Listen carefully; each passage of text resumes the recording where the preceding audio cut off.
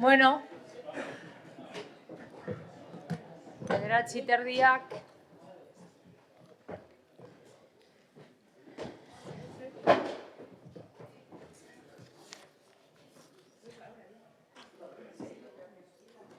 Sí.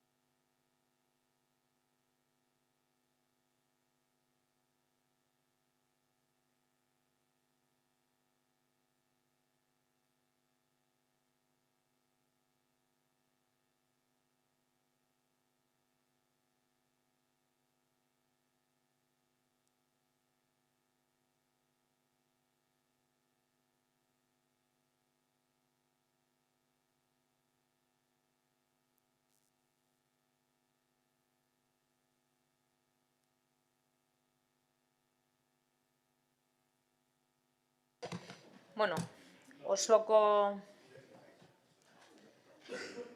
espero dut Partido Sozialistako kideak iristea, baino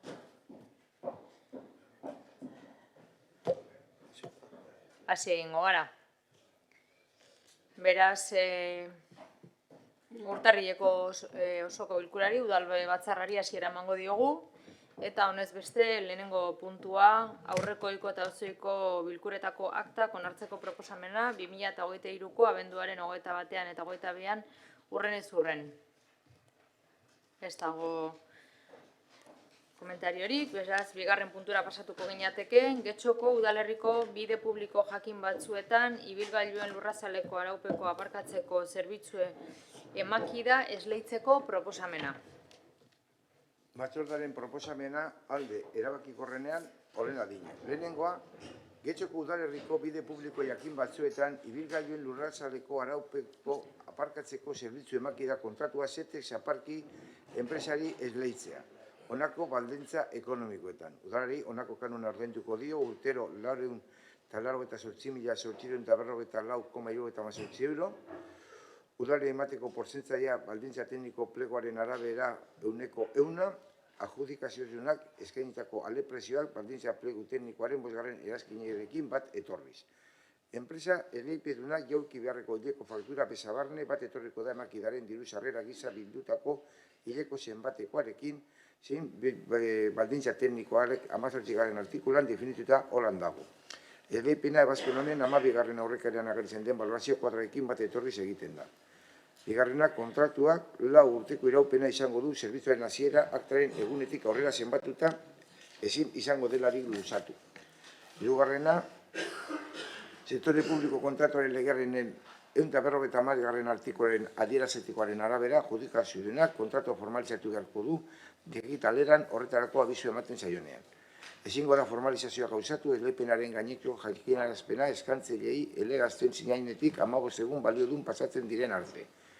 Laugarrena, kontratuaren exekuzio parte hartzen duen langile aplikatuko zaien lan hitzarmena Getxoko udaleko bide publiko jakin batzuetan lurgaineko ibilgailuak aparkatzeko zerbitzu arautari atxikitako langileen hitzarmena kolektiboa izango da. Bosgarrena, alkatearen esku ustea akordio hau gauzatzeko eta kontratuak irauten duen bitartean zor daitezkeen gora beretako behar diren xedapenak hartzea, hala nola kontratuak aldatzea, kontratuak etetea, zigorrak eta abar. Seigarrena, ebazpen hau parte hartu duten lizitatzaileek jakinaraziko zaie dokumentu hauen kopiarekin batera.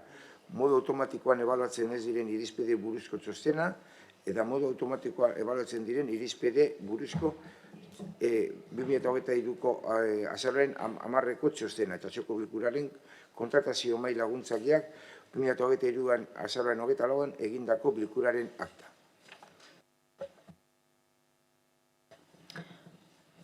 Uriarte Anderea.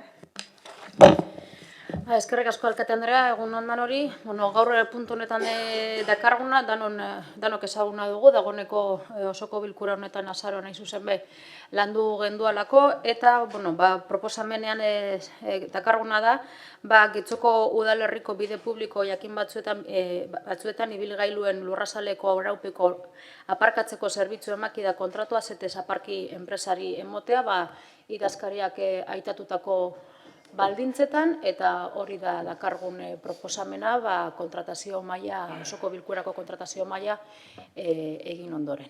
Besterik ez. Norbaitek hitza? Bai, Rodríguez jauna. Bai, egun ongu aztenitu egingo gara.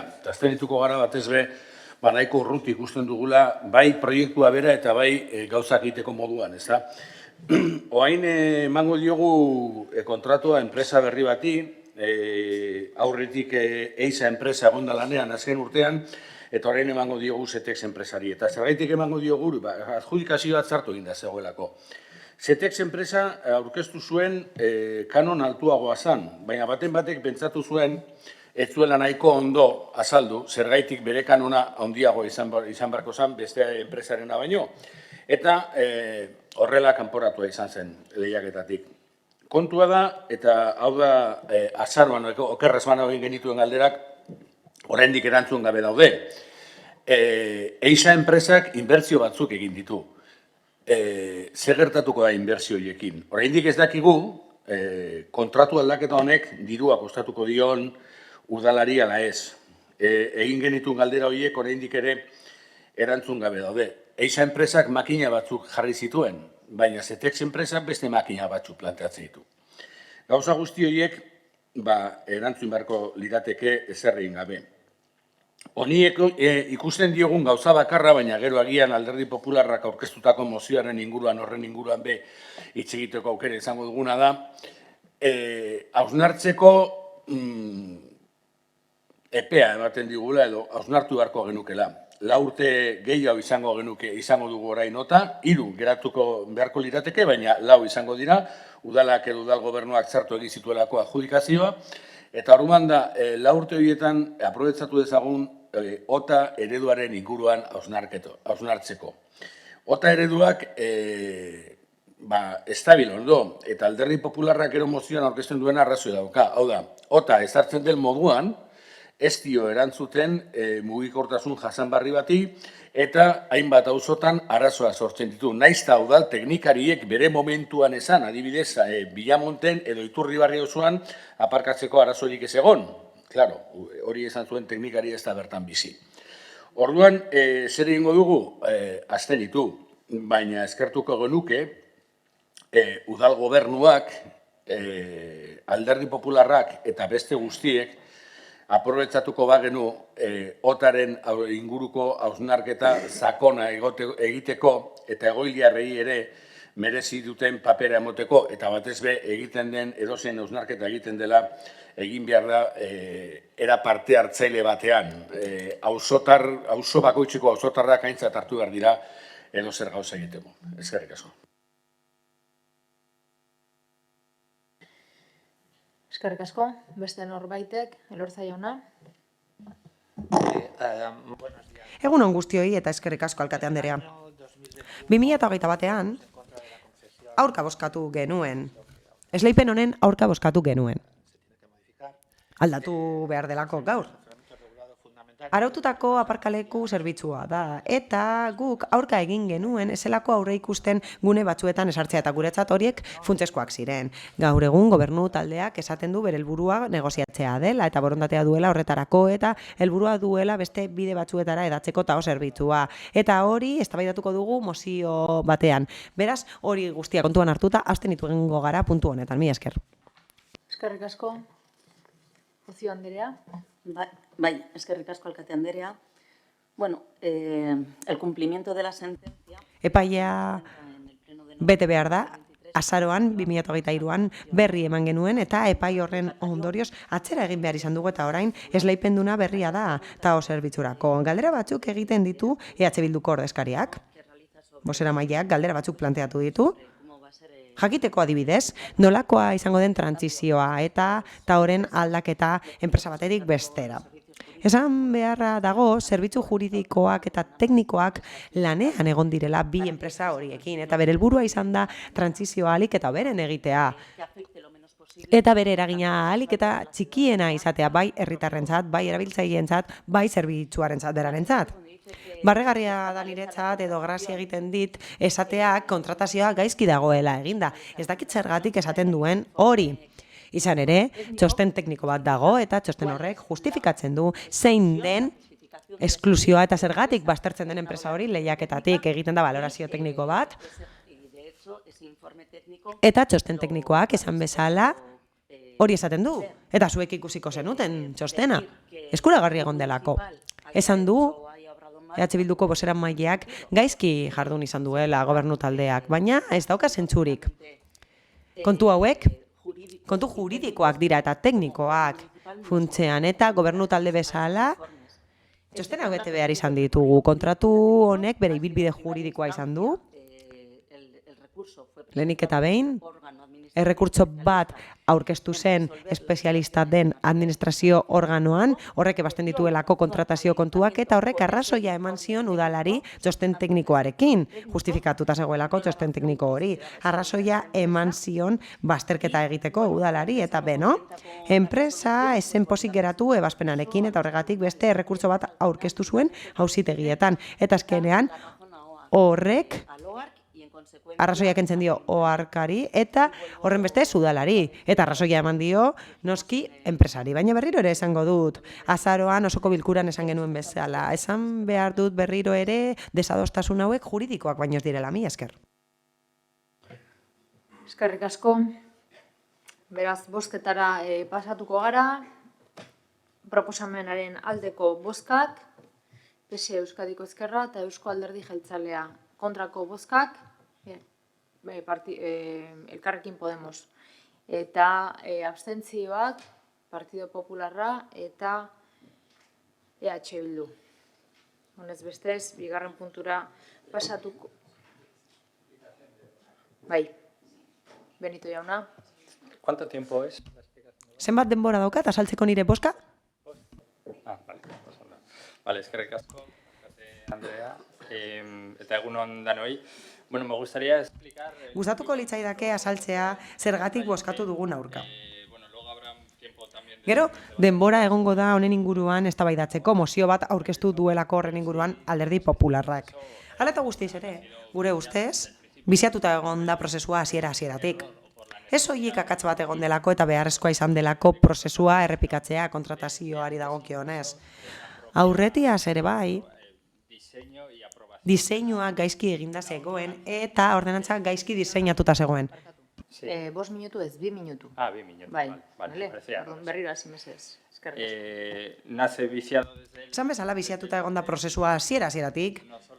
Eta ez soilik beharrezkoa izan delako kontratazioa errepikatzea. Baizik eta beharrezkoa izan delako beste zerbait egitea. Eta diseinua eta onespena gaizki eginda zeudelako. Horregatik guztiagatik uste dugu aukera ona zela berriro ere egiteko prozesua hasieratik, berrabiarazteko prozesu osoa. Ezin dugu ahaztu ordenantza hau ordenatu zela edo adostu zela rodillo hori aplikatuz. Gobernu taldearen rodilloa aplikatuz gehiengoa zuten, orain ez dute gehiengo hori, baina bere rodilloa aplikatu zuten beti bezala hori honesteko. Eta batez ere ordenantza onartu zen, kontuan hartu gabe alderdi batzuen eskaerak eta herritarren eskaerak. Izan ere, eskaera horiek oraindik ere ez dira aplikatu eta zerbitzu horretan adibide asko daude, baina bat aipatzearren saltzaileentzako txartelen kontua dago. Aukera bat zen berriro ere egiteko lan hori eta beste modu batera egiteko eta ordenantza desberdina onartzeko.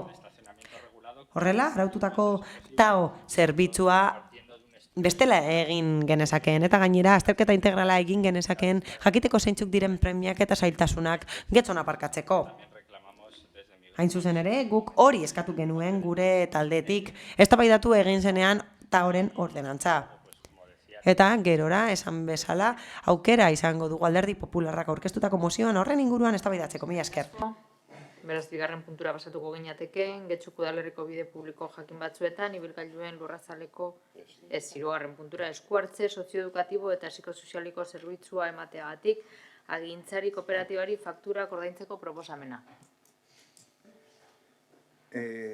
Batzordearen proposamen hau da, ekonomia prozesalagatik prozedurarekin jarraitzea eta espedientean prestazioen balorazioari buruz jasotako informazioaren arabera, zerbitzu emailearen aldeko kalte ordaina finkatzea. Udala, bidegabea beraztea saihestuz, aurkeztutako eta adostutako fakturekin bat datorren zenbatekoan. Zehaztasuna da, fakturaren kopurua 30.751,77 euro. Faktura hori onartzea eta agintzari sozial kooperatibari ordaintzea.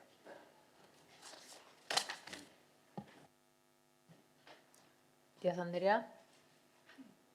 No voy a explicar. Ez dut azalduko. Beti azaldu dugulako, hau da, osoko bilkura guztietan azaltzen dugulako eta argudio berbera delako. Ez, beraz bozketara pasatuko ginateke zuzenean. Proposamenaren aldeko bozkak, PSE, Euskadiko Ezkerra eta Eusko Alderdi Jeltzalea. Kontrakoak, EH Bildu, abstentzioak, Elkarrekin Podemos eta Partido Popularra. Honez beste, laugarren puntura pasatuko ginateke.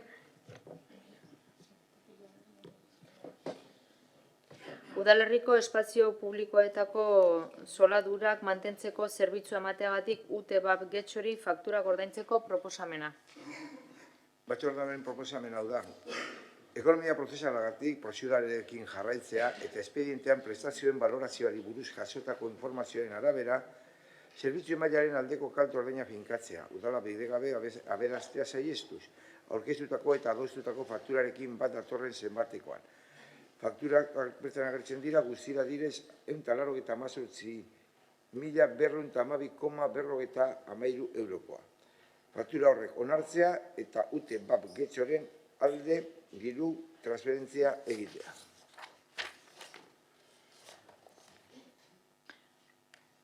Ocio Andrea. Bai, sí, para explicar un poco. A ver, el 5 de... Bai, apur bat azaldu nahiko nuke, irailaren bostean esleitu zen UTEBAP Getxo mantentze lana egiteko soladuretan espazio publikoetan Getxoko udalerrian. finalización del contrato anterior... Aurreko kontratua amaitu zen eta helburua zen irailaren 30ean amaitzea kontratua, hau da. Esleitu zen irailaren bostean eta aurreko kontratua amaituko zen irailaren 30ean. Biak 2023an, noski. Zer gertatu da? Kontratua amaitu zen ez 30ean eta justifikatu egin denez bidalitako txostenetan, deialdiarekin batera bidalikoetan, lan legegintzaldiagatik eta itxaron genuenez legeak ezarritako denbora, kontratu berria hasi zen abenduaren batean, 2023aren abenduaren batean. Beraz, kontratua amaitzen zuen enpresak zerbitzu horiek ematen jarraitu behar zuen kontraturik gabe eta horregatik faktura hauek ordaindu behar zaizkio 2023ko urriaren batetik azaroaren 30 arte. Mila esker.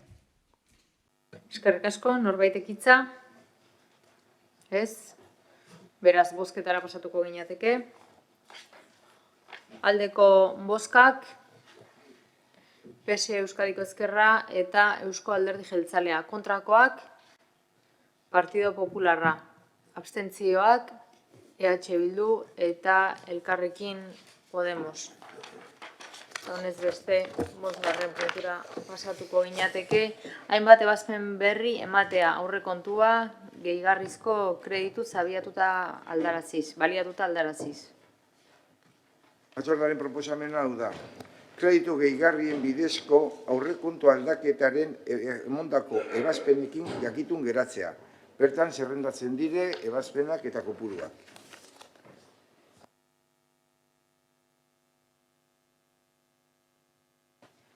Norbaitek hitza? Ez? Beraz, 6. puntura pasatuko ginateke. Kreditu transferentzien bidez egindako aurrekontua aldatzeko hainbat ebazpenen berri ematea. Batzordearen proposamena hau da, kreditu transferentzien erabileraren bidezko aurrekontu aldaketari buruzko zinegotzi eskuordearen ebazpenekin jakitun geratzea. Bertan zerrendatzen dire ebazpenak eta diru kopuruak. Norbaitek hitza? Ez? Beraz, 7. puntura pasatuko ginateke.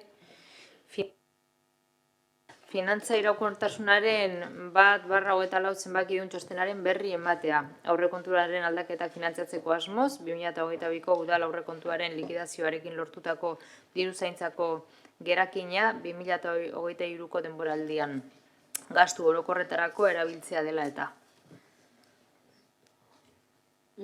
Batzordearen proposamena da, udaleko kontu hartzailetzak finantza iraunkortasunari buruz egindako urtarrilaren 1/24 txostenaren edukiari jakitun geratzea diruzaintzako geldikina erabiltzeari dagokionez 2023an lehenengo, 2., 3. eta 4. hiruhilekoan aurrekontutako aldaketa finantzatzeko. 1/24 txosten hori Bizkaiko Foru Aldundian finantza tutoretzari dagokionez eskudunaren sailari igortzea osoko bilkuraren akta eta euskarri izan daitekeen gainerako dokumentazioarekin batera.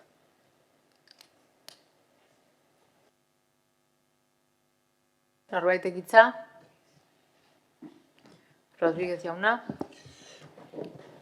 Bai, guk aprobetxatu nahi dugu txosten hau, bertan azaltzen diren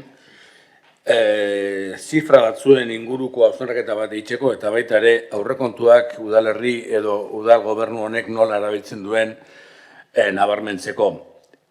Txosten horretan azaltzen duen bezala, 16.800.685 aurrezkia lortu zuen 2022 urtean udalak. Hau da, bere aurrekontuaren 15,88% aurrezkia izan zen. Kasu batzutan pentsatu daiteke aurrezkia gauza ona dela, baina aurrezkia ez da beti gauza ona. Aurrezkia udal batzuen kasuetan, eta egia da oreka finantziarioa behar dela, baina horrelako aurrezki batek adierazten duena da egin bukatu gabeko proiektuak edo egin ez direnak. Eta horretarako badauz adibide nahikotxu, ez da? Areneko parkea daukat hemen apuntauta, 300 farol aldatuko ziren 57 aldatu ziren, emakumeen etxea bukatu gabe dago, emakumeen txokoa portusarrekoa zer esan, eta abar luze bat. Beraz, kasu honetan aurrezkiak zer adierazten du, aurrezkiak adierazten duena da kudeaketa txarra. Baina, hortaz aparte, aurrezkiak alderatzen baldin badugu gero zelan erabili den remanente tesorería oso bitxia da. Karo, aurrezkia 16 millones, casi 17 millones de ahorro, pero luego utilizamos remanente tesorería por importe de casi 26 millones de euros. Gero, 26 milioi erabili dira diru zaintza soberakinean, eta hori erabiltzen da lehenengo kapituluko gastuak finantzatzeko, langileri arloan, finantzatzeko gastuak, ordainketak egiteko uraren tasan, eta bar luze bat. Denbora luze daramagu salatzen zein erabilera egiten duen udal honek. Hau da, aurrekontuak erabiltzen dira makillaje bezala. Egia esan, ez dira udal proiektuak islatzen. Eta zer eskatzen dugu? Guk eskatzen dugu ondo erabiltzeko aurrekontuak, hori eskatzen dugu. Eta gure helburua da aurrekontuetara eramatea egin nahi den guzti-guztia. Eta esan bezala. Aurrezkia izan da iaia 116koa urte batean. Eta horrek ez du erakusten kudeaketa ona denik. Horrek erakusten du proiektu batzuk ez direla egin eta proiektu batzuk ez direla bukatu. Mila esker. Eskerrik asko, beste norbaitek? Uriarte jauna. Eskerrik asko. Bueno, en realidad lo que dice el informe... Egia esan, txostenak zer esaten du? Txostenak esaten du, 3 hilean behin, kontu hartzailetzak igortzen du, eta horrek esaten du udalak gaitasuna duela soberakina erabiltzeko. Araudiak esartzen dituen betekizunak betetzen dituelako. Horreka dago gastuen eta diru-sarreren artean, zorrari dagokionez, eta parametro guztiak betetzen dira horren inguruan hauz egiteko. Batez besteko ordainketaldia eta betekizun asko daude, eta guk hori betetzen ditugu. Eta txostenak hori esaten du, eta horregatik udalak soberakina erabil dezake.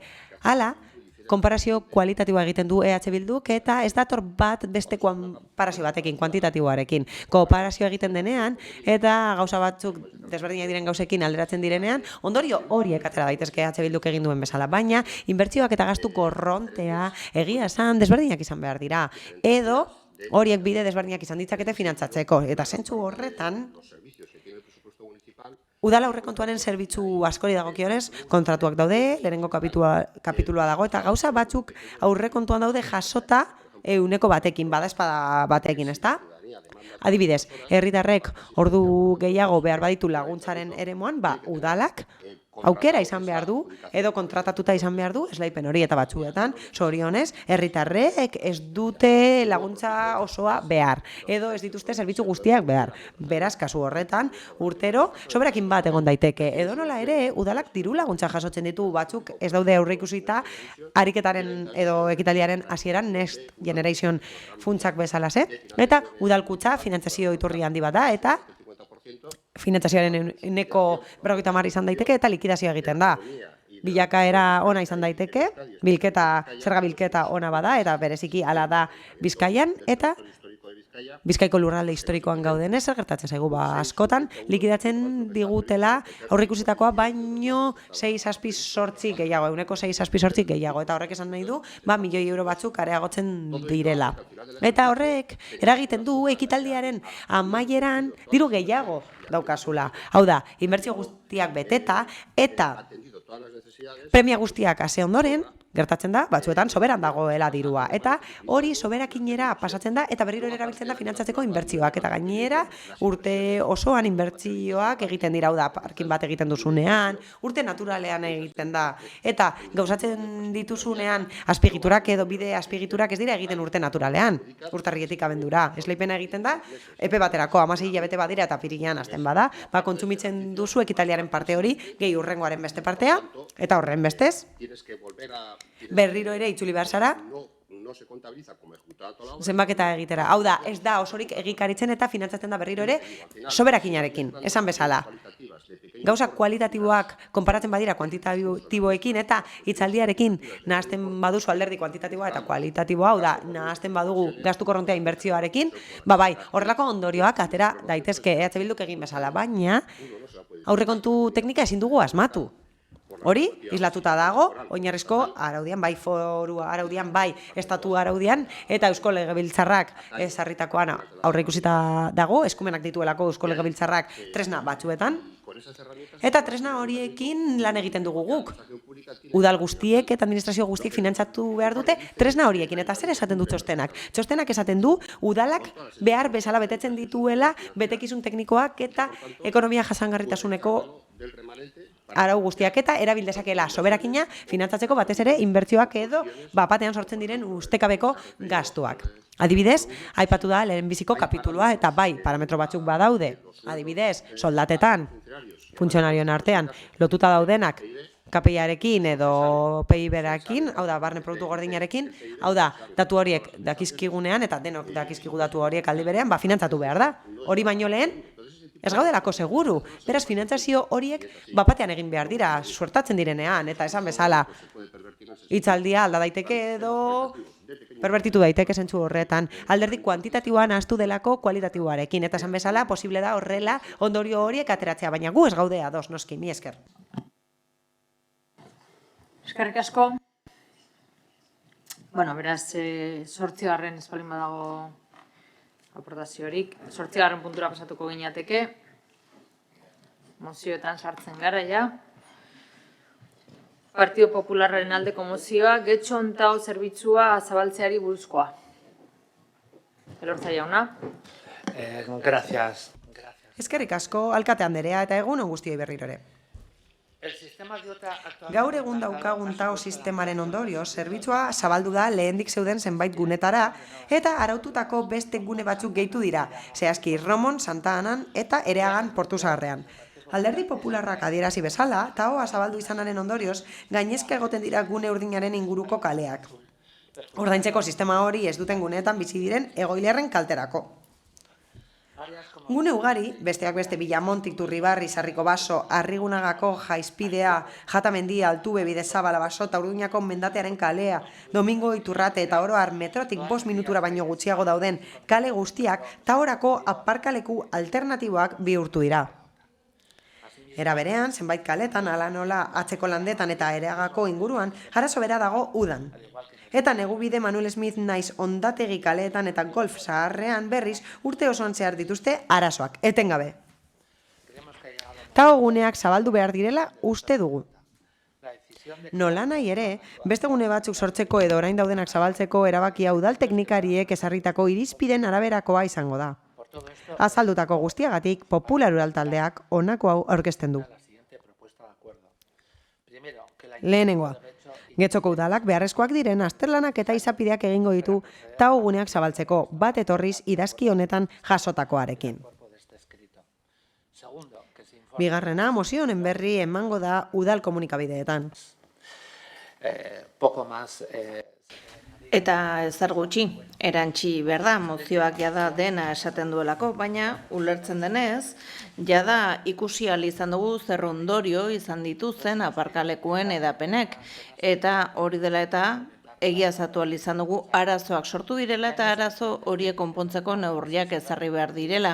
Helburua orain ez da jakitea arazoak egongo ote diren jakitea, baizik eta evidentzia ikustea eta horren ondorioz zuzenketak egitea. Eta azpimarratu nahiko nuke, jada ohartarazi genuela araututako aparkalekuen inguruko eremuetan sortuko ziren arazoi buruz, eta egiaztatu ahal izan dugu araututako aparkalekuen inguruan denok ohartarazitako arazoak egon zirela. Lehen aipatu dituan eremuetan, Algortan, Villamonten eta Barretan. Eta horiei irtenbide bat eman behar diegu. Batez ere metro geltokietako inguruetako eremuetara gauza bera, Erromon eta Ereagan, Negubiden eta Barretan.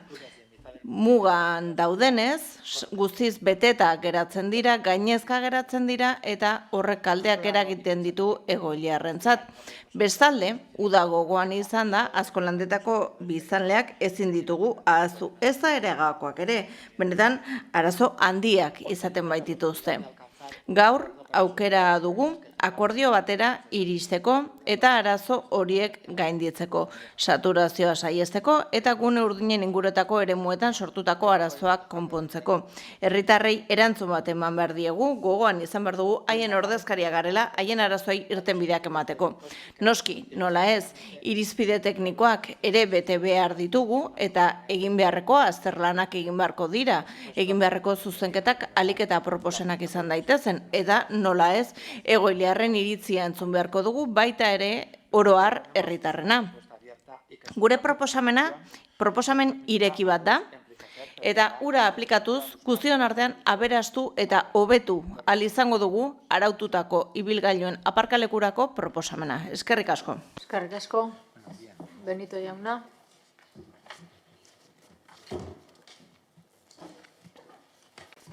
Eskerrik asko. Bien, la moción del PP... Eskerrik asko. PPren mozioak zentzua du.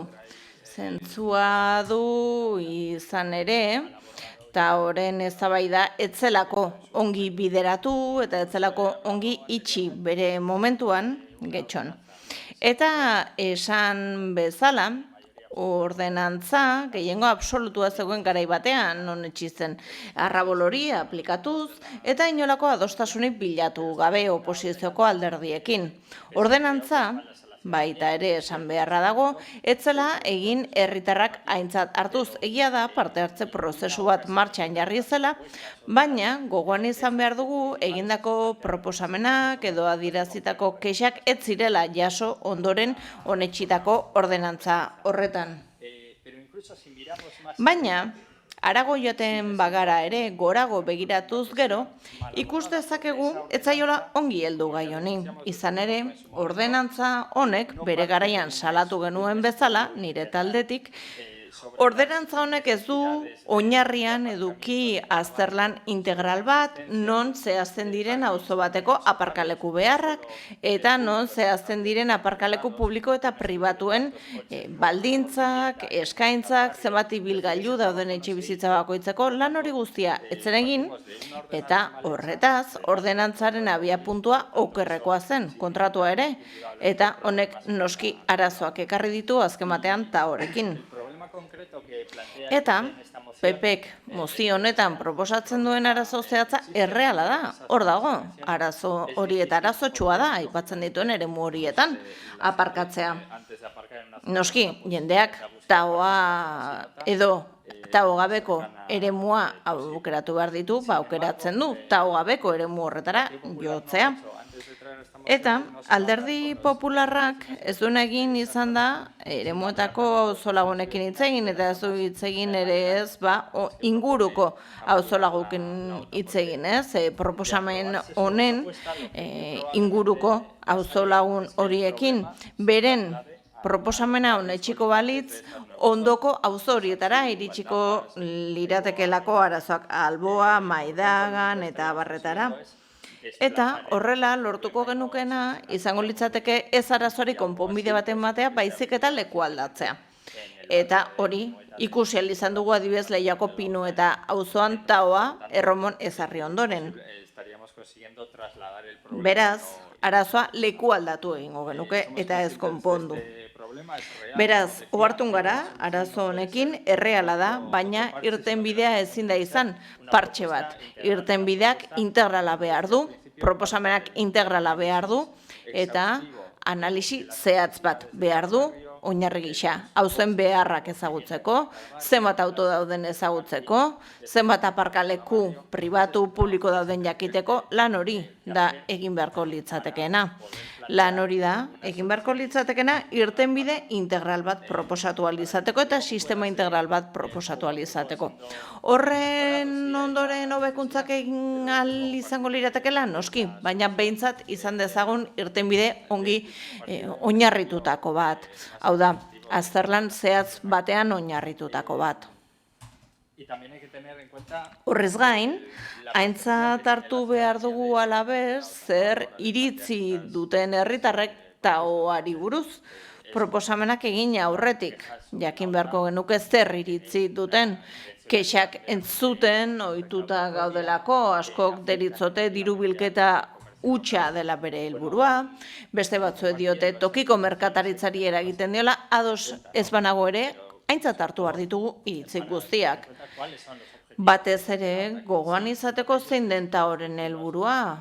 Helburuetako bat da, auzolagunek aparkatzeko errazasun handiagoak izatea.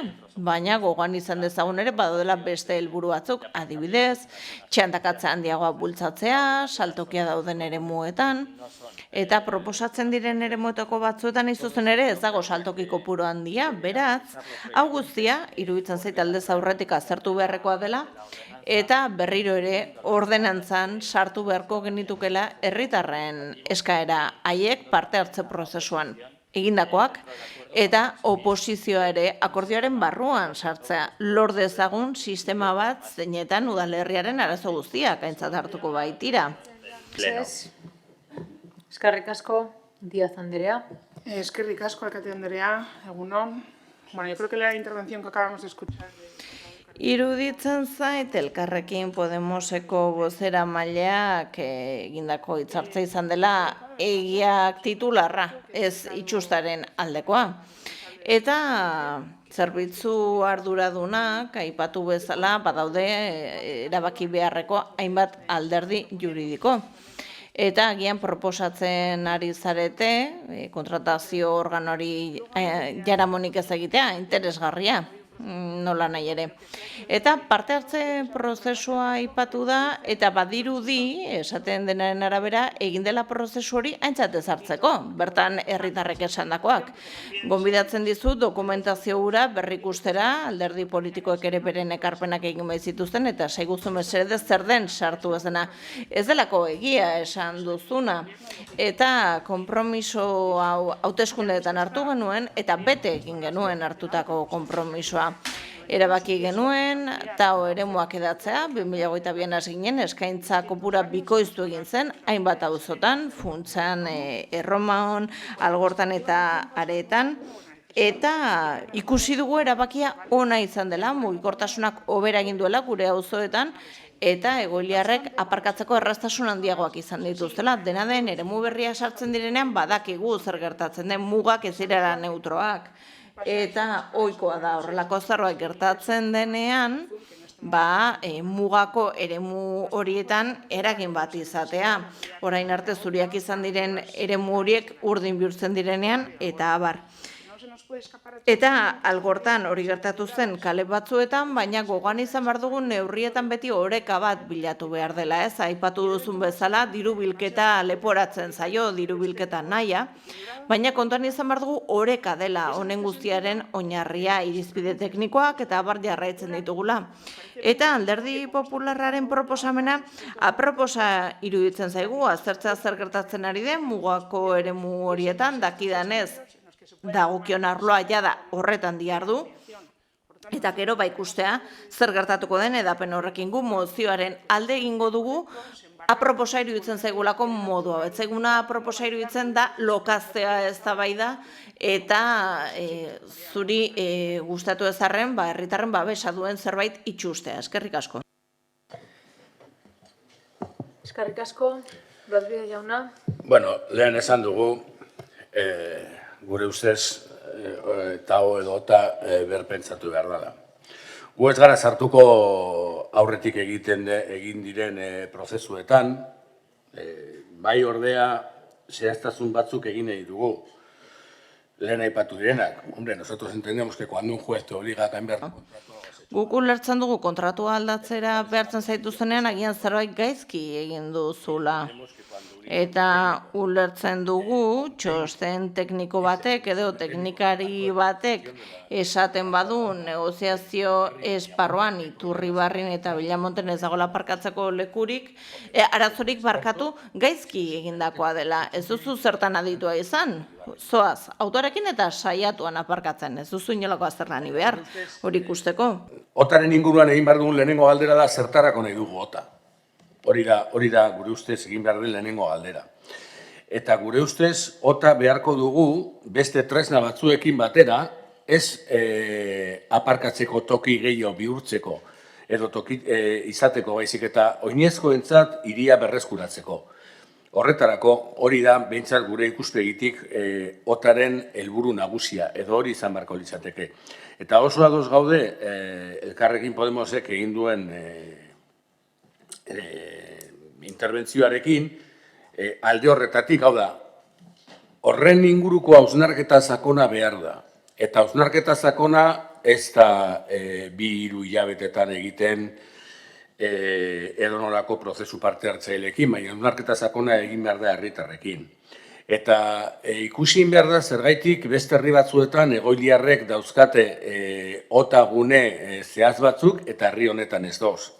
Eta ikusi behar da zergaitik metro inguruetan sortzen diren arazoak eta aldiz Ibarbengoan parkin disuasorio bat utzik dagoen. Eta gauza guzti horiek aintzat hartu beharko dira egiten direnean edo azterketa hori egiten danean. Edo hausnarketa egiten danean. Lehen esan dugu kontratuak txartu egin izanak edo, baina aukera ematen digula horren inguruan itziteko eta behintzat hausnarketa sakon eta benetazkoa eta zintzoa denei eskatzeko, eta hori izango da gure jarrera. Zoritxarrez eta agian erratuta egon gaitezke, gustatuko litzaiguke, baina esperientziak ez esaten digu, lehen Alderdi Popularrak aipatu duen elkarrezketarako grina soilik eskuineko alderdi batzuetara mugatzen dan, eta gauzak gure ustez ez dira horrela egiten. Beste hainbat eragile izan behar dute hitza horretan. Horregatik esaten dugu hausnartu egin behar dela. Eta hausnartu egin behar da, eta ota pentsatu nola lotzen dugun bizikleta sare, benetazko sare eraginkor batekin. Eta ota nola neurtzen dugun adibidez karsarin edo antzeko proiektu batzuekin. Edo ota nola lortzen dugun oinezkoen aldeekin. Eta ota nola lotzen dugun herritarrei eskatzen dizkiegun beharrei eta erantzunkizunekin. Eta ota nola izan daiteke lagungarria aldaketa klimatikoaren kontrako borrokan. Horiek dira gure ustez egin beharreko galderak eta momentu honetan egiten ez direnak. Gaur egungo ota ereduak erantzuten dio antzineko ota eredu bati, eta etorkizuneko sasoi berri hauetarako ez du uste baliogarria denik. Zentzu horretan, ez gara fidatzen, eta egunen baten, oker bagaude, bezango dugu, baina momentuz ez gara fidatzen, alderdi popularrak planteatzen duen OTA ereduarekin, horregatik ez dugu mozioa babestuko, baina aldiz bai uste dugu hausnarketa eta denon arteko elkarrizketa saio sakonak egon behar diela, eta horregatik abstenituko gara.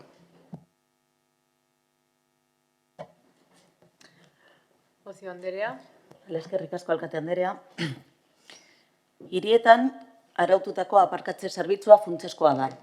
Alde batetik aparkatzeko espazioa ondo, efizientziaz kudeatzeko eta beste aldetik hirien mugikortasuna hobetzeko.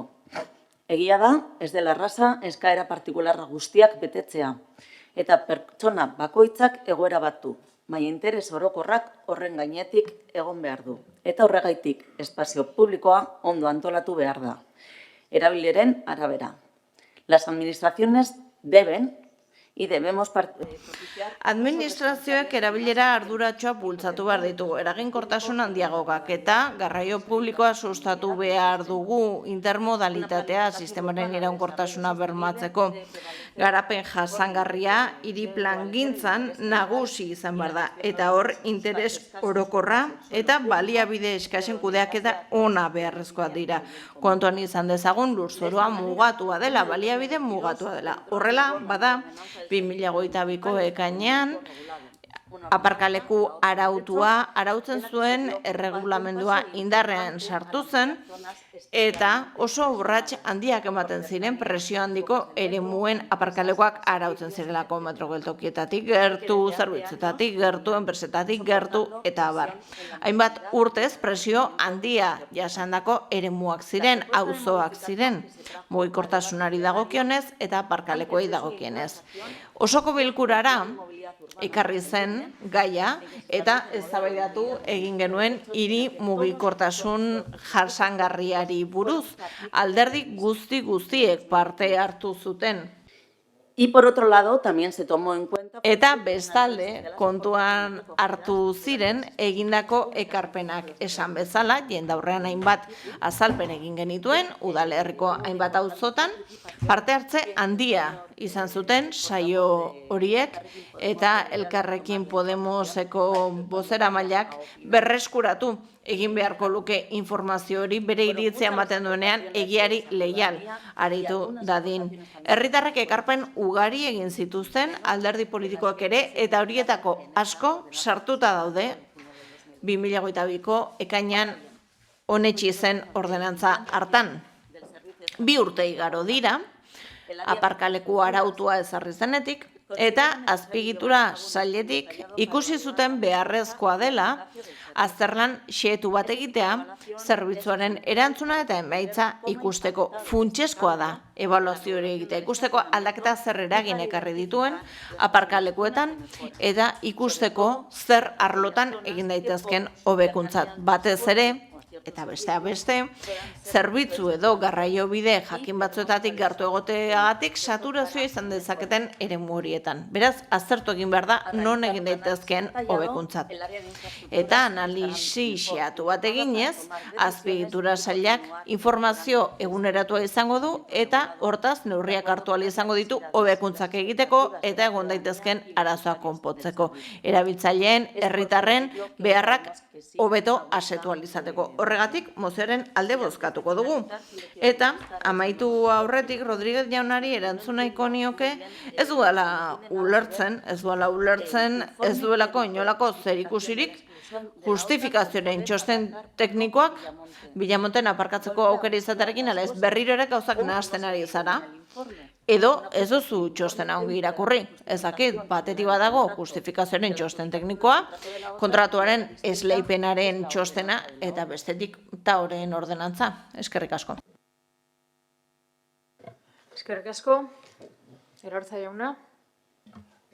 Gracias, señora alcaldesa. Bueno... Eskerrik asko, alkate Andrea. Gustatuko litzaidake Elkarrekin Podemoseko ordezkariari esatera, badirudiela ezakela norekin hitz egin dudan, nire elkarrizketak ez dira publikoa, beraz ez dut uste dakizunik norekin hitz egin dudan, inguruko auzoekin hitz egin dudan ala ez. Eta ulertzen dut, ez daudela, eta horren edapenetik oso urrun, eta nik kontuan hartzen dut, eskatzen ditugula azterlan tekniko batzuk, hain zuzen ere, jakiteko non dena proposagoa jartzea, non ez, eta zehazteko zer sistema izan daiteken aproposena. Nik neuk ezin dut erabaki zer kaletan ezarri eta zer kaletan ez, hor zerbitzu teknikoek baloratu beharko dute edapena non eta nola egiten den. Eta ziurrenik zerbait gaizki eginda, ez? Eta nik ikusi nahiko nuke hau aukera bezala. Goazen zuzentzera egindako akatsak, goazen hausnartzera eta goazen ikustera nola hobetu ta sistema. Eta gaur ta hori buruz hitz egiten ari gara, baina hau kokatu behar dugu bideragarritasun orokorraren sistemaren baitan. Kontuan hartu behar ditugu hemen aparkaleku edapenak, hiri garraioa, eta abar, ezin dira gauza bereizita ulertu dena azkenean ongi egokitu beharko da, eta ongi enkajatu beharko dugu, eta enkaje hori aliketa onena izan dadin lan egin beharko dugu. Gaur ta ozari gara, baina ulertu behar dugu hemen osotasun bat dagoela.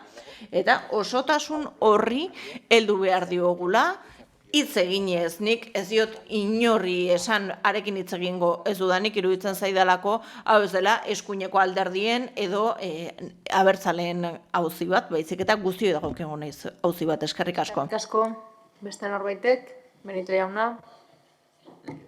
Sí, no deja de sorprenderme que... Bueno, niretzat harrigarria da ikustea, hitzartze batzuetan gehiago hitz egiten dela niri buruz, mozioari buruz, baino. Edo nola ere, iruditzen zaigu proposamen ona egin duela Alderdi Popularrak, eta esan dut lehen zergatikoa.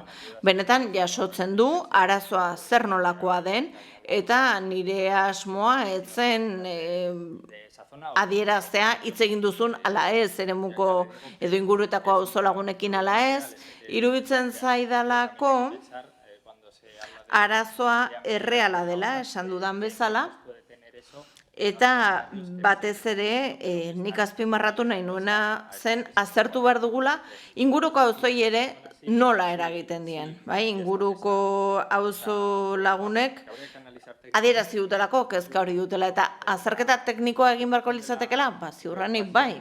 Baina kezka hor dago, kezka adierazten ari dira eta mahai gainean dago.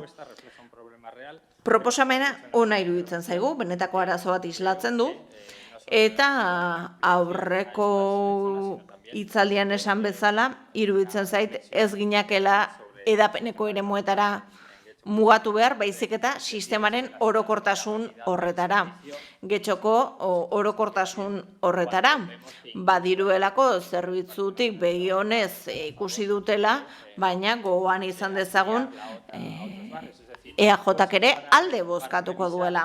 Beraz, badaude berrikusi beharreko gauzak, hobetu beharreko gauzak, adibidez edapena, baita ere merkatarien txartelarena hori egiteko dago oraindik, zer gertatzen da, oinezkoentzako kaleetan, edo taorako eskubidea zuten eta eremuretatik gertu dauden horiekin, zer gertatzen da, senideak izan gabe etxe bizitza berean bizi diren horiekin, behar asko, daude oraindik bai gainean jartzeko eta berrikusteko, beraz ezin dugu esan hau itxita dagoenik eta begionez ikusita dagoenik, ez oraindik hobetu egin behar da. Eta iruditzen zait, lehen esan dudan bezala, noski adostasun zabal bat behar dugula, baita ere oposizioa kontuan hartuta. Eskerrik asko. Rodríguez jauna.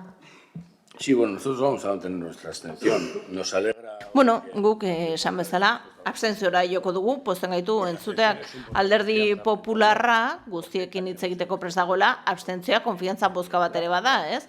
Entzun dugu pleno honetan, gurekin ez duzola inora ere joan nahi, baina edo nola ere.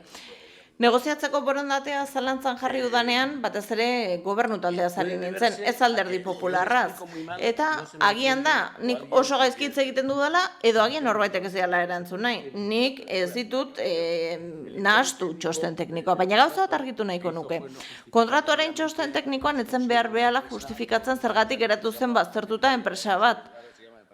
orain uste dut prezio oso baxuak edo altuak eskaintzen dituzten irudi horrengatik. Txosten teknikoak beste batek esaten zuen, eta horren ordenantzari buruz nire auzan eta Bilamonten ez zegoela aparkatzeko arazorik. Eta zer dute komunean bitxosten horiek unitate berberarena direla. Eta ez da ez ona ez txarra, errealitatea da, txosten teknikoak utxekiteak egiten dituz, ere, guztiok egin ditzak egun bezala. Eta gauzak osongi egin arren, gertaliteke, horra ikuspenak okerrekoak izatea, eta hori da esan dudana, besterik ez. EAJ-ko bozera maile beste zerbait interpretatu nahi dutela hori, beren kontua da, ez da nire erantzunkizunpeko zerbait. Esan bezala, beharrezkoa da, alderdi guztien artean hitz egitea, eta soilik alderdiekin. Jendearekin hitz egitea, Elkarrekin Podemosetik esan duten bezala, balioan jarri beharreko eta aintzat hartu beharreko hainbat eta hainbat alderdi daude, eta esan bezala, espero dut okerreko jarrera bat izatea gure, baina ikusiko dugu gaur, abstenitu egingo gara, ikusiko dugu oker bagaude, aldeko bozka ematen dugun urrengoan, baina gu ezakitagian optimista patologikoa gara, baina konfiantza boto bat da. Esperientziak erakusten digu, errealitateak sekulako zaplastak ematen dizkigula, baina momentuz abstenitu egingo gara. Beraz, mozioaren bozketara pasatuko gara, aldeko bozkak, Partido Popularra, PS Euskadiko Ezkerra eta Eusko Alderdi Jeltzalea. Kontra, ez dago, abstentzioak, Elkarrekin Podemos eta EH Bildu, honez beste, 9. puntura pasatuko ginateke. Partido Popularraren mozioa, Getxoko saltoki historikoak aintzesteari buruzkoa. Zorrilla Lekerika jauna. Muchas gracias, señora alcaldesa. Buenos días. Eskerrik asko, alkate Andrea, egunon. Eustaten datuen arabera, azken hamarkadan 300 saltoki baino gehiago galdu dira Getxon. Denetariko saltokiak, udalerriko auzo guztietakoak eta jarduera gauzatzen emandako urte kopurua dozein zela ere. Jakin badakigu gizartean aldaketa nabarmenak egon direla erosteko eta kontsumitzeko ohiturei dagokienez, baina mozionen bitartez nabarmendu nahi dugu saltoki historikoa zaindu behar direla. Saltoki historikoak udalerriko nortasun ikur eta berezko berezitasun dira, Getxoko historia bizia erudikatzen dute eta gure memoriaren zati dira. Familia negozioi buruzari gara. Hainbat belaunaldik kudeatu dituztenak eta gizarte sarean tokiko ekonomian naiz enpleguen sorreran ezinbesteko eginkizuna dutenak. Hori dela eta, udalerriko saltoki historikoa babeste aldera, udalak zenbait neurri hartu behar dituela deritzogu. Hala nola, aintzatespen egintzak, mota horretako saltokia sustatzeko jarduketak eta haien fiskalitateari lotutako hobekuntzak. Azaldutako guztiagatik, Popular udaltaldeak honakoa aurkezten du. Erabaki proposamena, lehenengoa. Getxoko udala 50 urte edo gehiagoko antzinatasuna duten udalerriko saltokiak aintzatesteko ekitaldia egingo du. Bigarrena, Getxoko udala 50 urte edo gehiagoko antzinatasuna duten udalerriko saltokia sustatzeko jarduketak egingo dituela. Hirugarrena, udalak 150ko baria aplikatuko diela bide publikoko zaborraren tasan eta terrazen tasan 50 urte edo gehiagoko antzinatasuna duten udalerriko saltokiei. Laugarrena, udalak 150ko direla laguntza emango duela 50 urte edo gehiagoko antzinatasuna duten udalerriko saltokiei dagokien ondasun horiezinen gaineko zergaren kuota osoan. Bosgarrena, mozionen berri emango da udal komunikabideetan. Alkate jauna. Zorrilla Lekerika jauna. Mozion transakzionala. Zeharkakoa dago.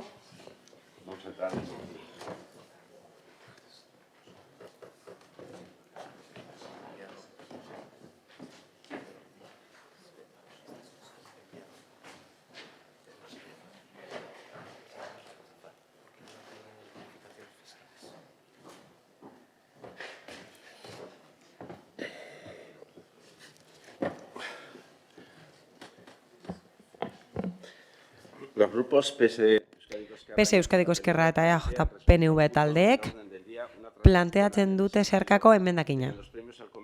Helburua da merkataritzarako sarietan martxoaren 12an kategoria bat jartzea aitortzeko, sustatzeko eta ikusarazteko saltokiak tradizio handia dutenak. Horiek egokitu dira denbora berrietara, garai berrietara, bere esentzia mantenduz eta bere erroak mantenduz. Hala, kategoria honetan kontuan hartuko da zenbat denbora daramaten abian eta belaunaldi erreleboa kontuan hartuko da. Baita negozioaren transmisioa ere. Zer? Euske, irakurtzen ari dana?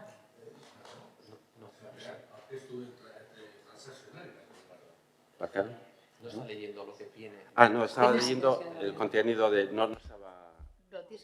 Irakurri behar duzu proposatutako zeharkako enmendakina zehazki. Ados. Ondo da.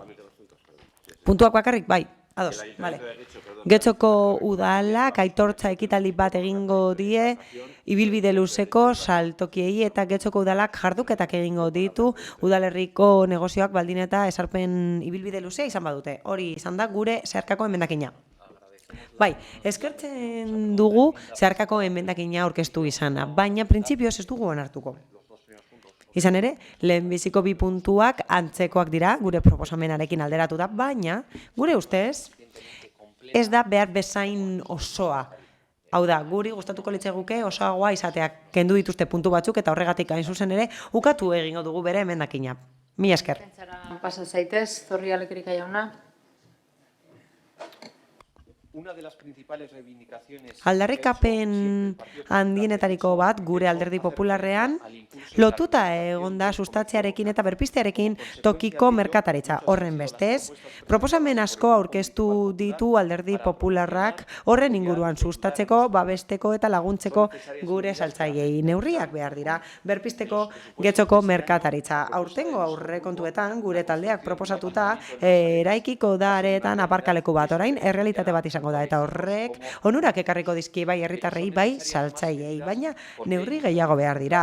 Izan ere, zailtasun asko dituzte tokiko saltzaileek. Horregatik kezkatuta gaude. Eta peragarria da ikustea 300 saltoki baino gehiago galdu ditugula gure udalerrian azkenengo hamarkadan. Peragarria da ikustea Getxon galerarik handiena egon dela eskuinaldean azkenengo hamarkadan. Izan ere, Eustatek emandako datuen arabera, Getxon jaitsiera 15% baino handiagoa izan da bere saltokiei dagokienez. Leioan murrizketa 6%koa izan da, gutxi gora bera, Erandion 12%koa, gutxi gora bera, Plentzian 5%koa, Sopelan 4% baino apur bat gehiagokoa, eta Berangon hazkundea ez da 5%ra heldu.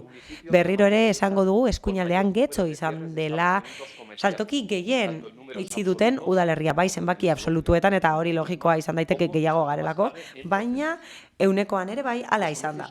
Hala, saltoki batzuek itxi dute eta askotarikoak izan dira eta auzo guztietan itxi dute saltokiek eta denbora edo sartasun maila desberdinetakoak izan dira. Hemen gogorarazi nahiko genuke Begoña Pasteleria Romon, Jolastoki jatetxean Egurin, La Granja areetan, edo modelismo denda Jobiz Ginea Algortan. Horiek guztiek itxi dute, saltoki guztiek itxi dute, eta zoritxarrez antzinatasun handia zuten eta behartuta ikusi zuten ixtera. Beste batzuek funtzionamenduan jarraitzen dute, eta horiek guztiak izan dira gure bereizgarri bat. Hala, gure historia biziaren parte dira eta gure memoriaren parte dira aldi berean. Zorionez, oraindik ere, saltoki historikoak daude eta gure mozioarekin balioan jarri nahi ditugu. Balioan jarri nahi ditugu bizitza osoko eta solera handiko negozioak, zenbait belaunaldik kudeatu dituztenak. Izan ere, enplegua ematen dute, jarduera ematen dute eta beraztasuna sortzen dute Getxon. Lehenik eta behin, alderdi popularrarentzat bidezkoa da udalak aitorpen ekitaldi bat egitea komerzio edo merkataritza denda hauei. Eskertuz egindako lana, bai iraganean, bai orain egiten duten lana, ez soilik alderdi ekonomikoan baizik eta eremu sozialean ere bai taldeak sortzen dituztelako horrela. Bestalde uste dugu beharrezkoa dela udalak jarduketak egitea saltoki horiek sustatzeko, adibidez, bereizgarri espezifiko bat eman aldiegu gure gida turistikoetan. Bai paperean, bai digitalki. Eta beste aukera bat izango litzateke plaka bat ematea, bereizgarri bat ematea, zeinean adieraziko den 50 edo gehiagoko ibilbidea egin dutela. Aldi berean, kontuan hartuta bere antzinatasuna, uste dugu zentzuduna izan daitekeela saltoki horiek beherapen fiskal batzuk izatea. Horregatik, 50%ko obaria proposatzen dugu zabortasetan eta bide publikoko terrazetan. Eta ez denez posible obaria ematea ondasun higiezinen zergan, araudiak ez duelako baimentzen, foru araudiak, hain zuzen ere, laugarren puntuan plateatzen dugu 50 urte edo gehiagoko saltokiek laguntza ekonomikoa jasotzea zerga hori ordaintzeko. Zehazki, 50%ko laguntza proposatzen dugu zergaren kuota osoan. Hau da, neurri hauek ez dute kostu ekonomiko handirik udalarentzat, baina esan nahi handia dute balioan jartzeko saltoki hauek. Eta horregatik guztiagatik mozioa aurkeztu dugu eta eskatzen dizuegu alde bozkatzeko. Eta onartzekotan, gustatuko litzaiguke udal taldeak mozioak agindutakoa egitea. Mi esker. Eskerrik asko. Eskerrik asko. Benito jauna. Bai, eskerrik asko. Bien, antes de pasar a valorar la moción del Partido Popular. Aztertu aurretik mozioa gustatuko litzaidake hausnarketa orokor bat egitea tokiko merkataritzaren inguruan. Getxon eta Bizkaia osoan edo Euskadi osoan. Egia da, tokiko merkataritzak Getxon behar duela babes handiagoa erakundeen aldetik. Zoritxarrez, garai zailak dira gure saltokientzat, gure auzoetako saltzaileentzat, arrazoi asko daude horretarako. Baina bat nabarmendu beharko litzateke, eta hori da lehia desleiala. Izan ere, azalera handiek lehia hori egiten diete, batez ere, plataforma handiak daude, online saltzen dutenek, lehia handia egiten diete, eta hori ez dut nik salatzen. Izan ere, saltzaileen elkartek gehienek salatzen dute hori plataforma digitalak daude, Amazon bezalase edo beste batzuk bezalase, eta horiek ez dute leiala egiten. Hau da, zergak ordaintzen dituzte fiskalitate privilegiatua duten herrialdeetan, produktu asko erosten dituzte herrialde batzuetan zeinetan langileen kostuak eta produkzio kostuak askoz txikiagoak diren, eta beno, gainera, azkenengo kate begian, langileak esplotatzen dituzte, banatzaileak esplotatzen dituzte, azpikontratatzen dituztelako oso lan baldintzak kaskarrekin. Neurri asko har ditzakegu udalmailan eta noski egin behar dugu hori, neurriak hartu behar ditugu, baina ez badiogu horri aurre egiten, leia desleialari ez badiogu aurre egiten, zaila izango da etorkizunean ere saltokien egoera. Alderdi Popularrak mozio bat aurkeztu du eta gure ustez, ideia ona da. Eta horregatik alde bozkatuko genuke, baina badaude bi kontu aldentzen gaituztenak. Eta horregatik abstenituko gara, lehenik eta behin.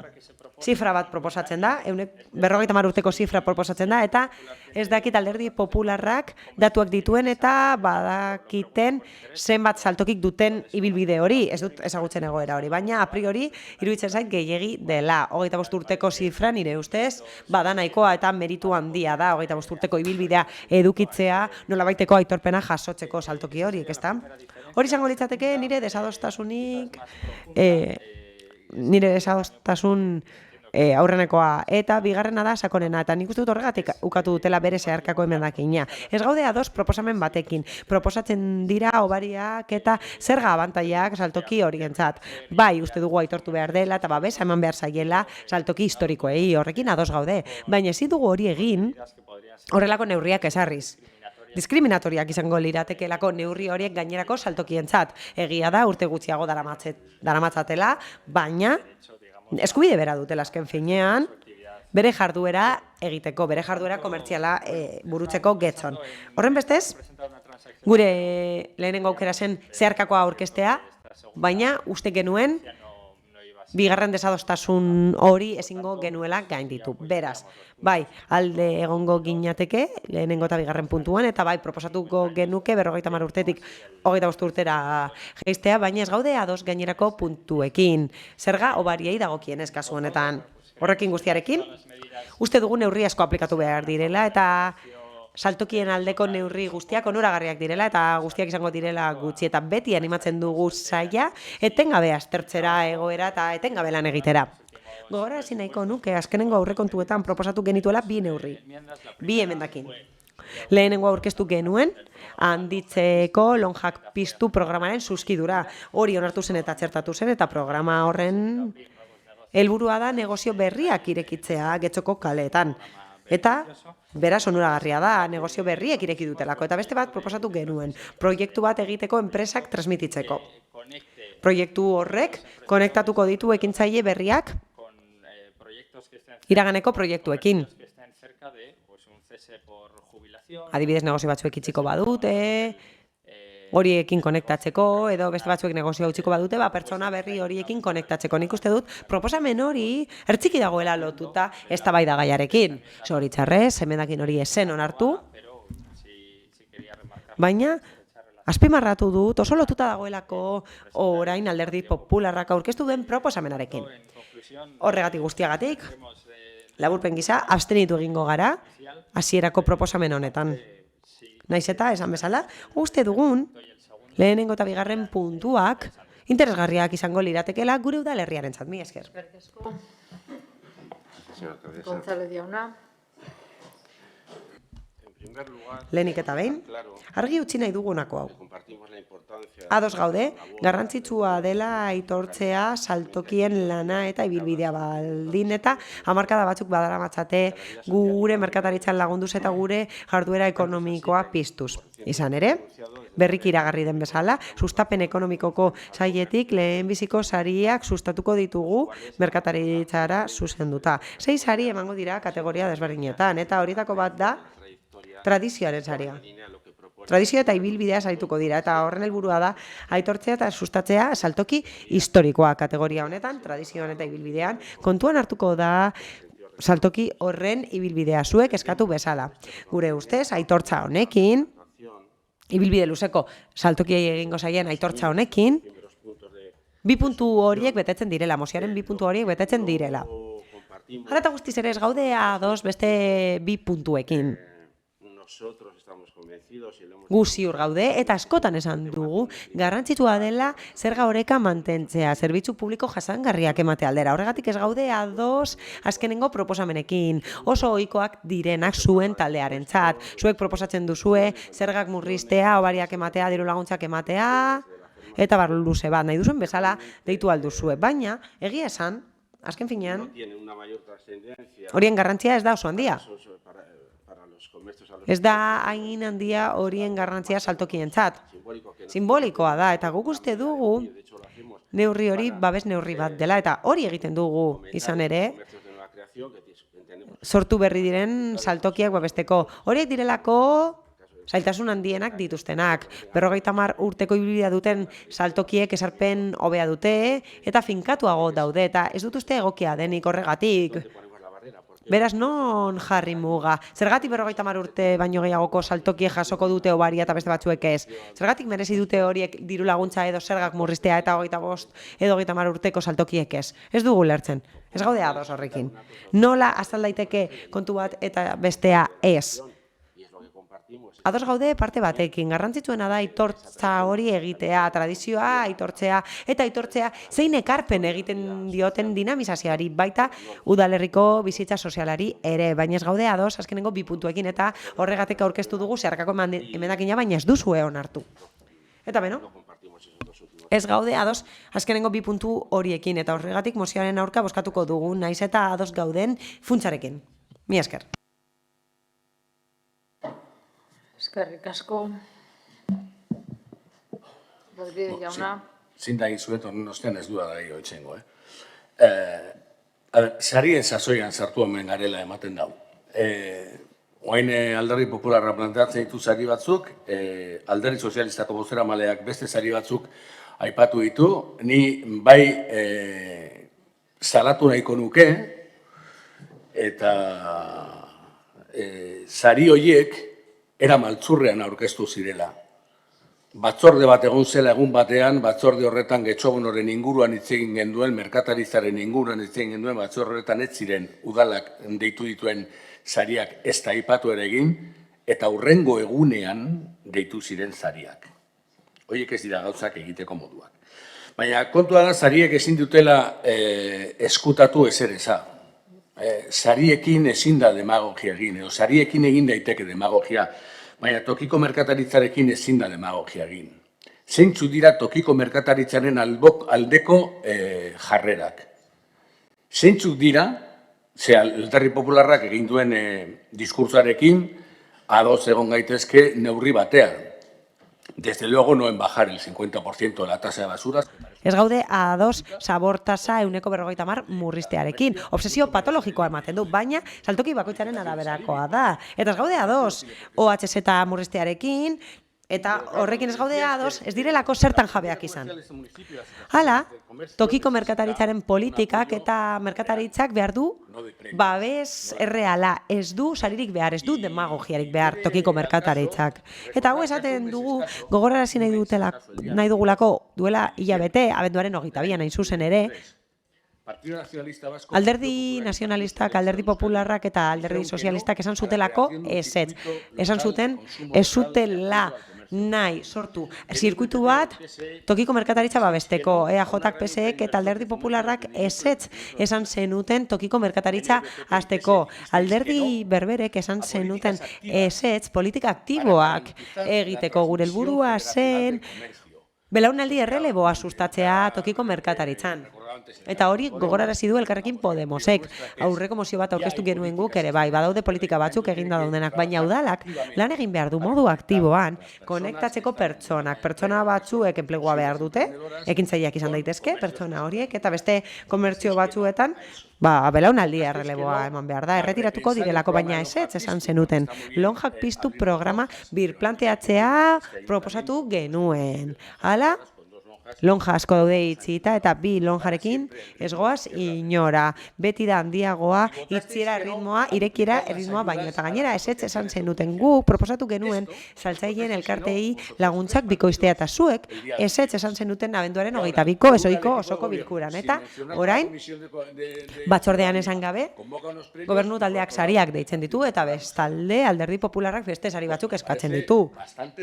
Guri demagogikoa iruditzen zaigu, erabat gainera. Hala, tokiko merkataritzarentzat sariak ondo daude, baldin eta politikek bat egiten badute. Eta zer daukate berriki onartutako aurrekontuetan tokiko saltzaileek? Ezerrez. Desagertuta dago erabat tokiko merkataritza aurrekontuetan. Ez dago inolako apustu irmorik tokiko merkataritzaren alde 2024ko aurrekontuetan tokiko merkataritza sustatzeko. Are gehiago, oraindik ere ez digute aurkeztu merkataritza berpizteko plan berezia eta esan zuten urtearen amaieran aurkeztuko zutela. Saritu zertarako, isilik egoteko? Horretarako, gure ustez, egoera sozioekonomikoa serioagoa da, hori baino serioagoa da, eta neurri serioagoak eskatzen ditu egoera horrek. Eta gure ustez, sariak eman beharko dira unerik egokienean, baina politika errealei erantzunez. Eta ez postal batean jartzeko demagogiei. Mi esker. Urkitza jauna. Eskerrik asko, egun ongo estuei. Bueno, en principio decir que este ayuntamiento es la línea que viene trabajando. Principios? Udalak azkenengo egintzaldi planetan sustatu du ekonomia, enpresak sustatu ditu eta aholkularitza eman die enpresei eta Getxolaneko arduradunak esan bezala. Beste urrats bat emango dugu eta merkataritzari zuzendutako sariak deitu ditu udal honek eta nik uste dut mozioaren 2 puntuei erantzuten diela ekintza horrek. Begibistakoa da zein den helburua. Helburua da balioan jartzea eta aitortzea merkataritzaren lana. Horrela, de hecho, lehiakorragoa eta atseginagoa delako eta gure ustez, izan bezala, 2 puntu hori betetzen dira. Hala, 3. eta 4. puntuei dagokienez argi geratu da nire ustez. Ez gaudela ados. Hala, proposamena da zergak murriztea saltoki historikoei. Uste dugu nahikoa daudela ezarrita eta ekintzaile berriek adibidez arazo gehiago dituzte, horregatik dituzte hobariak. Eta gure ustez hori gure gaitasun ekonomikoaren aurka doa eta gainera gure ustez ez da bideragarria dirulaguntzak ematea zergak ordaintzeko. Hala, nik uste dut alderdi popularra konturatu dela jada eta gainerako alderdi politikoek horren inguruan hitz egin dute. Esan dute ez dela bideragarria, diru laguntzak ematea, zergak ordaintzeko. Hala? Zerga araudiak 2. artikuluan argi eta garbi esaten du kontuan hartu behar dela pertsonen gaitasun ekonomikoa. Beraz, zentzu horretan ez dut uste egokia denik edo bideragarria deniko beto esan da. Eta gainerako alderdiei dagokienez Elkarrekin Podemosek aipatu du lonjak piztu programa. Hori egin izan da eta 2023ko edo 22ko memorian ikus daiteke, laster 23koa egongo da eskuragarri eta esan bezala 24an ere egingo da. Horrez gain, programak egiten ditugu eraldaketa digitalerako, enpresen transmisioa bultzatzeko, eta saldoen merkatuak egiten dira urtean bitan. Saldoen merkatu horiek egiten dira saltokiak sustatzeko, getxobono kanpaina daukagu. Ia 300.000 eurorekin eta 1.000.000 euro baino gehiagoko kopuruarekin saltokiei zuzenduta. Besteak beste saltoki historikoi ematen dizkiegu laguntza horiek, diru laguntzak ematen dira dinamizaziorako, eta horrez gain, komentatu nahiko nuke, arriskutsua dela Elkarrekin Podemosek esan bezala, banaketa sustatzea eta online salmenta arriskutsua denez lantzen ari da, banaketa jasangarriarekin eta foro desberdinak ospatzen ditugu horretarako, eta zuek jakitun zarete, eta hildo horretatik lan egiten jarraitzen dugu. Beraz, ikus daiteken bezala argi dago, udalak eskatuta eta okupatuta dagoela gai honekin, merkataritzarekin eskatuta dago eta okupatuta dago, eta saltoki historikoekin lan egiten dugu. Horrez gain, gogorarazi nahiko nuke, mai sektorial bat dagoela, zeinean elkarte guztiek eta ordezkariek bere kezkak helarazten dituzten, eta horietako asko, helarazten dira edo islatzen dira aurrekontuetan. Beraz, besterik gabe, aurka bozkatuko dugu. Mozioaren aurka bozkatuko dugu, batez ere 3. eta 4. puntuengatik, naiz eta ados gauden erabat gainera lehenengo eta 2. puntuekin, baina guk uste dugu hori badagoela eginda eta ondo bideratuta dagoela gainera. Mila esker. Zurrialek Erika jauna. Sí, muchas gracias. Bai, eskerrik asko alkate anderea. Elkarrekin Podemosi esan behar diot oposizio talde bat garela. Guretzat, zailagoa da jakitea zenbat saltoki dauden egoera horretan. Badakigu, sektore guztietakoak direla, farmaziak, liburutegiak, apaingarri dendak, ferreteriak, tabernak, hau da, denetarik dago. Badakigu badaudela batzuk, eta zifra zehatza argi dago ezin dugula eman.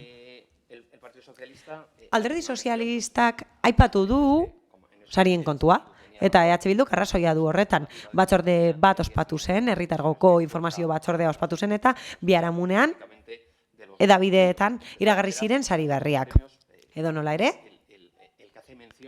sari berrietan, sari bat dago, saltoki tradizionalentzat, baina hori erabat osagarria da guk planteatzen dugunarekin. Gu ez gaude aurka, ez gaude gobernu taldearen proposamenaren aurka. Gure proposamena bideratuago dago saltoki historikoetara. Eta gure ideia esen soilik aitortza egitea, bai egin nahi genuen eta uste dugu egin behar dela. Gobernu taldeak eta ez udalak aitortza egiten die 1 urteko pertsonei, 1 urte betetzen dituztenean, uste dugu kasu honetan udal osoak egin behar duela aitortza, agian ez 25 zinegotziek, baina agian ordezkari bat egon beharko litzateke alderdi politiko bakoitzaren aldetik, eta horrelako ekitaldi batean zinegotzi bat egon beharko litzateke alderdi politiko bakoitzaren izenean. 2. puntuan, guk adibide batzuk eman ditugu eta gehiago egon daitezke. Udal batzuek, txartel digitalak egiten dituzte, informazio gehiago edukitzeko, bai bezeroek, bai saltokiek eurek, hobeto emateko bere helbideak, ero bere informazioa. Beraz, adibide batzuk jarri ditugu eta bai, gehiago egon daitezke noski. EH Bilduk aipatu ditu zenbait proposamen, aurrekontuetan egindakoak, eta ni zentratuko naiz belaunaldi erreleboan. Horrek eragin handia duelako saltoki historikoetan hori aldundiak egiten du sekobirekin. Jakin badakigu, Getxolanek egiten duela informazio hitzaldi bat. Hori egiten du saltokiekin baldin eta implikatuta badaude. Eta azkenengo memorian ikusi nuen 8 saltokien ordezkariak egon zirela. Agian guk leporatu aldiogu Getxolani edo udal gobernuari, agian ez dutela esfortzu nahikoa egin aldundiaren ekimen hori zekobirena beste saltoki batzuei helarazteko. Ados egon gaitezke, baina zerbitzu hori printzipioz foru aldundiak ematen du. Eta gero, beno? Eta esan dugu ja gure lehenbiziko hitzaldian.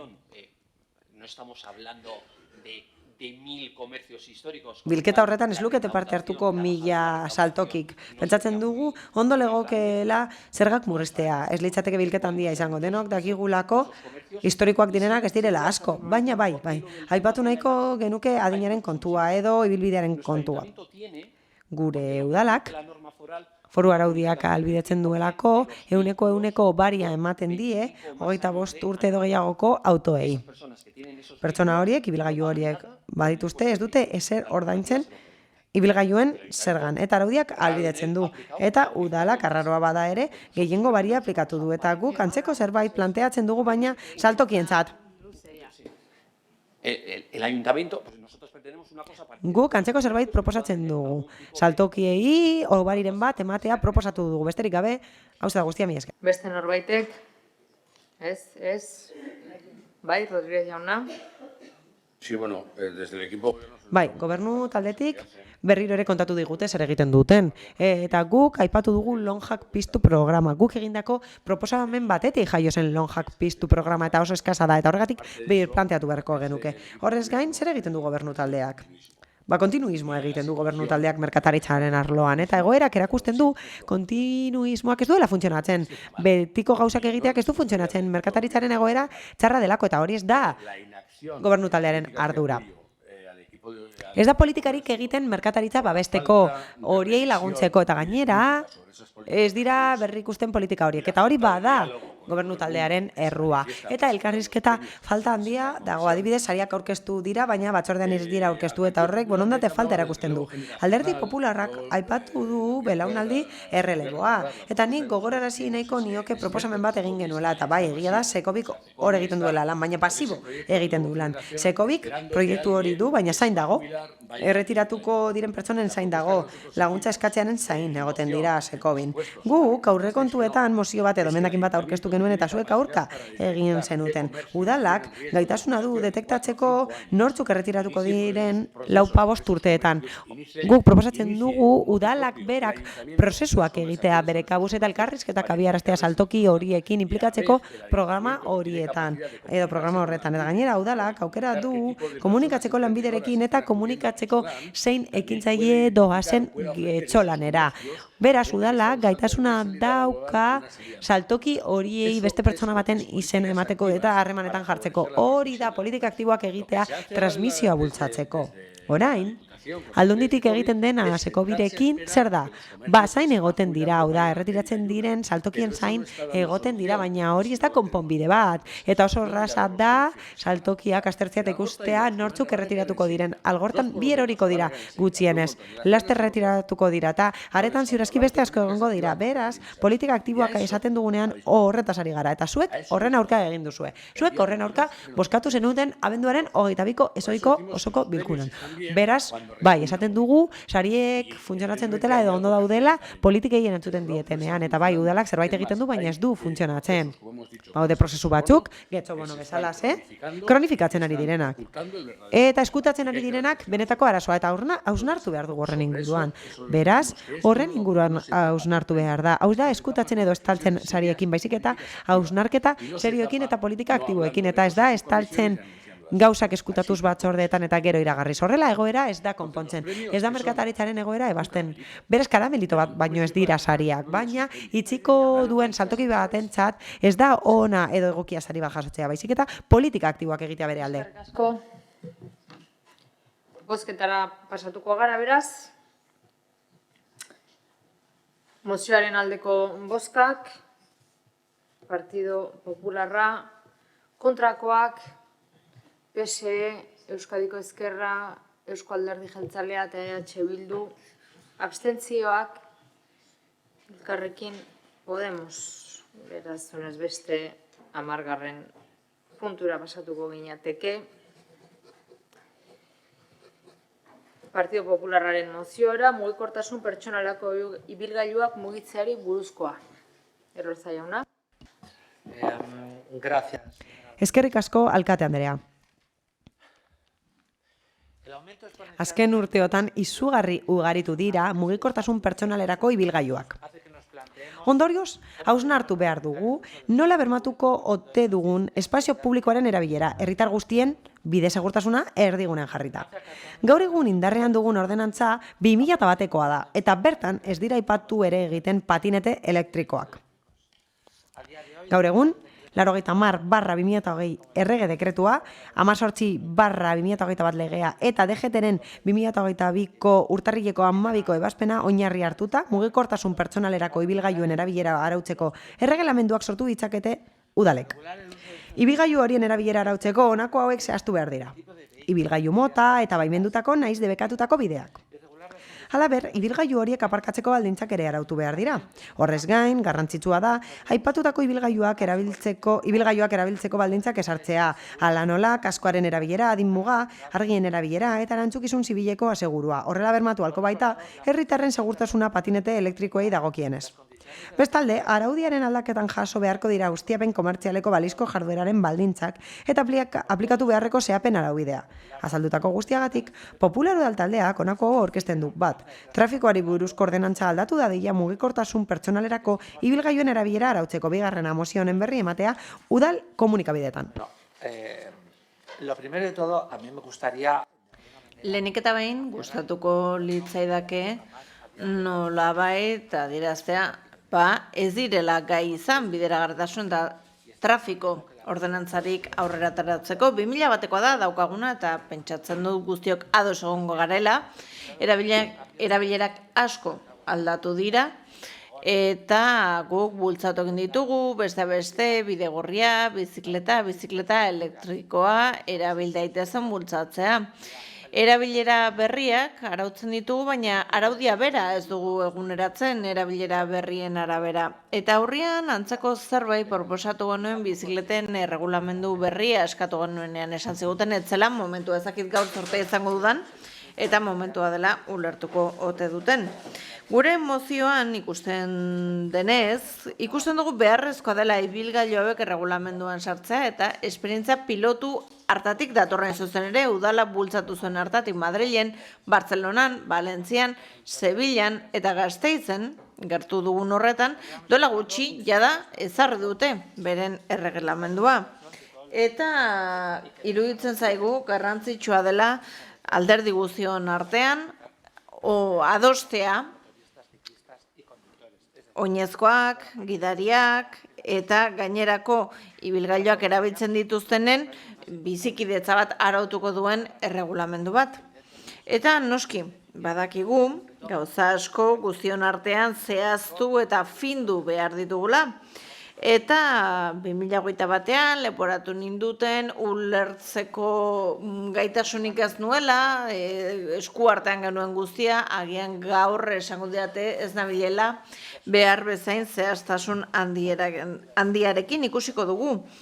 Eta ezakit aste honetan edo aurrekoan trafikoari buruzko araubide batzuk jarri zen indarrean eta uste dut horrek erakusten duela oso ongi zer nolako egoeratan gaude. Eta kasu honetan 6 eta 25 kilometro orduko arditzaketen ibilgailuez ari gara.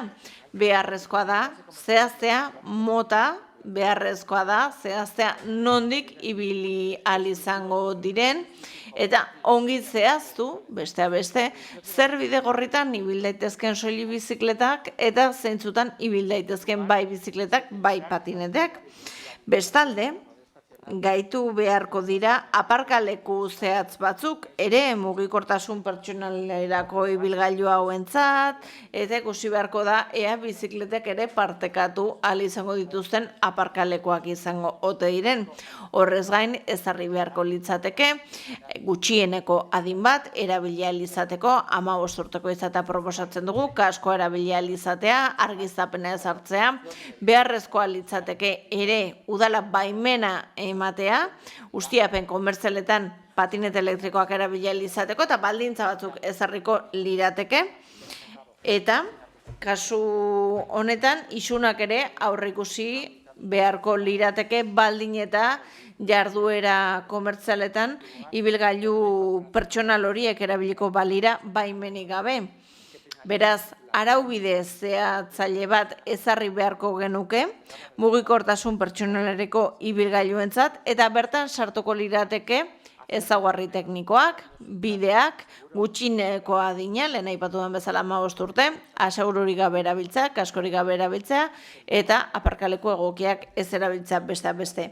Amaitzeko, esan nahi dut, alderdi popularra beste alderdiekin hitz egiteko prest dagoela gure bide segurtasuna hobetzeko. Eskerrik asko.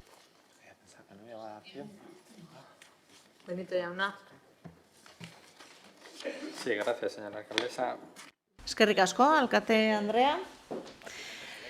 Bistan da, patinete elektrikoak edo mugikortasun pertsonalerako ibilgailuak indar handiz iritsi direla gure egunerakotasunera eta non nahi ikus ditzakegu udalerri guztietan, baita gurean ere, baita Getxon ere. Eta honi buruz gustatuko litzaidake gauza bat argitzea. Esan ohi da, normalean, jendaurrean, hitz egiten denean, telebistan eta horretan, solasaldiak egiten direnean, ez dagoela araubiderik patinete hauentzako, eta hori ez da guztiz egia, ez zuzen ere DGTek aspaldidanik arautu duelako, eta badakigulako orain patinete elektrikoak adibidez ezin dutela, erabili espaloirik, edo hiri tunelak, edo ezin dituzela erabili bidea aproposak ez direnak, badakigu beharrezkoa dela segurtasun neurriak hartzea, kaskoa, argia islatzen duen jantziak eramatea, beste. Eta badaude ere identifikazio plaka batzuk, eta baita ere beste zenbait segurtasun neurri ezarrita. Beste balazta sistema. 16 urteko gutxieneko adin bat ere aipatzen du DGTek, baina noski udaletatik araubideetan aldatu daiteke gutxieneko adin hori. Beraz, badago nolabaiteko araugintza, patinete elektrikoi dagokienez, eta arau hauste gehienak, gaur egun ikus ditzakegunak, badira informazio falta batekin lotutakoak hain zuzen ere, jendeak ez dakielako arau horiek badaudela. Horrek ez du esan nahi, gai batzuk ez direnik sakonago arautu behar. Hau da, ez du esan nahi ordenantza bat beharrez denik. Adibidez, gutxieneko adinari dagokionez, edo aparkatzeko araboi dagokienez, edo asegurua behar izateari dagokionez, edo zergatik ez ibilgailu hauek alokatzen dituzten enpresekin lotutako araboi dagokienez, iruditzen zait interesekoa dela Getxorentzat, 2008an uste dut izan zela, egin zen proba pilotu ura, patinetak egon ziren hirian, amaitu zen proba pilotua, eta ondorioak ez ziren zehaztasun handiz jaso, beraz ez dakigu oso ongi zer gertatu zen. Baina nola nahi ere esan bezala, DGTek badu araudi zehatz bat, eta badagokio ere ordenantza eguneratzea, badagokio ere DGTren arauak udalen eskuzen dituen horiek arautzea. Beraz, alde bozkatuko dugu. Eskerrik asko, Díaz Andrea. Eskerrik asko. Bueno, creo que compartimos, ¿verdad? Bueno, uste dut ados gaudela, ez da? Mugikortasun pertsonalareko ibilgailuek eszenario berri bat dakarte, hiriguneetara mugikortasunean beste elementu bat gehiago sartzen da, bizikidetza behar horretan, eta horrek konplexutasuna ekartzen du. Eta iruditzen zait, eta azaldu du Elkarrekin Podemoseko bozeramaileak, hau udalaz haragoko gai bat doa, eta horregatik Espainiako zuzendaritza berak ezarri ditu zenbait irizpide beste, aseguru mota, eta baita ere, DGTA berak mozioan aipatzen denez, ezarritako arau horiek. Eta arau aldaketa orok noski estatu osoko udalei eragiten die, eta bete beharrekoak dira. Hori esan da, gure ikuspegitik, toki mailan gai honi heldu ahal izateko, iruditzen zaigu trafiko ordenantza egokitzeaz gain, mugikortasun ordenantza bat garatu behar dugula alderdi hau eta beste asko barne arditzan. Beste udalerrietan egiten ari diren hildo berari jarraituta. Eta lehentasunak ezar daitezke, noski, eta urteko egutegi bat sartzen da, ordenantza aldaketetarako, ez dago aurreikusita aurten trafiko ordenantza eraldatzea, eta horregatik abstenituko gara. Hain zuzen ere, ados gaudelako, beharrezkoa dela eguneratzea, eta iruditzen zaigulako gai hau, aintzat hartu beharrekoa dela. Espero dugu, datorren ekitaldeko araudien egutegien sartu ahal izango dugula, eta eskertzen du jogu alderdi popularrari lankidetzarako prest egotea. Eskerrik asko. Eskerrik asko. Bildosola jauna. Bai, egunon. Argi dago MPIak garraio iraunkor eta praktikoa direla erian mugitzeko, ez baituzte gaz kutsagarriek izurtzen, ohiko ibilgailuek baino energia gutxiago kontsumitzen dutelako, eta leku gutxiagotan hartzen dute, leku gutxiago okupatzen dutelako. Esan bezala, mozioan esan bezala, azken urteetan erabilera areagotu da eta horrekin arazoak sortu dira. Ordenantza batek, edo trafiko ordenantzaren moldaketak, MPN erabilera gainerako garraiobideekin harmoniza dezake, bide publikoko erabiltzaile guztien segurtasuna eta bizikletza bermatuko duten zirkulazio, seinaleztapen eta lehentasun arauak ezarriz. Ordenantza batek ere, MPIak arduraz erabiltzera bultzatu dezake, onartuak ez duen jokabideak edo sortzen diren eragozpenak saihestuz. Beraz argi dago, MPIen erabilera orotuko duen ordenantza ezinbestekoa dela gure udalerrian. Gainera, hauen erabilerak arazo ekonomikoak edo ezgaitasuna dituzten pertsonei edo garraio publikotik urrun bizi direnei mugitzeko aukera ematen die ere bai. Azken finean, agerian geratzen da garraio publikoak ez digula behar dugun zerbitzua ematen eta horri aurre egiteko alternatibak bilatu behar dira. Kasu honetan MPI buruz hitz egiten gaude, baina berdina gertatu daiteke bizikletekin hauek ere gogoratu behar dugu babestu eta erabilera sustatu behar dugula. Aipatutakoak bai MPIak eta bai bizikletek mugikortasun merke eta osasuntsua bat sustatzen dute, beraz oso kontuan izan behar ditugu mugikortasunari buruz hitz egiten dugun bakoitzean.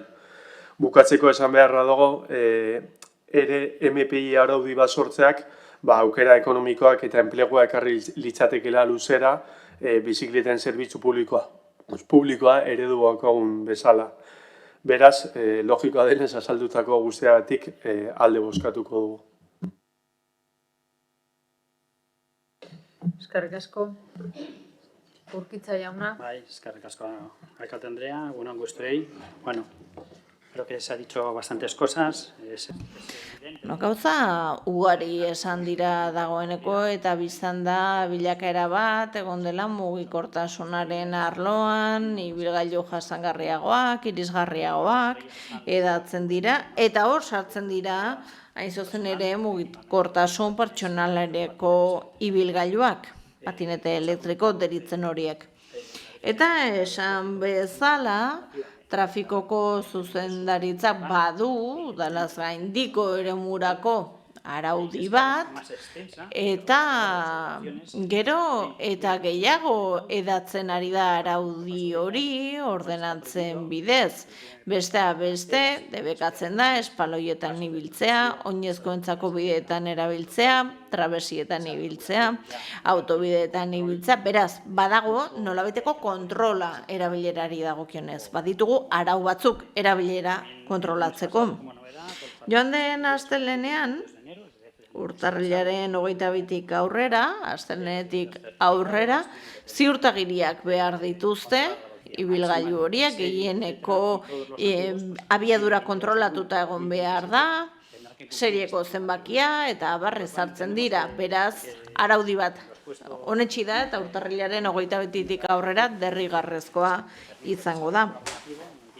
DGTek berak arau esparru bat ematen digu eta ondoren udalei dagokie udal mailan zehazea gure udalerrian garrantzitsuenak diren alderdi horiek herritarren eta ibilgailuen bizikidetza ahalik eta honena bermatu ahal izateko. Badakigu, ez da agian arazorik handiena, baina badakigu iraultza bat gertatzen ari dela eta aldaketa handia gertatzen ari direla mugikortasunean oro har, baina baita ere ibilgailu hauetan iraultza bat gertatzen ari dela. Eta hortaz ordenantza bera noski eguneratu beharko dugu ibilgailu hauek eta beste zenbait alderdi sartu ahal izateko. Horregatik abstenitu egingo gara. Eskerrik asko, Elorza jauna. Sí, evidentemente todos sabemos que la Dirección General de Tráfico Bai, guztio dakigu DGTak arau nagusiak ezarri dituela edo esparru bat ezarri duela. Patinete elektrikoi dagokienez, baina iruditzen zait garrantzitsua dela udal ordenantza batera ekartzea. Bestela zertarako, ez da? Iruditzen zait baditugula beste ibilgailuak arautzen dituztenak eta inork ez du pentsatzen ez denik behar horrelako ordenantzarik. Iruditzen zait guztiz kontrakoa proposatu behar dugula, ez? Ongi jasotzea udalaz gaindiko eremu horietan arautzen dena gure ordenantzetan, udalerri mailako araudietan. Eta noski, hori garrantzitsua da, hain zuzen ere udalerri bakoitza bere ezaugarria dituelako eta estatuko araudi horrek ematen digu aukera ordenantzan gure ezaugarriak aintzat izateko. Kontuan izan dezagun 2000 batekoa dela gure araudia, beraz gauzak izugarri aldatu dira 23 urte hauetan. Badakit araudirako egutegi bat dugula, baina hau premiazko gaia dugu. Ez soilik patinetei dagokienez, bizikletei dagokienez ere zer gertatzen da bidegorrietan edo zer gertatzen da patineteak autoa txakurraren katea lotuta dutela edo zer gertatzen da garaje irteera dituzten bidegorrietan aurrak ibiltzen direnean, bai? Baude, alderdi arriskutsu batzuk eta horiei erreparatu behar diogu, horiei heldu behar diogu beharrezkoa delako DGTak ezarritakoaz harago zehazki, getxoko herritarrei eta bizanlei eragiten dizkieten gai batzuk gure idiosinkrasiarekin lotuta denak eta espero dut albezain laster helduko diegula neurri hauei guzti. Eskerrik asko. Eskerrik asko, beste norbaitek, ez, beraz bozketara pasatuko ginateke. Mozioaren aldeko bozkak, Partido Popularra, EH Bildu eta Elkarrekin Podemos kontrakoak ez daude, eta abstentzioak PSE, Euskadiko Ezkerra eta Eusko Alderdi Jeltzalea. Honez beste, 11. puntura pasatuko ginateke EH Bilduko mozioa, Getxo Irratia eraberritu eta izaera parte hartzailea emateari buruzkoa.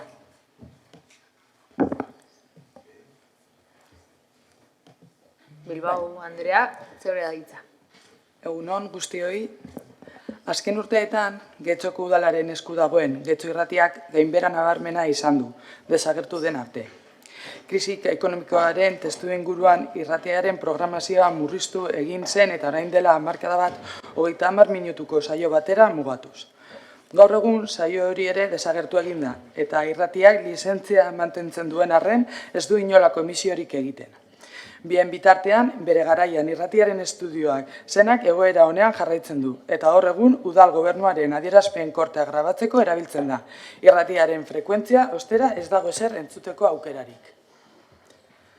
Azken urteetan gora egin du nabarmen podcast famatuaren entzule kopuruak, eta gero eta gehiago dira erreminta hauek erabiltzen dutenak informatzeko eta gustuko dituzten hausnarketak, bakarrizketak eta eztabaidak entzuteko. Andaluzian, Katalunian edo Galizian ez bezala 80ko hamarkadan Euskal Autonomia Erkidegoan etzen udal irratien fenomena garatu, eta hor egun existitzen diren herriko irrati publikoen kopurua urria da. Horien artean esanguratsuenak dira Durango eta Oiartzungo irratiak, eta Donostiako Deka irratia. Azken hau, hiriaren kultur jarduna suspertzeko tresna bihurtu dute, herritarrei tailer eta podcast aukerak zabalda eskainiz. Era berean, adituek agerian utzi dutenez, administrazio publikoek zein gizarte eragileek bultzaturiko podcastet kohesio eta integrazio sozialerako tresna izan daitezke. Alde batetik, gutxienekoei beste komunikabideetan ez duten ahotsa eman ahal dietelako, beste aldetik, hizkuntza eta kultur aniztasuna lantzeko euskarria direlako. Eta azkenik, gazte eta umeekin ingurunearen ezagutza eta baloreak lantzeko direlako ere. Gauzak horrela, eta kontuan hartuta podcast bat sortzeko baliabiderik egokiena irratestudio bat izatea dela, eta ikusita Getxo Irratia zenaren estudioak erabilgarri eta egoera honean jarraitzen duela, aukera balia daiteke. Getxo Irratiaren izaera eta funtzionamendua eraberritzeko, garai berrietara egokitzeko eta herriaren zerbitzura jartzeko. Hau guztia noski, udal gobernuaren mesedera dagoen baliabide bat bakarrik izan beharrean, erabilgarria izan daiteke herriko eragile ezberdinentzat, euren podcast propioak sortzeko estudio horretan. Proposamena beraz honakoa da, Getxo Irratiaren estudioa herriko eragileek erabil dezatela albidetu, bertan euren podcast saioa sortzeko aukera izan dezaten. Udalak berak ere aprobetza lezake gaurkotasuna duten gaiak lantzeko. Estudioaren erabilera antolatu beharko litzateke Getxoko komunikazio arlotik eta beharrezkoak diren behar teknikoak eskaini herriko eragileek euren saioa garatzeko aukera izan dezaten. Erabilera horiek askotarikoak izan daitezke. Euskararen erabilera bultzatzeko, herriko euskara elkartekin eta euskara zerbitzuarekin elkarlanean. Herriko dendari txikiei ikusgarritasuna eman. Hilabetean behin herriko komertzio txiki bati elkarrizketa eginez, zozketak antolatuz eta abar. Getxo enpresa, Romo Bizuirik eta Algortako dendak elkartekin batera egin ahalko litzatekena. Getxo herri anitza dela eta horrek aberazten gaituela aldarrikatzeko gure herritik kanpo jaio diren getxoztarrak elkarrizketatzeko saioa egin daiteke. Arlo honetan lan egiten duten herriko elkarteekin batera. Gure herrian sortu diren musikaldeen bosgorragailua modura erabili daiteke. Herriko jaialdi eta kultur ekitaldiak ezberdinentzat ere erabilgarri izan daitezke. Getxo foto, komiki azoka, jai batzordeek jaietarako kuña sartzeko eta baita ere herriko hedabideentzat, hiruka kasu. Ikastetxeetako ikasleekin eta gaztelekuko gazteekin irrati tailerrak antolatzeko ere. Honegatik guztiagatik honako mozio proposamena aurkezten dugu. Lehenengoa, Getxoko udalak Getxoko Irratia zenaren estudioari erabilera emateko antolaketa plangintza osatuko du eta deialdi irekia egingo du herriko eragileen artean azpiegitura hori erabili nahi duten ala ez ezagutzeko. Bigarrena, Getxoko elkarteen aldetik sortutako interesa eta eskaria kontutan hartuta, Getxoko udalak podcast formatuko saioak sortzeko aukera eskainiko die elkartei. Era berean, udalak aztertuko du gaur egun indarrean dagoen irrati lizentziari eta frekuentziari erabilera eman ala ez. Saio horiek berak erabilita edo bereariazko programazioa sortuz, beti ere izaera parte hartzailea mantenduz. Hirugarrena, Getxoko udalak beharrezkoak dire langile, baliabide tekniko eta ekonomikoak gordeko ditu erabilera hori bermatzeko. Gaur hona ekarri dugun lehenengo mozio hau oso sinplea da. Proposatzen ari gara gaur, egun arte ustez, erabilera nahikorik ez duen udal baliabide bati probetxu handiagoa ematea. Getxo Irratiko estudioz ari gara bai. Bere garaian, irratiaren programazioa grabatzeko erabiltzen zirenak, gaur egun udal gobernuaren kortea grabatzeko, baino ez dira erabiltzen. Uste dugu estudio hauek bestelako erabilera interesgarriagoak izan ditzatekela, mozioan aipatu dugun bezala. Eta herriko elkarteentzat interesgarria izan daitekela bertan podcast grabatzeko. Ondo antolatuz gero, komunikazio herramienta berri bat izan daiteke, dendari elkarteentzat, euskara elkarteentzat, kulturartekotasuna sustatzeko, herriko musika taldeentzat eta irrati tailerrak antolatzeko ere. Badakigu bere garaian, Getxo Irratiaren frekuentzia eta funtzionamendua oso eztabaidatua izan zela hemen. Irratiaren aurrekontua zela eta langileen funtzioei dagokionez eta bar. Ez dugu mozioa aurkezten gai honen inguruan gatazka berria sortzeko. Kontrako baizik, beste udalerri batzuetan modu arrakastatsuan egiten ari diren hori Getxora ekartzeko. Donostia Kultura Irratia dugu horren adibidik argiena. Podcast ezberdinen artean, literatura, musika, gogoeta, gaurkotasun gaiak eta bar lantzen dituzte. Inguruari arretaz begiratu behar diogu. Gizartean gertatzen ari denari adi egonda. Eta erakundeak ere, herritarren ohitura eta erabilera berrietara egokitu behar dira. Zalantzarik gabe, podcasten erabilera horren adibidea dugu. Borondatea baldin badago egin daiteke, eta espero dugu posible izatea. Eskerrik asko. Eskerrik asko, Benito jauna. Sí, la verdad es que vemos con buenos ojos la propuesta. Egia esan begi honez ikusten dugu proposamen hau, eta Getxo Irratiak aspaldi utzi zion bere funtzionamendu ohikoari, egia da estudio eta lizentziak hala ere indarrean jarraitzen dutela. Eta okerrez banago biak mantentzen dira etorkizunean erabiltzeko aukera horregatik hain zuzen ere. Eta hala bada, begi honez ikusten dut.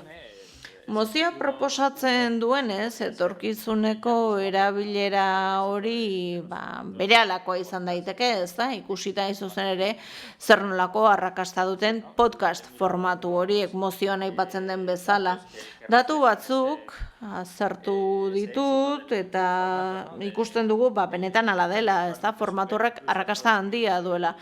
Izan ere, Espainian AEB, baino podcast gehiago entzuten dira, 2022an bikoiztu zen zuzen ere, entzule kopurua aurreko urteko datuekin alderatuta.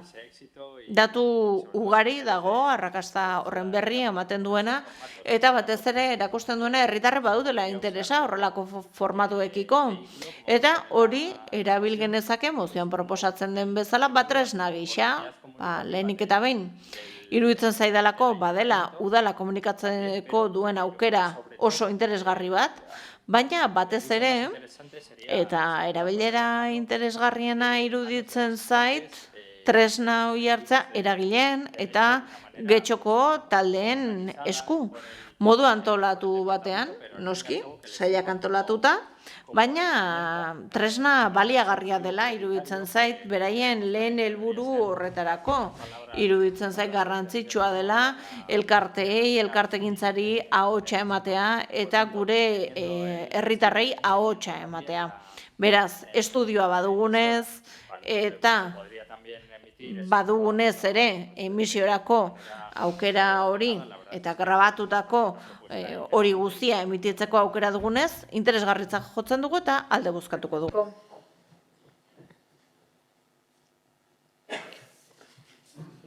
No. Zeinek Partido Sozialistak ez du hitz egiten. Luego daremos explicación de voto. Gero bozka azalduko dugu.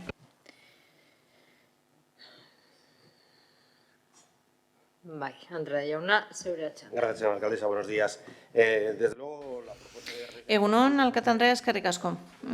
Zuzena iruditzen zaigu, EH Bilduren proposamena, ideia ona iruditzen zaigu, eta urteak dira, gure alderditik ere esan izan dugula, erabilera eman beharko litzaiokela irrati horri. Proposamenak ekarri izan ditugu, eta bere garaian solasaldi politikoak egiten ziren, osoko bilkuren ondoren, EH Bilduk aipatu duen bezala horretarako eta askotarako erabil genezake herriari zerbitzu bat emateko aukera bikaina da. Eta ikusi genuen baliabidea murriztu joan zirela, gero eta gutxiago erabiltzen zirela, garaiko alkateak bere erabilera propiorako erabiltzen zuela, langileak alkatetzari atxikitako langileak zirela, eta proposatu genuen zauden lekura bideratu bat zirela, langile horiek ez irratira baizik eta alkatetzara, eta etzen itxi irratia berez etzelako existitzen, gu badaukagu emititzeko eskubidea, baina irratia bera ez da existitzen. Beraz, zuzena iruditzen zaigu bere proposamena, gu defendatu genuen bere garaian, gaur egun ez da existitzen, kostu ekonomikoa zela medio besteak beste, eta faltan botatzen dugu agian estimazio ekonomiko bat, egon izana, baina iruditzen zaigu Getxon baditugula behar handiak, baditugula lehentasun asko, aurrekontuetan ere ikusi izan dugu, eta ulertzen dugu irrati honen funtzionamendua ez dela beharrezkoa edo ez dela lehentasunezkoa. Eta badago udalerri honetan irrati pribatu bat, eta iruditzen zaigu interesgarria izan daitekela barlo berrietara, zabaldu alizatea, merkataritzara, bestea beste, eta hildo horren alde gaude. Iruditzen zaigu udalak oraingoan ez duela Getxo irratiaren instalazio bere lehentasun artean, eta horregatik abstenituko gara. Erkoreka jauna. Egunon, testu ingurua azaltzeko, lehenik eta behin komentatu nahiko nuke non kokatzen den grabazio estudio hau. Mozioan seinalaturiko grabazio estudioa komunikazio arloak garatzen dituen lan eta beharrizanetarako erabiltzen da gaur egun. Hau da, ez da espazio hutsa, baliabide hau eta infrastruktura hau udal langileen esku dago eta euren lan espazioa da. Honekin lotuta nabarmendu beharra dago gainera estudioa fisikoki, komunikazio arloko erredakzio taldeak eta gobernu irekiko teknikoek partekatzen duten lan eremuaren zentru-zentroan kokatzen dela. Eta beraz, arloko eguneroko lanean sor ditzakeen arazoetaz gain, garrantzitsua da azpimarratzea komunikazio arloak udalaren informazioa asko manejatzen duela egunero, informazio horretatik parte bat sensiblea izan dela gainera kasu batzutan, eta ezin du normaltasunez funtzionatu erredakzio bate, getxo berrik eta hori egiten den erredakzio lan guzti horrek, kanpoko jentea etengabe sartzen detektatzen badagoen area horretan. Horregatik guztiagatik, ez dugu proposamena babestuko eta ezetz bozkatuko dugu. Eskerrik asko. Beste norbaitek? Ez? Bozketara pasatuko gara orduan. Mozioaren aldeko bozkak, EH Bildu eta Elkarrekin Podemos kontrakoak, PSE Euskadiko Ezkerra eta Eusko Alderdi Jeltzalea eta abstentzioak Partido Popularra.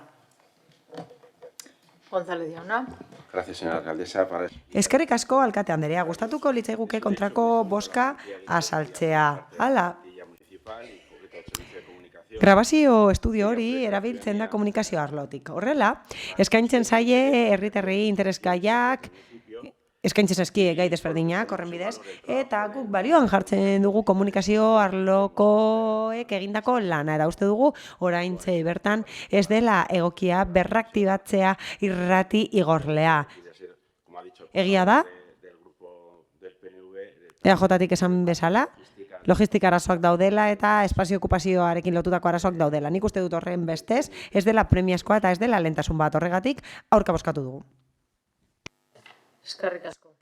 Beraz, 12. puntura pasatuko ginateke, EH Bildu taldearen mozioa, energia berrizgarriei buruzkoa. Bai, Barañaga. Egunon guztioi. Larrialdi klimatikoa datozen urte eta hamarkadetako agenda baldintzatzera etorri da. Gure ongizatearentzako mehatxu nagusietarikoa baita, benetako zibilizazio erronka bat.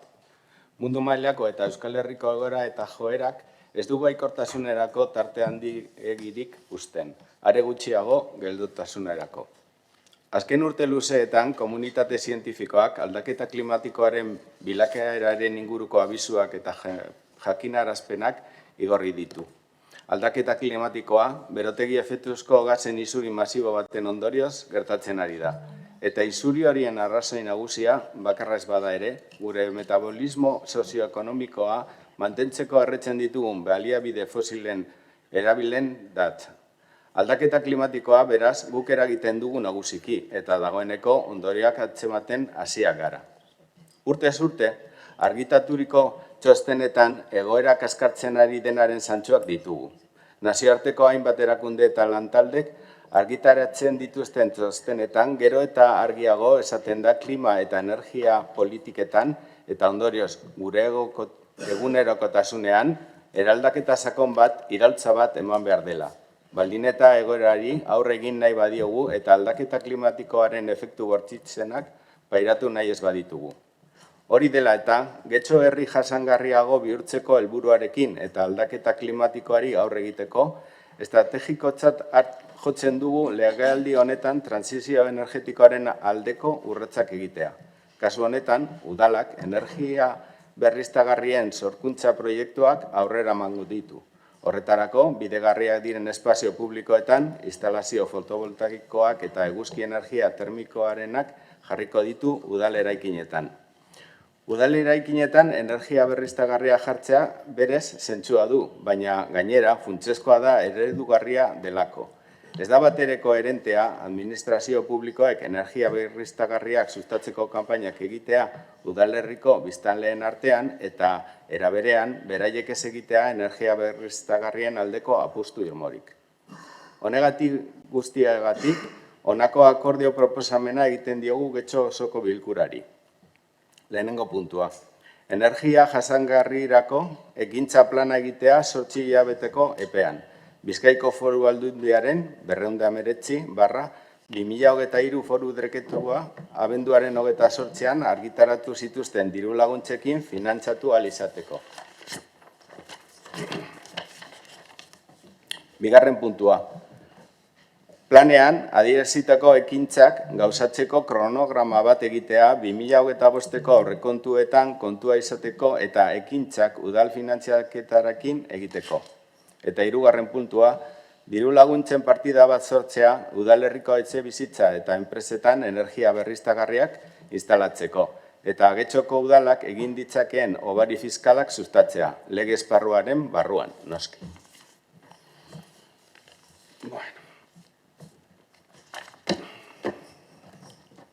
Energia berriztagarrien aldeko antzeko mozio bat aurkeztu genuen 2021ko uztailean eta onartu izan zen, PNV, PSOE eta PPren abstentzioarekin. 2 urte eta erdi pasa dira eta oraindik ez da aurrerapausurik egon. Hori dela eta Bizkaiko Foru Aldundiak duela pare bat aste Bizkaiko aldizkari ofizialean argitaratu zuenean klima aldaketaren eta energia transizioaren arloko jarduketak egiteko, ala nola planak egiteko eta energia berriztagarriak sustatzeko diru laguntzak emateko oinarri araultzaileak eta deialdia pentsatu genuen aukera ezin hobea zela abian jartzeko. Eusko Jaurlaritzak bere Euskadiko energia estrategia 2030 plangintzan energia berriztagarrian aprobetxamendua gehitzea ezartzen du helburutzat, 40% 2050 urterako. Bizkaiko Foru Aldundiaren Bizkaiko energia iraunkorreko estrategiak herritar arduratsuen administrazio erredugarrien eta lurralde adimenduaren arloetako jarduera lerroa jasotzen ditu. Estrategia honek administraziotik fiskalitate eta erosketa berdea sustatu nahi du, eta ez dugu guk esaten. Eusko Jaurlaritzaren energia estrategiak esaten du. Administrazio eredugarria hori da eskatzen ari garena, eredua izatea. Hitzetatik ekintzetara pasatzea. Tokiko planak aipatzen direnean ere nabarmentzen da udalak administrazioak egin beharreko lana zentzu honetan eta administrazioa duen eredua emateko ardura.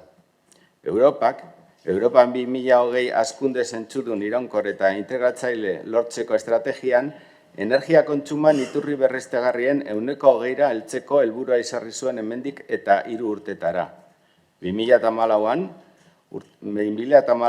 urtean, helburu berria plazaratu zen eta berriztagarrien kuota 27%ra igotzea erabaki zuen Europar Batasunak.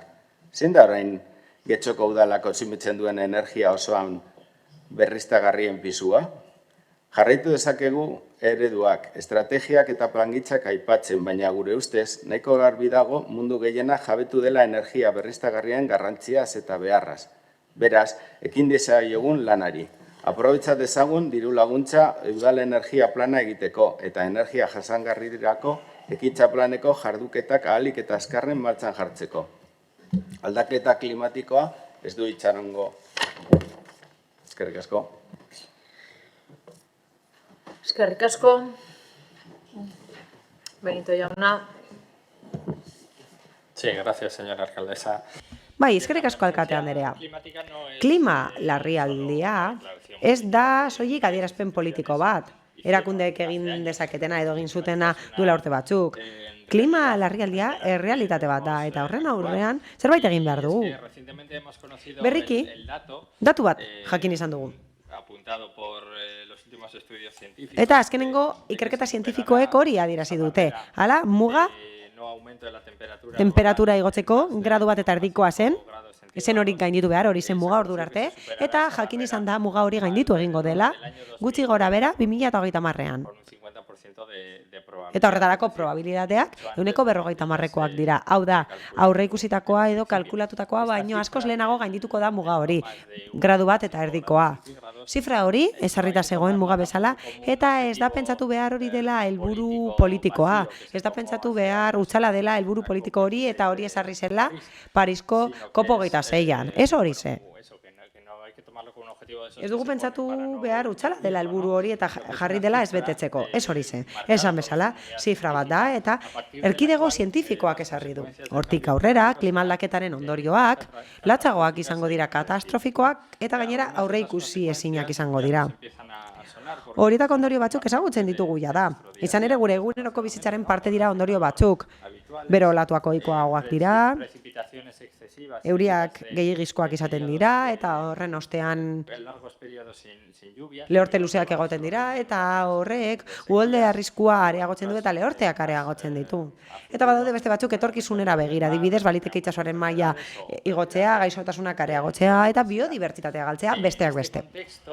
Testuinguru honetan, abenduan, azkenengo COP ospatu zen, klimaren gailurra ospatu zen COP28 kasu honetan, eta gailurra horretan berriro ere ikusi zen nazio mailako gobernuek eta munduko agintaririk garrantzitsuenek ez dutela maila ematen, hau da, ez diotela erronkari behar bezala erantzuten. Bere helburua da bere privilegio geoestrategikoak mantentzea mundu honetan zeina amildegira eramaten duten. Ez da ezer egiten klimaren alde, eta testuinguru horretan tokiko administrazioak eta tokiko erkidegoak paper giltzarrian daude. Paper giltzarria izan dezakete gizarteak eraldatzeko eta apustua egiteko gizartea eraldatzeko eta abian jartzeko horrela alternatiba desberdinak, ekologikoki begirunezkoak direnak, klimatikoki jasangarriak direnak eta gizarteari dagokionez desiragarriak izan daitezkenak. Testuinguru hori abiapuntutzat hartuta eta azterketa hori kontuan hartuta, nik uste dut Getxoko udalak energia trantsizioa ikusi beharko lukeela ardatz lehentasunezko bat bezala, baina zoritxarrez ez da horrela. Eta legintzaldi planera jotzen badugu berriki aurkeztutako horretara, ikusten dugu postal moduko argazki asko daudela. Fiturrerako panfletoa ematen du, aste honetan aurkeztuko dena. Eta 20 erronka planteatzen dira, baina horietatik bakar bat dago lotuta trantsizio energetikoarekin. Eta zehazki erronka horrek 5 neurri baino ez ditu jasotzen. Eta bat dago soilik zehaztuta dagoena, argiteria publikoa aldatuko da eta argi jasangarriekin ordeztuko da. Eta hori ez da zehatza, baina beste guztiak are gutxiago. Eta dokumentua ez da bat ere zehatza. Beraz, testuinguru honetan ez dut ulertzen zergatik aurtengo aurrekontuan udalak ez duen ezer jaso energia trantsiziorako. Besterik gabe argiak ordeztuko direla esaten da. Eta gainera, informazio batzordean esan zen energia trantsiziorako jarduketak egingo direla diru zaintza soberakinaren arabera. Ba ez, energia trantsizioa lehentasun bat da gizarte bezala eta ezin dugu horren arabera kudeatu, ezin dugu itxaron soberakina egon arte. Klima kontua garrantzitsua delako eta energia aurreztu behar delako, baita dirua ere. Horrez gain tokiko ekonomia sustatu behar da. Horrelako neurriekin gainera aukera dago tokiko ekonomia sustatzeko. Eta horrez gain badago gizarte alderdi bat. Trantsizio energetikoa horregatik lehentasun nagusietako bat izan beharko litzateke udal gobernuarentzat. Eta hori aurrekontuan islatu beharko litzateke kopuru handiekin, ez gaur egun gertatzen den bezala. Eta gainera lege kontu bat dago, jasangarritasun energetikorako legea hor dago. Y hay que cumplirlos. Eta legearen helburuak bete behar dira, beraz, horregatik guztiagatik proposamenaren alde egingo dugu udalak oraindik ere gauza asko dituelako egiteke. Díaz Andrea. Eskerrik asko. Bueno, es cierto, ¿no? Bai, egia da, noski. Ez dakit danok gauden ados, negazionistak ere badaudelako, baina gu noski ados gaude. mehatxua itzela dela. Eta hori klima aldaketa da, erreala da eta premiazkoa da, horri aurre egitea eta neurri eraginkorrak proposatzea energia trantsizioa egiteko. Beharrezkoa delako eta aurrera egin behar dugulako deskarbonizaziorantz. Beraz, ados gaude ikuspegiarekin, eta EH Bilduren proposamenarekin ados gaude, urratsak emateko fotovoltaikoetan edo eguzki energia termikoetan, espazio publikoetan, bideragarria denean, noski. Eta plangintza bat egin behar da zentzu horretan, zenbait instalazio egiteko aurrekontu ekitaldi bakoitzan, eta horrela jaso dugu gure hauteskunde programetan, eta horrela egiten ari dira Alderdi Sozialistako kideak, udal desberdinetan, zeinetan arlo horiek zuzenean kudeatzen dituzten. Eta egia da, getxo, oraindik ere ez ditugula urratsak eman fotovoltaikoak instalatzeko, baina beste jarduketa batzuk egin ditugu, eta horiek ere baliagarriak dira, eta bere helburua berbera da, energia trantsizioa egitea. Hori izan daiteke, ibilgailuak elektrifikatzea, LED argiak jartzea, planifikazioa egitea, ondar frakzioak kudeatzeko, bizikleta elektrikoak sustatzea, mugikortasuna hobetzea, kaleak aldatuz eta tau gune berriak sortuz, eta gainera, laster, hiri autobus bat sortuko da, elektrikoa izango dena, eta aukera emango duena ibilgailu pribatuaren erabilera murrizteko. Badaude ekintza hauek eta beste asko. Eta era berean, nabarmendu nahiko nuke, lehen egunean, Getxo Kirolaken artezkaritza batzordean, zinegotzi arduradunak azaldu zuela, hurrengo proiektu bat egingo dela rugby armaiarako. Bertan, eguzki plakak egongo dira eta horrela energiaren 95% hornituko da plaka horien bidez, eta interesgarria da ildo horretatik aurrera egitea. Interesgarria da proiektu berriek energia berriztagarriko sistemak edukitzea eta hurrengo plangintzan esartzea konpromiso bat fotovoltaikoak sustatzea aldera. EH Bilduk proposamen bat egiten du zehazki lehenbiziko puntuan, eta hori lotuta egongo da Aldundiaren diru laguntzarekin. Baina kontuan hartu behar da, epe batzuk esartzen dituela horrek. Horregatik, agian epeak planteatu dituzue zuen proposamenean, eta arlo kudeatzaileak esan duenaren arabera, epe horiek ekintzak egiteko ezinezkoak dira, ezin dira zehaztu. Hala eta guztiz ere, ebaluatzen ari da, Aldundiaren deialdean sartzea bestelako ekintza batzuk udalak egin izan dituenak. Eta horiek ere, noski, diru laguntzak jaso litzakete, deialdi berean. Esan bezala, helburua berbera da kasu guztietan deskarbonizazioa. Horregatik, hain zuzen ere, orain ez dugu alde bozkatuko, mila esker. Eskerrik asko. Andrea jauna. Gracias, señora alcaldesa. Eskerrik asko, alkate Andrea. Está claro que nuestro ayuntamiento no es un ayuntamiento. Argi dago gure udala, fin esateagatik eredugarria. Ez da, eredugarria gure udala jasangarritasunean eta energiaren kudeaketan. Etengabe esaten dute setz. Beti daude aurka. Beti daude Ibai Parke egitearen aurka. Ez daude ados gobela sustatzearekin, ez daude ados bolue hobetzearekin, ez daude ados plan bat egitearekin, babesteko askorri. Plana integrala izan beharko litzateke. Eta gobernu taldeak esaten duen bezala helburu ez da soilik etxeak ez egitea, baizik eta babes integralerako gune bat sortzea askorrin auzotarrek eskatu bezala. Eta bai, beti esaten dugu ezetz. Ibai Parke bat egitea proposatu dugu askotan, eta beti daude aurka. Jasangarritasunaren aurka dago beti gobernu taldea, eta energiari dagokionez EH Bilduk esandakoaren ildotik, ez gara eredugarriak ez da. Etengabe esaten du ezetz gobernu taldeak birkarga elektrikorako puntuak jartzeari. Gure helburua da ibilgailu elektrikoak sustatzea, baina getxon ez da birkarga elektrikorako punturik jartzen. Bakarrik udal instalazioetan udalak erabiltzeko. Garaje batzuetan ere aukera dago, barruan, eta kirol portuan badago instalazio bat, baina pribatua da. Beraz, ez dago birkarga elektrikorako puntu publikorik, eta argiteriaren eremuan ez gara eredugarriak. Argi dago behin eta berriz ikusi dugun bezala, aurrekontu likidazioan islatzen den bezala, diru asko gastatzen dela argiak. Ordezteko LED argiak jartzeko bombilla besterik ez da aldatzen, eta termostato bat aldatzen da besterik gabe, eta gainera hori ere batzuetan ez da egiten, ez gara gai gure bombillak aldatzeko, ez gara gai sistema tradizionaletik LED sistemara pasatzeko bide berriak sortzen direnean egiten da. Baina getxon sistema ez da gai, eta ez gara gai, ez dakit zergatik getxon, baina ez gara gai, esan bezala bombillak aldatzeko eta LED jartzeko ez da zaila bombillak aldatzea eta aspertu arte LED bombillak jartzea nahikoa izango litzateke, eta Galeako pasealekua zautzearen, energia zautzearen adibide bat da. Goizaldeko 5etan argiztatuta egoten da pasealekua eta ordu horietan ez dago inor. Argiak zaharrak dira, ez da LED sistema, Eta arautu genezake LED argiekin sistema eta handitu halko genuke argiztapen maila jende hurbiltzen denean, eta hori gora bera erdigunean ilun egoten dira kaleak eta sugatxarteko erdigunean, eta merkataritzak guneetan argiek ez dute behar beste argitzen. Gure auzotarrek behar duten argiztapen maila ez da bermatzen bertatik biltzeko, eta erakusleiorik gabe, hau da erakuzleio argiturik gabe, auzotarrek ez lukete zer ikusiko, eta kaleak erabat ilun egongo litzateke gauean eta ilun dagoenean, eta bere kontzeptua gobernu taldearen argiteriaren eremuan ez da bat ere zuzena, eta ez hori bakarrik.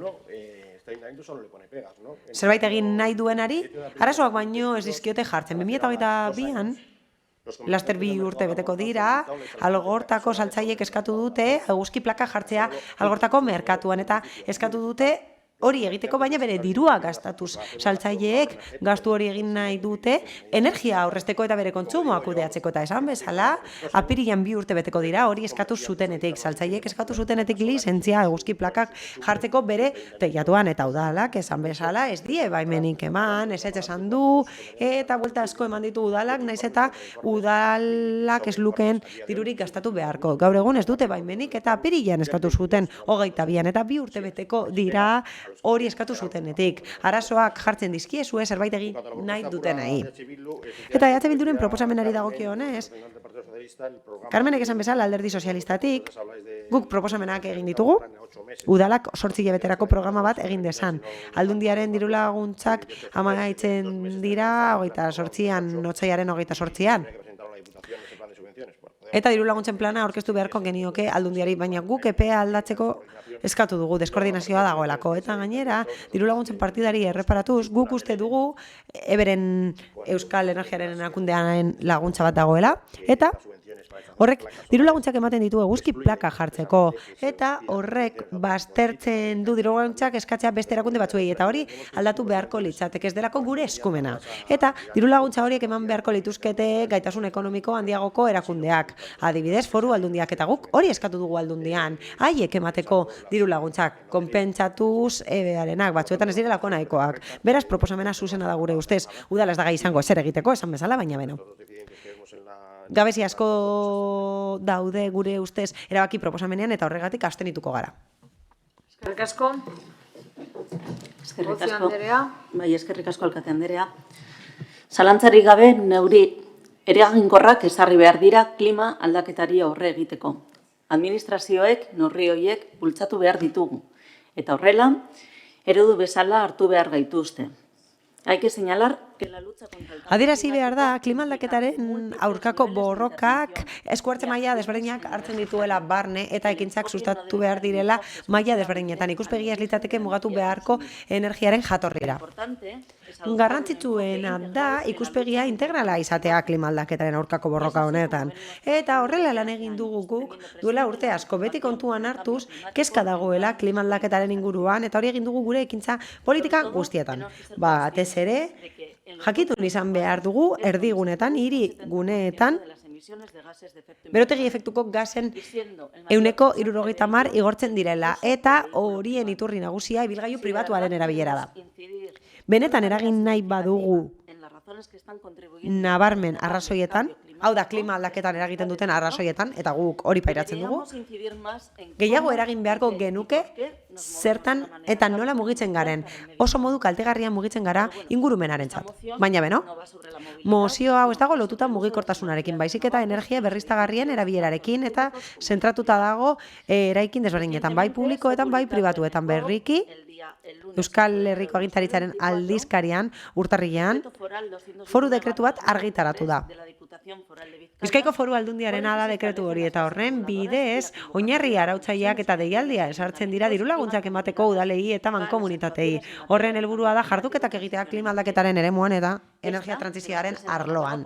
Guretzat hori abagune egokia da, ikuskaritza plana egiteko. Guk hori egin dugu udal eraikinetatik, gure eraikin guztietan, udal eraikin guztietan egin dugu, eta horrela jasota geratuko da planteamendu integral eta sistematiko batean. Eta gainera horrek aukera emango digu neurri zuzentzaileak esartzen jarraitzeko, energia kalifikazioa betzen jarraitzeko eraikinetan, beti ere lehenetsiz kontsumoaren murrizketa, energiarena noski.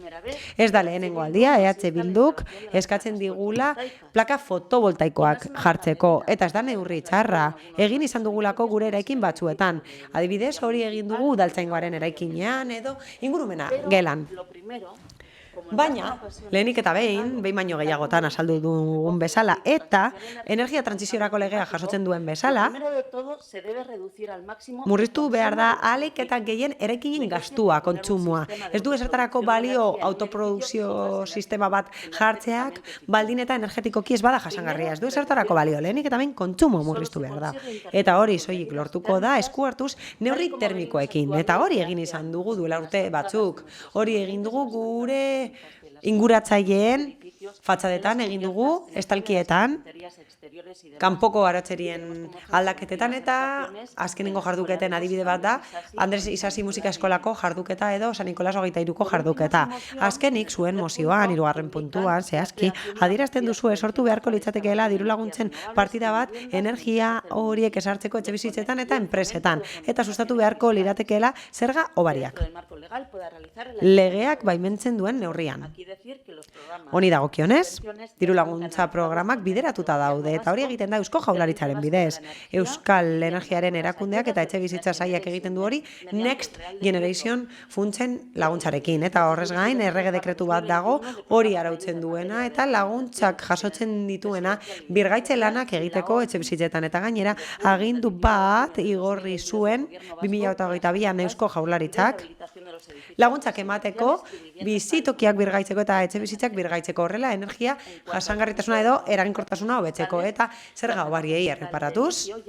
Izioren ordenantzak hobariak jasotzen ditu obrentzat baldin eta energia jasangarritasunarekin lotuta badaude eta ekimen pribatukoak badira. Horregatik guztiagatik momentuz ez dugu alde bozkatuko, mila esker. Eskerrik asko. Barañano jauna. Bai, eskerrik asko. Bueno, labur hitz egingo dut. Aldaketa klimatikoa bertan dago, eta ez datea joka. Etxean sartu zaigu. Aurreko astean, Eusko Jaurlaritzan, EH Bildu, PSOE eta EAJak klima aldaketaren legea adostu zuen. EH Bilduren hobekuntzei esker, hasieran aurkeztutakoa baino hobea. Berri on bat guztientzako, ea aprobetxatzen dugun. Bizkaiko Foru Aldundia beste aldetik laguntzak ematen ditu. Aprobetxatu ditzagun. Ez ditzagun aitzakia jarri aurrera ez egiteko. Eta bukatzeko, askotan esaten dugun bezala, hitzetatik ekintzetara pasatzeko garaia da. Los grupos parlamentarios Eusko Legebiltzarreko alderdiek erakutsi dute eta adierazi dute hobetzeko tartea handia dela.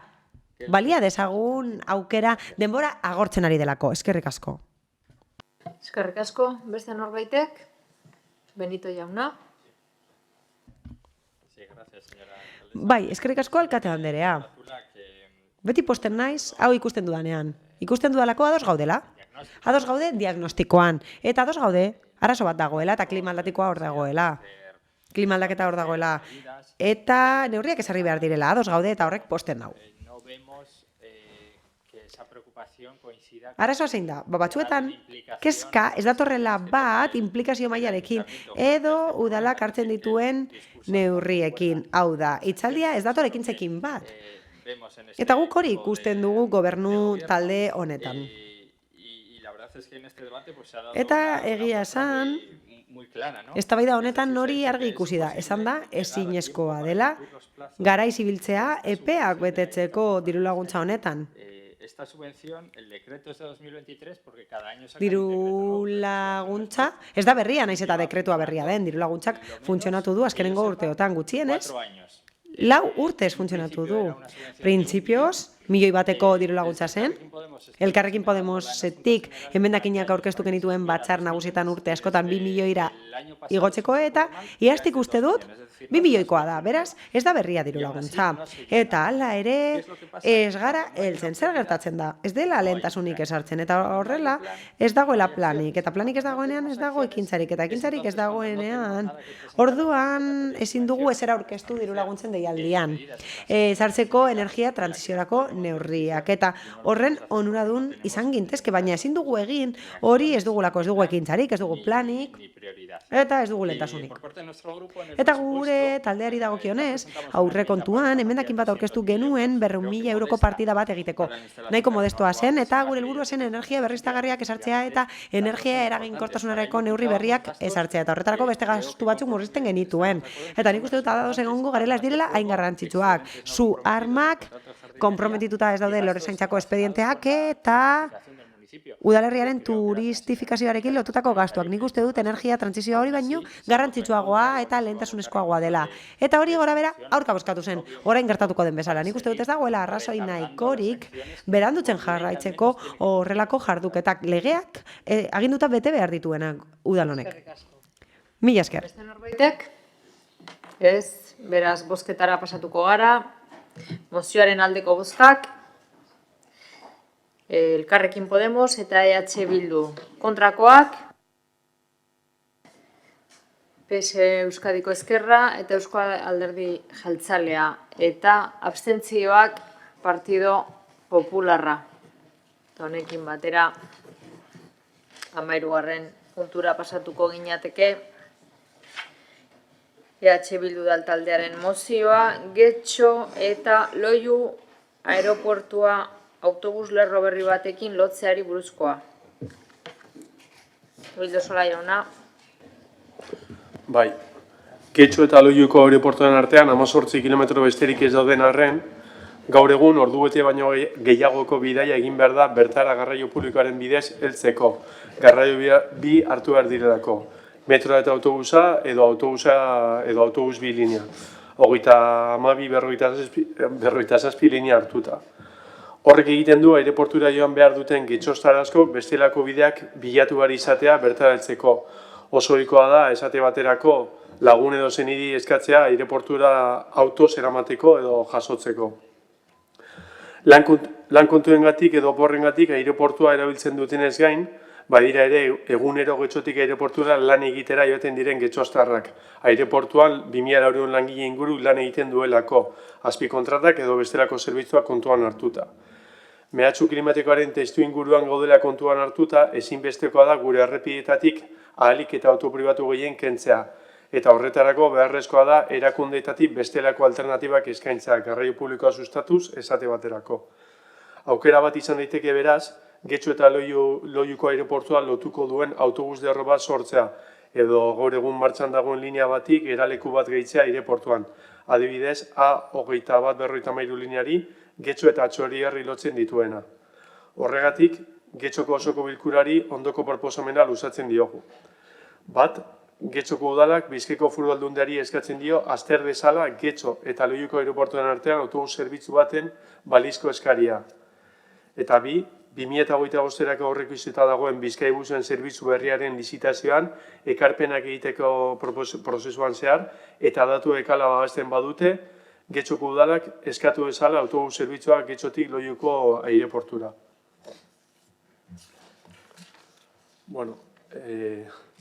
Badakigu eskatzen ari garen autobus lerro horrekin proba pilotu bat egin zutela 2011an. Baita ere ez zutela jarraitu autobusarekin jendeak ez zuelako erabiltzen. Baina esan beharra dago proba hori 3 hilabetekoa bakarrik izan zela. Gure ustez oso denbora gutxi da jakiteko ea erabilgarria den ala ez, izan ere ez zuen denborarik eman ez da jendea autobus horren berri edo linea horren berri izateko. Gainera, orain dela 13 urteko proba bati buruz ari gara. Eta 2011an zehazki 4 milioi erabiltzaile izan zituen Loiuko aireportuak, 2023an aldiz 6,4 milioi erabiltzaile izan dituelarik. Hau da, erabilpenak 136 izan du, 136ko igoera izan du. Honek beste egoera batean jartzen gaitu. Autobus lerroni bigarren aukera bat eman behar zaio, baina oraingoan benetako aukera bat. Autobus lerro berria iragartzeko kanpaina komunikatibo indartsu bategaz, autobusaren geralekuan lerro berriaren ordutegia eta ibilbideen nondik norakoak adieraziz. Irrati eta eskualdeko komunikabideetan agertuz, bai Irukan edo Getxoberrin adibidez, horietan iragarriz, eta hilabete pare bat pasa ondoren, informazio guzti hori jendeak behin jasota daukala, autobusa martxan jarriz. Azken finean, nork ez dio lagun edo zenide bati eskatu inoiz aireportura hori biltzeko, guazen garraio publikoa indartzera eta benetan erabilgarria izatera. Eskerrik asko. Benito jauna. Sí, para quien nos esté viendo, habitualmente... Bueno, ikusten ari direnentzat, normalean politikariek erabakita izaten dugu gure bozka, gure posizionamendua, eta mozionen kasuan ez nuen oso argi zer bozkatu. Eta, hain zuzen ere, entzun nahi nuelako, zer argudioa aipatzen ziren, baina ez gaude ados EH Bilduren proposamen honekin esan den bezala, 3 hilabetez izan genuen linea hau, baina hain zuzen ere oso erabilera txikia izan zuelako. Bidaiko 2 erabiltzaile zeuden, eta gutxi egongo balira justifikatuko genuke, gazkina hartu behar delako beste ordu batean, agian, baina oso maiztasun hona zegoen goizeko 6-etatik gaueko 12 arte uste dut, ordu betero.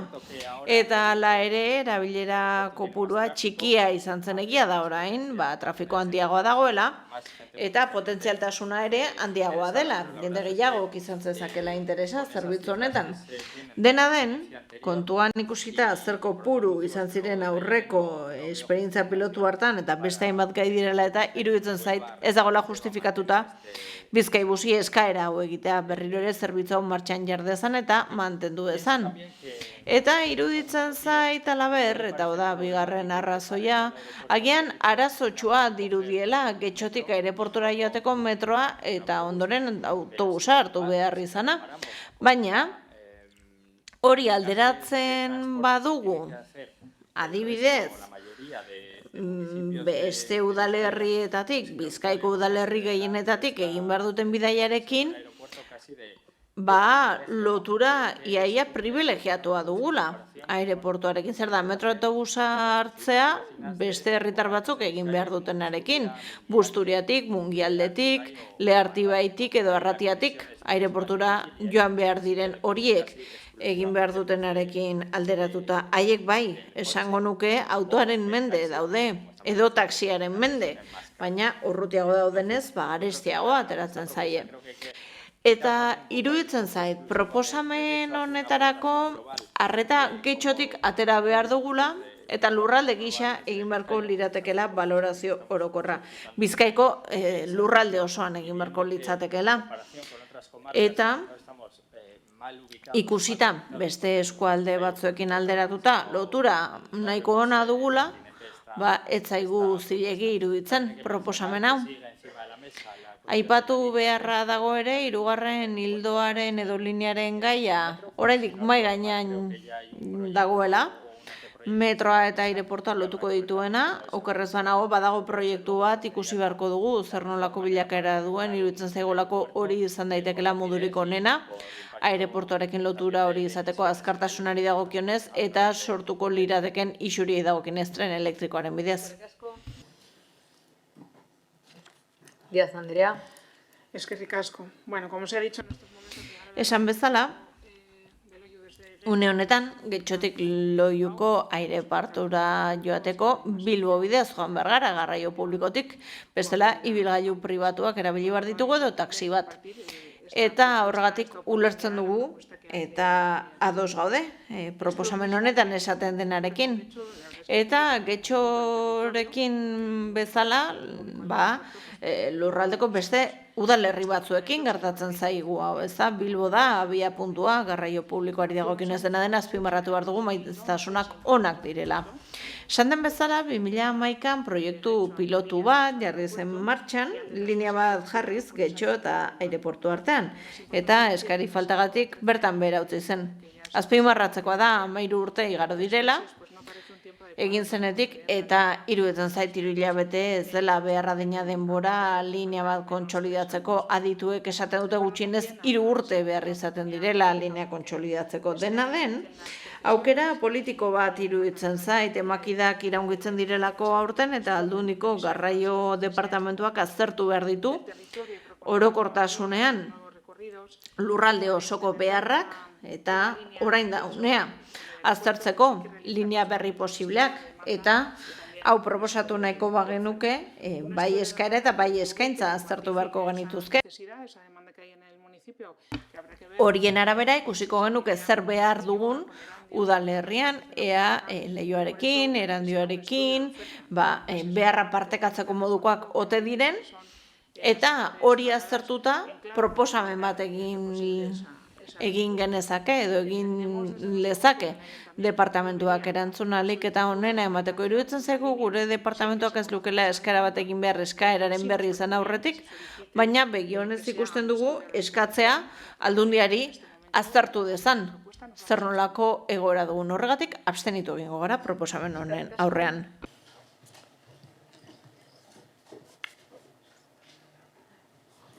Arandi Andrea.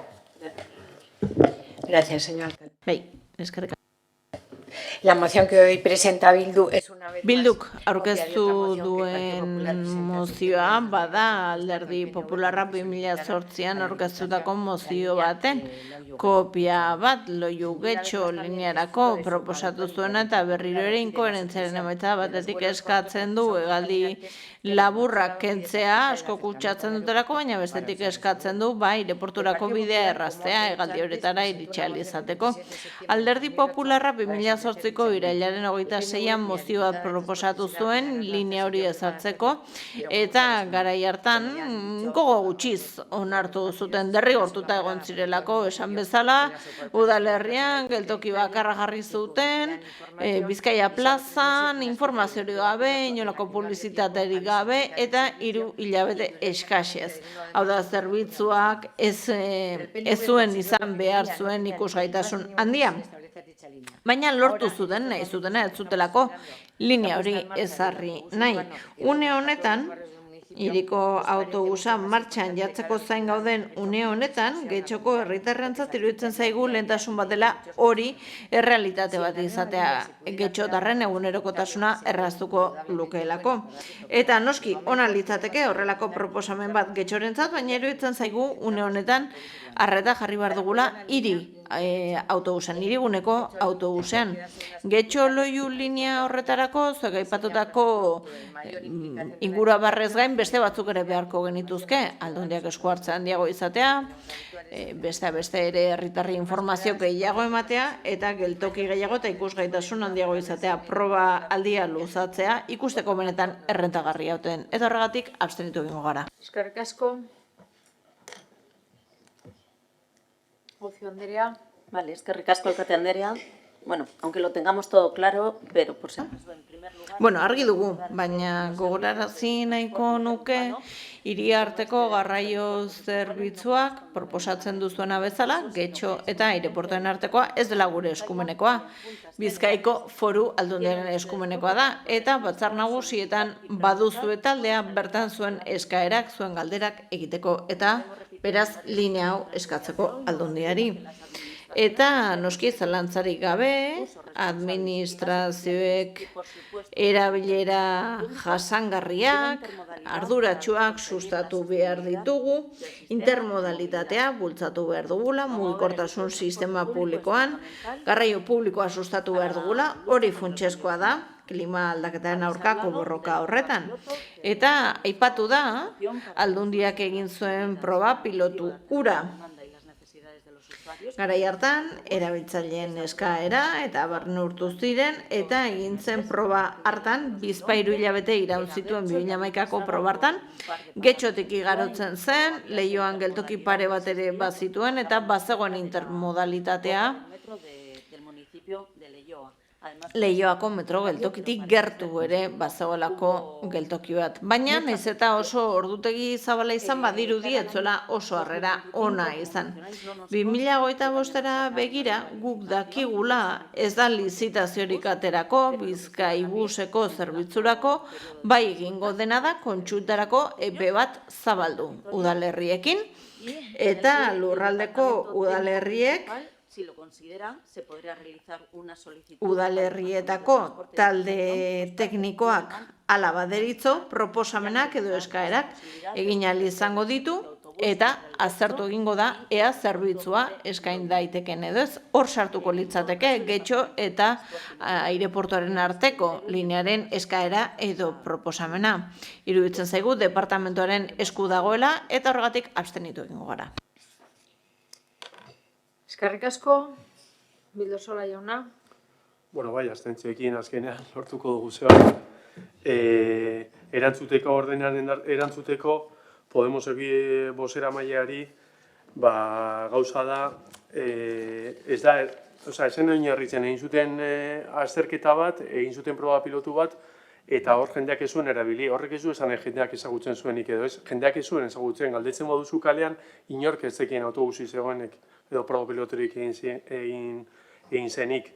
Gainera, adibidea jarrita, gaur hemen Getxori buruz gaude hitz egiten, eta Getxoko arazoak konpondu nahi ditugu, baina adibidea jarri nahi dizut, Bermeoko pertsona batek autobusa hartuta, ordu eta 19 tardatzen du aireportura, Bermeo, handago, eta Getxoko pertsona batek garraio publiko hartuta, ordu eta 10 tardatzen ditu, dena ondo ateratzen bazaio. Beraz, kontuan hartu behar da hori ere, Getxoko auzokidentzan nahi baldin badugu zeba zer egin.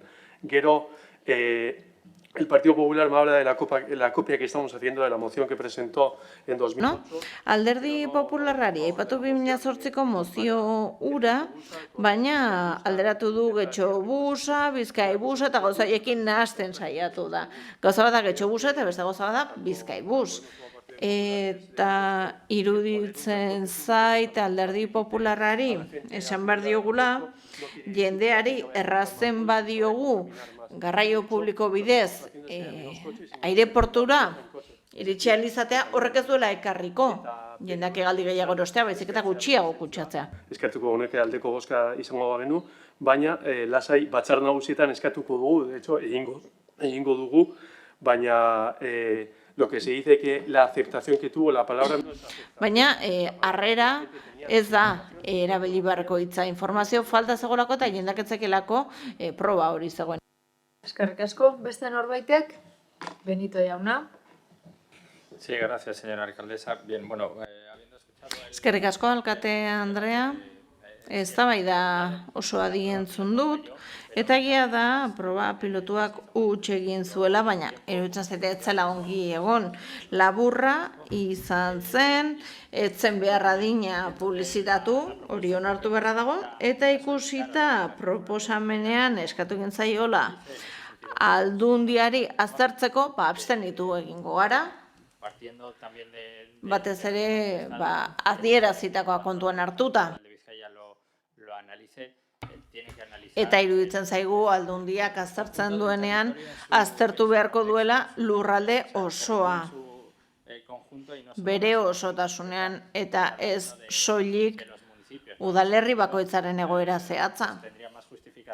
Eta horregatik iruditzen zaigu justifikazio handiago izan zezakeela, hainbat udalerritatik igarotzen den linea bat, erabiltzaile gehiago, izateko potentzialtasuna izan dezan, beraz, esandakoa, abstenitu egingo gara. Ederki? Tara pasatuko gara, norbaitek gehiago hitza hartu nahi du. Ez, bozketara pasatuko gara, beraz, mozioaren aldeko bozkak, EH Bildu taldekoak. Aurko kontrakorik ez dago, eta abstentzioak, Partido Popularra, PSE, Euskadiko Ezkerra, Eusko Alderdi Jeltzalea eta Elkarrekin Podemos. Honez beste, 14. puntura pasatuko ginateke. Podemos udal taldearen mozioa, Getxo tentsio handiko eremuan deklarazioan sartzeko Eusko Jaurlaritzari kalkulu zehatzagoa egiteko eskatzeari buruzkoa. Benito jauna. Sí, gracias, señora alcaldesa. Bien, paso a leer la... Eskerrik asko, alkate Andrea, mozioa irakurriko dut. Joan den iraileko osoko bilkuran Eusko Jaurlaritzako etxebizitza sailari eskaera egitea onartu zen, hain zuzen ere legediak ezartzen dituen betekizunak betetzen dituzten udalerriko zonetan bizitegin merkatuko tentsio handiko eremuak deklaratzeko. Horrela, osoko bilkura honetako 5 aldetatik 4 akordio baliotsu eta zabala lortu genuen, Getxoko herritarrek gaur egun duten arazo nagusiari erantzuteko. Etxebizitza eskuratzeko ordaindu beharreko prezioa. 2023ko abenduan Eusko Jaurlaritzako etxebizitza sailak Euskadiko udalerrietan dauden tentsio handiko eremuak deklaratzeko txosten argitaratu zuen. Getxo, zerrenda horretatik kanpo geratu zen. Harrigarria da, erabaki hori hartzea, txosten horren arabera, udalerri osoan alokairuen batez besteko errenta 873,86 eurokoa denean. Lanbideen arteko gutxieneko soldataren 67% eta EAEko batez besteko soldataren 34%. 145 emakume bazara eta 176,4 25 urtetik beherako bazara. Baina batez ere oso kaltegarria da hilero familia ekonomian kostu horiek euren gain hartu behar dituzten bizilagunentzat. Eusko Jaurlaritza kalkula hau egiteko aukeratu den modua arretaz aztertuz gero, berehala egiaztatzen da nolabait esatearren gure udalerriko errealitatearekin batez datorren formula bat erabili dela. Izan ere, udalerriaren banaketa administratiboa egiterakoan, Getxoko auzoen errealitate sozialarekin zerikusirik ez zuten 3 barruti ezarri dituzte azken batean, ondorio larri moduan Getxon biziren pertsonei kalte egitea eragin duen azterlan narratsa da. Horregatik guztiagatik, Getxoko udalaren osoko bilkurari honako proposamena aurkezten diogu. Bat, Getxoko udalak Eusko Jaurlaritzako etxebizitza sailari eskaera egingo dio bizitegin merkatuko tentsio handiko eremu deklaratzeko kalkulua berregin dezan. Hau da, udalerria osoka zatituz eta ez barrutika. Bi, azterketa berri horretan oinarritutako Getxoko udalak osoko bilkura honek irailean onetsi zuen mozioa betearaziko du. Mozio horretan Getxon bizitegin merkatuko tentsio handiko eremua deklaratzeko izapideak hasteko eskatzen baitzen. Defentsara pasako zara. Sí, paso a defender la... Bai, defendatu egingo dut. Perdón, la moción. Bien, como decía, en el pleno... Bai, mozioa defendatuko dut. Esan bezala, iraileko osoko bilkuran eskaera onetsi zen tentsio handiko eremuen deklarazioa jaso ahal izateko. 5 aldetatik 4 alde bozkatu zuten guztiek, alderdi popularrak izan ezik. Hori dela eta, esan dezakegu, adostasun maila handia biltzen duen proposamen bat dela, eta iruditzen zaigu bistakoa dela aplikatzeko modukoa izango litzatekeela, ingurua barrak emango balira. Dena den iruditzen zaigu udaletik ahalegina egin behar dugula. Ahalegina egin behar dugula ez soiliko onar dadin, baizik eta benetan zorroztasunez azter dadin aukera hau. Eta horregatik mahai gainean jartzen dugun mozio honen bidez, nahi dugu nolabe konpondu Eusko Jaurlaritza bere txostenean egindako akats larri hori. Akatsa nahiko larria da dakartzan ondorioengatik, Getxo guztiz aztertuta geratu delako, kanpo geratu delako, tentsio handiko eremu horien izendapenaren aukeretatik, bere bizitegia auzo guztiak kanpo geratu dira, eta dakigun bezala hori azkenean Getxotarrek ordainduko dute. Alokairu faktura ordain ezinekin batez ere diru sarrera edo errenta baxuena dituzten auzoetan. Zein da Eusko Jaurlaritzak egin duen akatsa? Bueno, nahiko soila, baina aldi berean oso larria da. Dakigunez, Getxon kontraste handia daude, alde handia daude, auzoz auzo, eta hala eta guztiz ere, Eusko Jaurlaritzak erabili duen banaketa barrutien araberakoa da. 3 barrutitan bereizi du, eta badakigu banaketa hori guztiz administratiboa dela, ez duela islatzen udalerriaren errealitate sozioekonomikoa eta are gutxiago etxe bizitzaren merkatua. Beraz, banaketa horren bidez, elkartu egin ditu erromoko kale batzuk, 33.000 euroko batez besteko errenta dutenak, 128 pobrenen artean sartzen diren kale horiek, Zugazarte kalearekin, bestea beste. 151.000 euroko errentatik gorakoekin, aberatsenen 1%ean sartuko lirateken horiekin. Gauza bera, bigarren barrutiarekin, Neguriko kale batzuk 151.000 euroko errenta dutenak eta Algortakoak. Kasume adibidez, sartu dituzte non 38.751 euroko batez besteko errenta duten. Batez bestekoaren barruan legoke, baina alde handia dago, 131.000 euro edo gehiagoko horrekin alderatuta. Aberatsenen 1% horrekin alderatuta. Beraz, iruditzen zaigu, hau oso gaizki egindako lana dela, ez dela bat ere lan txukuna, zabarra dela, eta espedientea betetzeko egin dela, ez benetan errealitatea aztertzeko asmo zintzo horrekin. Eta are gehiago, ziur gaude, hau ongi kalkulatuko balitz, emaitzak oso desberdinak izango liratekeela. Adibidez, Leioako udalerrian, bigarren barrutian bai jaso dutela, tentsio handiko eremu jasotzeko, izendapena jasotzeko aukera. Pinueta eta Lamiako auzoetan ikusten dugu bietan dituzen errentak badirela erromuko errenten antzekoak. Eta hor bai jaso dutela izendapen hori. Beraz, ziur gaude, kalkulua aldatuz gero, emaitza desberdinak izango liratekela. Zer da ongi egin ez den honen emaitza? Herritarrek ordainduko dutela. Eta udalak ezin ditu neurriak hartu, adibidez, alokairuen prezioak izozteko, edo eta ezingo dira bultzatu, iraupen luzeko alokairuak, edo ezingo dira ezoiko programa bultzatu kontratuak amaitzen direnean, alokairuko kontratuei buruz ari naiz.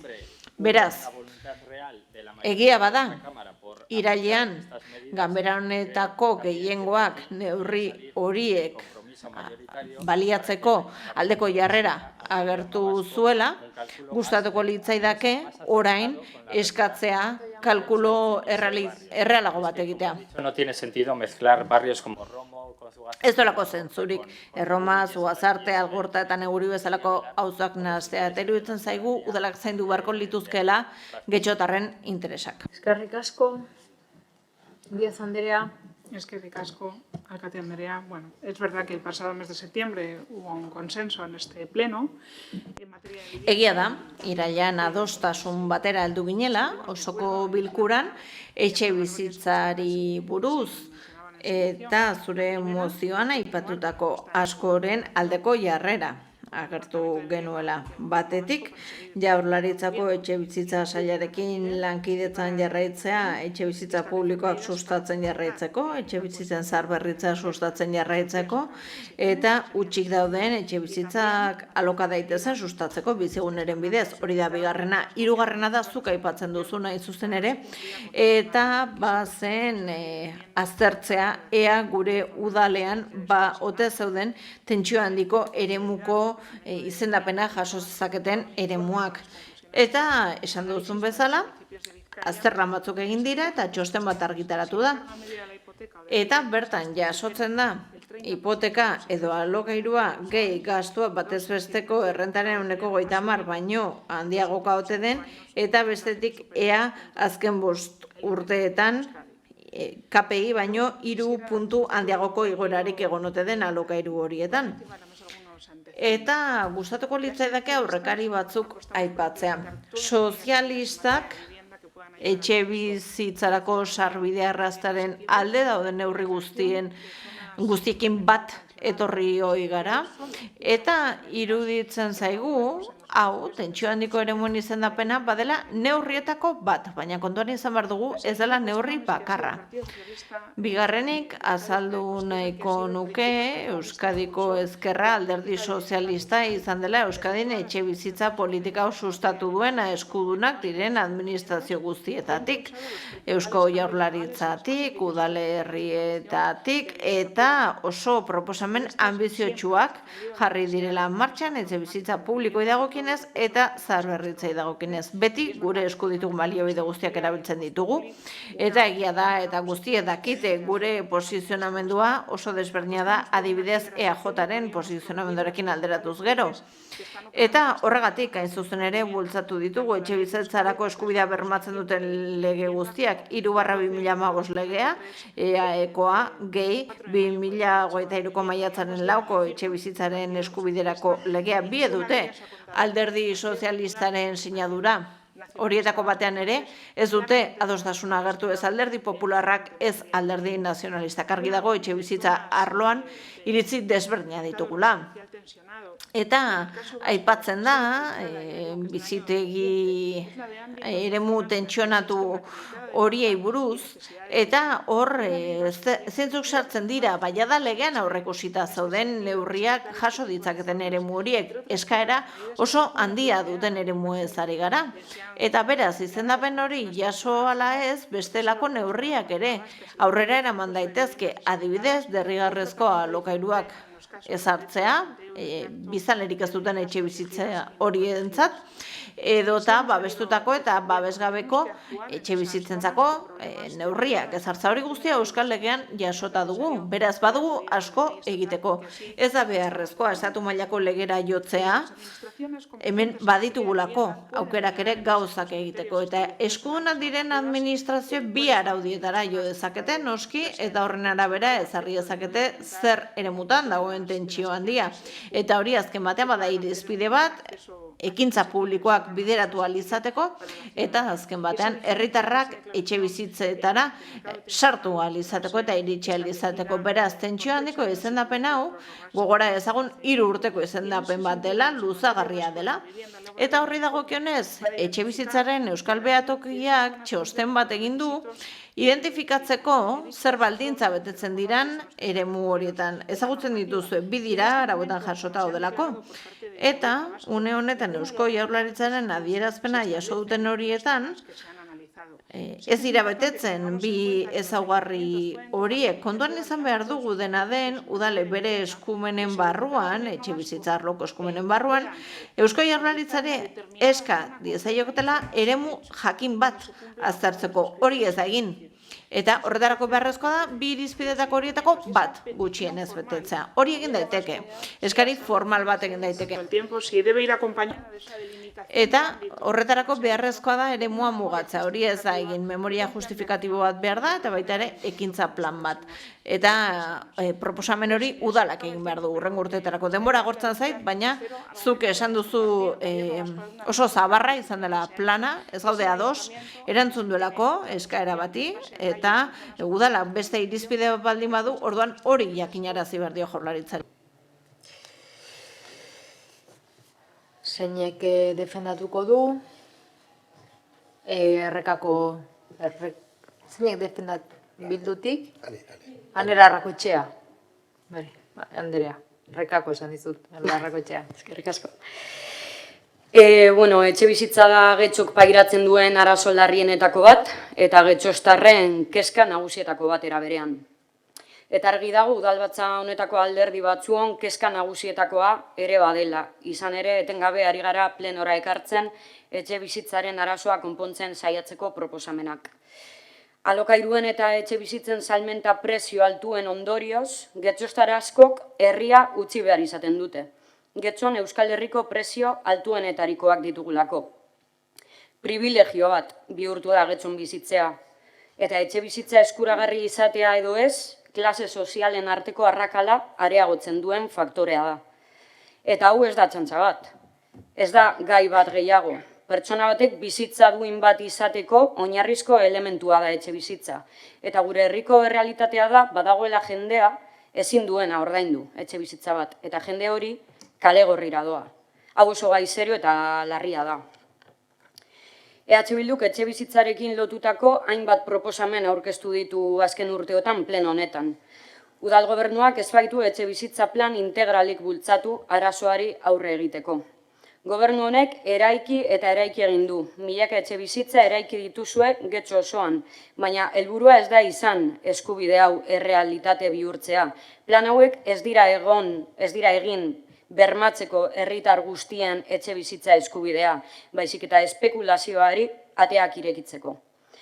Hamarkada hauetan zehar, EAJaren gobernu ezberdinek jarraitu duten etxe bizitza politikak ez du etxe bizitzaren arazoa konpondu. Ez du ekidin gazteak herritik alde egin behar izatea. Ez du konpondu baldintza zaurgarrietan dauden pertsonen egoera. Ikasturte politiko berriari hasiera emateko mozio bat aurkeztu genuen iraileko osoko bilkuran. Getxo, tentsio handiko gune gisa, sartu alizateko azterketa bat egiteko eskatuz. Etxe bizitza lege berrian oinarrituz, eta onartua izan zen. Ez dakigu zein puntura arte abiatu zen prozesu hori, pentsatzen dugu ez zela zuzenean abiatu. Hala ere, Eusko Jaurlaritzak txosten bat argitaratu zuen, baldintzak betetzen zituzten herrien zerrenda batekin. Eta zoritxarrez, Eusko Jaurlaritzak egindako txosten horren arabera, Getxok ez ditu baldintza betetzen, eta beraz ez da tentsio handiko eremuen zerrendan sartu. Egoera bitxia sortu zaigu beraz gure herrian, izan ere, alokairuzko preziorik altuenetarikoak ditugun arren, ez gaituzte tentsio handiko gune modura izendatu. Bataz besteko errenta oso altua delako batez ere. Beraz, aberastasun handia duten pertsona gutxi batzuk, gainontzeko herritarron bizi baldintzak baldintzatu ditzakete.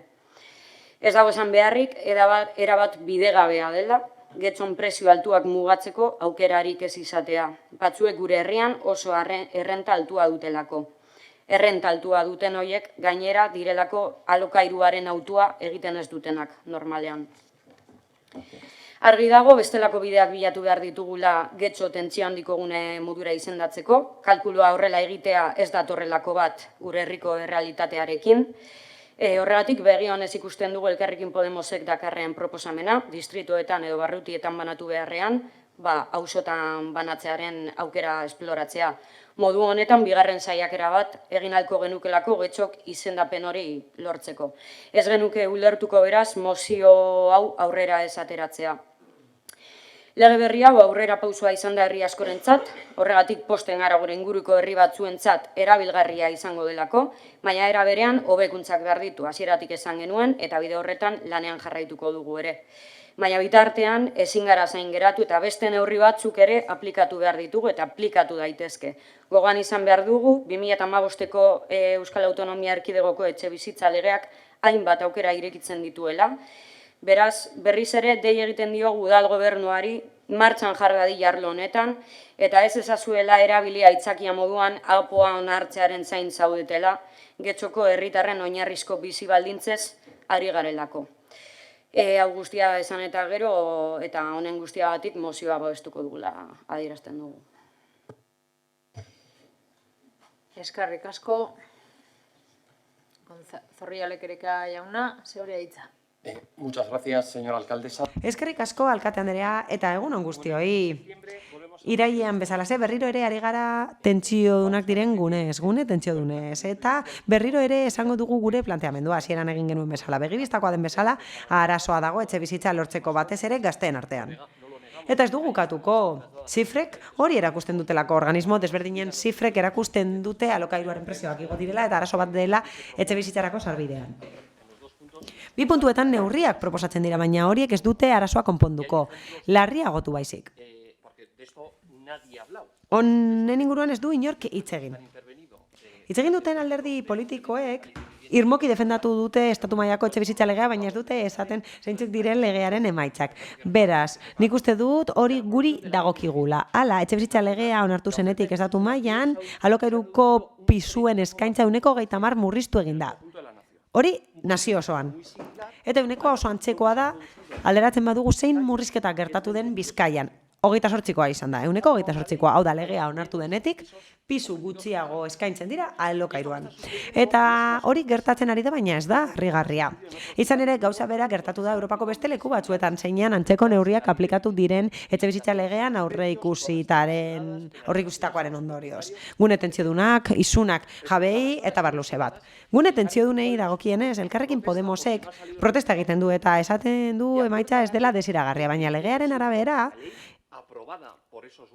alderdi horiek onartutako legearen arabera, naiz eta protesta egiten duten, autonomia erkidegoek irizpidea bana dezakete barrutien arabera, mikroguneen arabera, edo autonomia erkidegoaren arabera. Eta benetan esan nahi dugu aldea ez litzatekeela handia izango baldin eta kalkuluak egiten badira 3 barrutien artean, edo 5 auzoen artean. Ofizialki, 5 auzo daude Getxon. Beraz, kontua ez da Eusko Jaurlaritzak txapuzeroa den azterketa egin duenik, ez hori ze. Etxebizitza legea da benetan txapuzeroa dena. Onartu denetik etxebizitza legea, esan bezala, alokairuan dauden pisuen eskaintza murriztu da Bizkaian 28%. Esan dezakegu hemen, eta bai, egia da, bai, noski. EH Bilduk aipatu egin du, eta bai, egia da.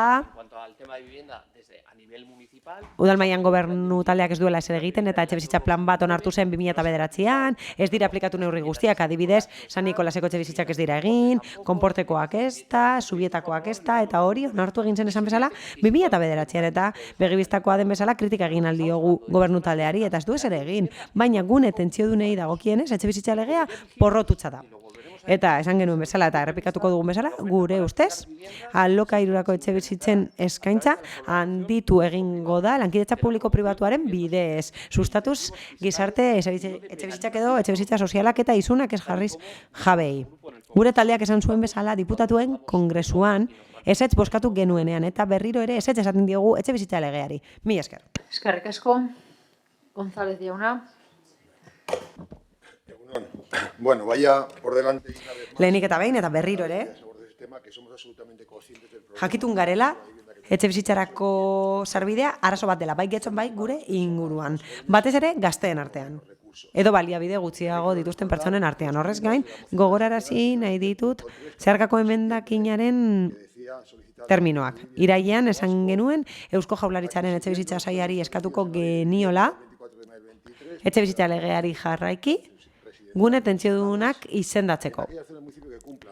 Gune batzuetan, zeinetan baldintzak betetzen diren horretarako. Beti ere, legearen terminoak kontuan hartuta. Ondo da, eskaera bete du Eusko Jaurlaritzak eta abenduan argitaratu egin zen, Getxok ez duela gune tentsiodunik, ez direlako betetzen kasu horiek, esarritako kasuak ez direlako betetzen, hau da. Errenta, familia errenta, edo alokairuaren prezioa 3 puntu baino gehiago handitu izana. Horiek dira baldintzetako batzuk eta noski. Emaitza ez da gustokoa izan. Elkarrekin Podemosek kritikatzen du Eusko Jaurlaritzaren formula eta besterik gabe Eusko Jaurlaritzak etxebizitza legeak esarritakoa egin du. Baina ematen du ez datorrela bat udalerriaren errealitatearekin behintzat bere ustez. Eta ez denez bere ustez nahikoa legea zalantzan jartzea, batzuek aztertu dute gune tentsiodunen kasua, eta dirudienez, Elkarrekin Podemosetik eskatzen da ere bai, Eusko Jaurlaritzak azterketa bat egiteko, administrazio barrutiak aldatuz, barkatu, joderitza esan dut, barkatu, horregatik. Administrazioak gara eta guk administrazio irizpidea jarraitu behar ditugu horregatik, beraz. Eusko Jaurlaritzak, eta bai, ados nago, faktore horiek alakoak direla, baina ez dira etxebizitza legean ona aipatzen, beraz ez dakit zeri egin diona referentzia. Eta bai, interesa izan balute, legea hobetzeko aukera zegoen. Errealitatearekin bat etor zedin. Hala, alokairuaren prezioa lotuta egon behar da, lanbide arteko gutxieneko soldatarekin eta Euskal Herriko batez besteko soldatarekin lotuta egon behar da. Beti ere bertako administrazio egoera kontuan hartuta. Esan bezala, eta Alderdi Popularrak esan duen bezala, honek erakusten du, legea gaizki eginda dagoela, edo pentsatu dela beste leku baterako, eta gero aplikatzen dela Espainiako legerian. Eta Espainiako legeria funtsean da kafesnea denontzat. Nire ustez gaizki dago. Eginda lege hau, kontuan hartu delako gehiago, noiz onartzen zen, eta esain beste zertarako onartzen zen. Mila esker. Eskerrik asko. Benito jauna, bigarren txanda. Bai, zoritxarrez. 4 hilabete beranduago, begibistan dago zein zen iraieko borondatea. Aurrera eramateko neurri hau. Batez ere EAJ-ari dagokionez, noski. Hau da, ez egoen inolako borondaterik. Zuk esan duzu, administrazioa garela, eta administrazio bezala kontuan hartu behar dituzuela administrazio banaketa barrutien arabera. Baina batzordetan hitz egiten duzunean edo plenoan, ez zuk ez inork, ez ditugu barrutiak aipatzen, guretzat auzoak dira. Guretzat auzoak dira eta horrela aipatzen ditugu. Getxo banatuta dago auzoetan. Eta nik uste dut, hemengo inork ukatuko duela, Getxoko auzoek errealitate oso anitzak dituztela egoera sozioekonomikoari dagokionez. Oso askotarikoak dira egoerak auzoetan eta horretan ados egon gaitezke, ezta? Beraz, berriro ere errepikatuko dut galdera. Zentzuduna da analisi bat egitea zeinetan Romoko kaleak uztartzen ditugun, elkartzen ditugun, aretako kaleekin, Zugasarte bezalakoak, zeinean batez besteko errentaren desberdintasuna 1.000 euro baino gehiagokoa den, zentzuduna da benetan hori egitea, konparazio hori egitea, ez da zentzuduna. Ez da bat ere zentzuduna, eta bai, agian ez dut hain irmoki hitz egin behar Eusko Jaurlaritzaren lana deskribatzeko. Kentzen dut, ez dut esango txapuzeroa denik eta ez denik ezer egin, edo fede txarrik dagoenik, hori ken dezaket nire itzalditik, baina udalek aukera badute benetan eskatzeko, analisi bat egiteko bestela, beste modu batera, esan dezagun, ezta? Hori da mozioak funtsean proposatzen duena. Mozioan ez dira beste neurri batzuk aipatzen etxe bizitzaren merkatuari buruz, batzuekin ados egon gaitezke eta beste batzuekin ez. Horren inguruan hitz egin genuen irailean. Nire taldeak 9 neurri proposatu zituen, baina orain zertaz ari gara, gune tentsionatu ez edo tentsiodunak diren gunez, eta bai alde bat dago eta inork ez du hori ukatuko, ez hemen ez inon.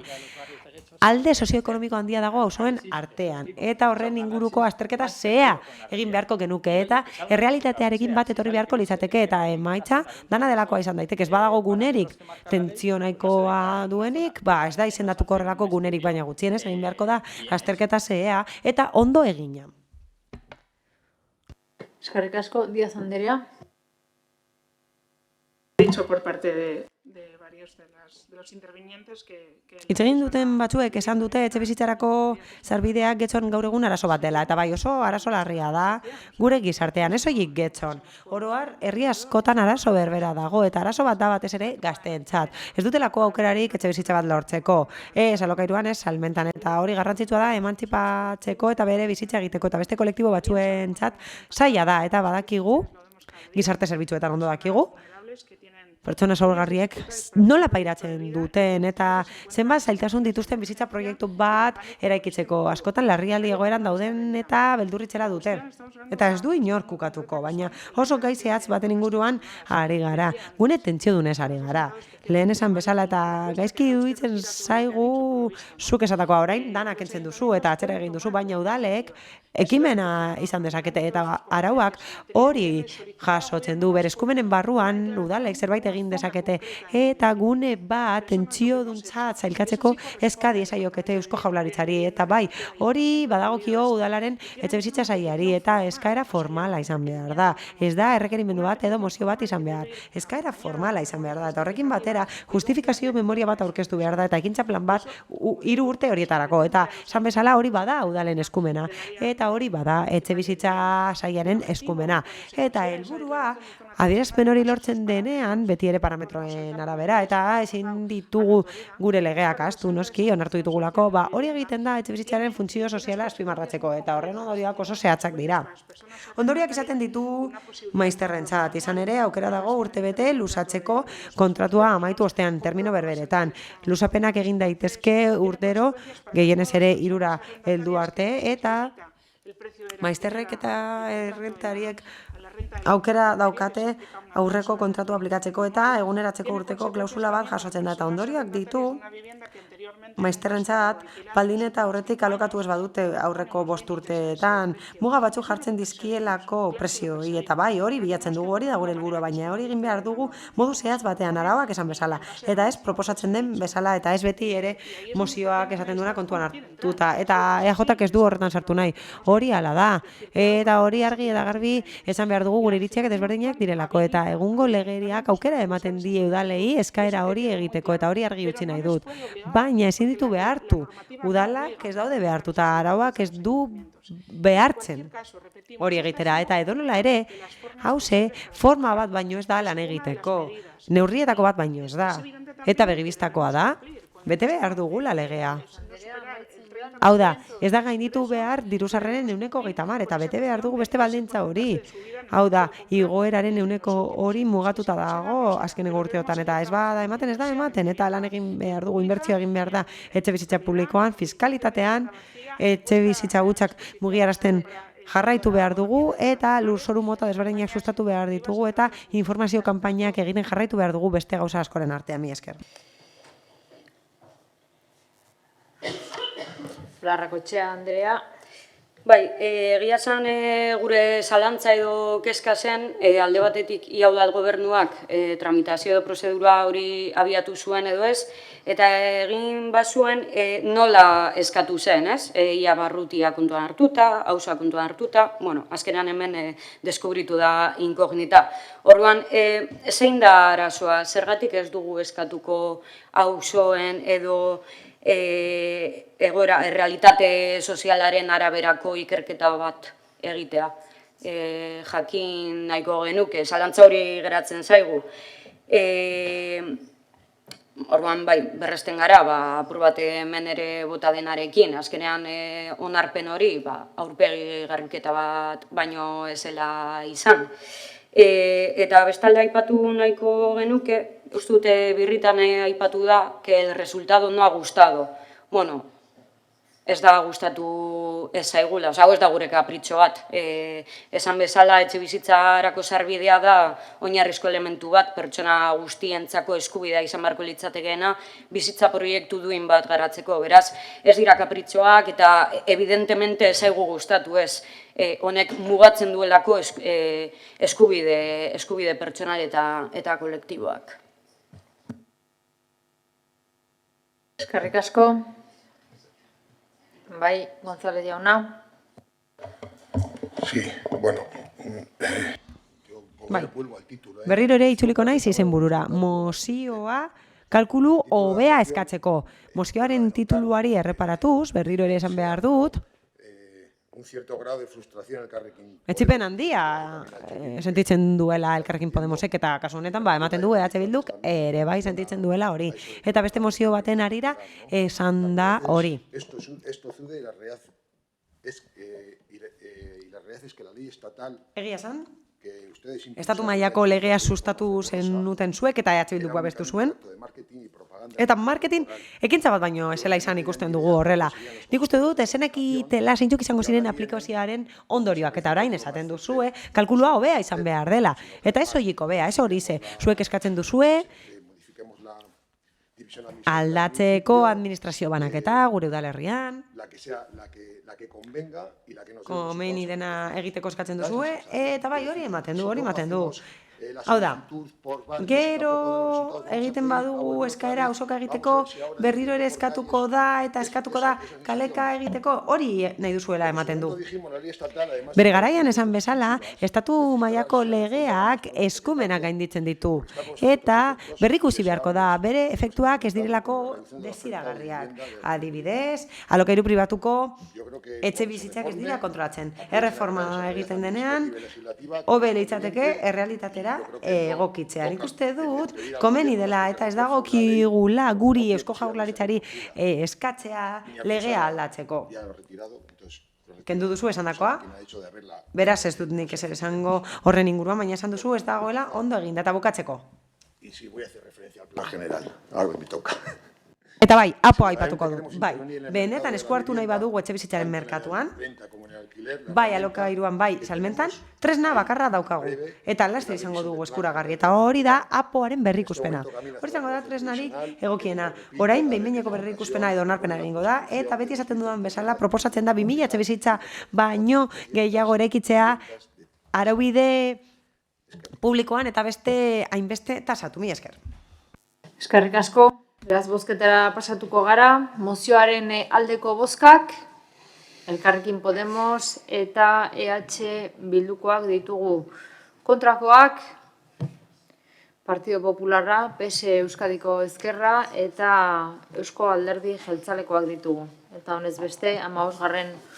puntura pasatuko gineateke, Podemos taldearen mozioa, Getxoko udalerriak Gazako genozidoaren aurka hartu beharreko neurriei buruzkoa.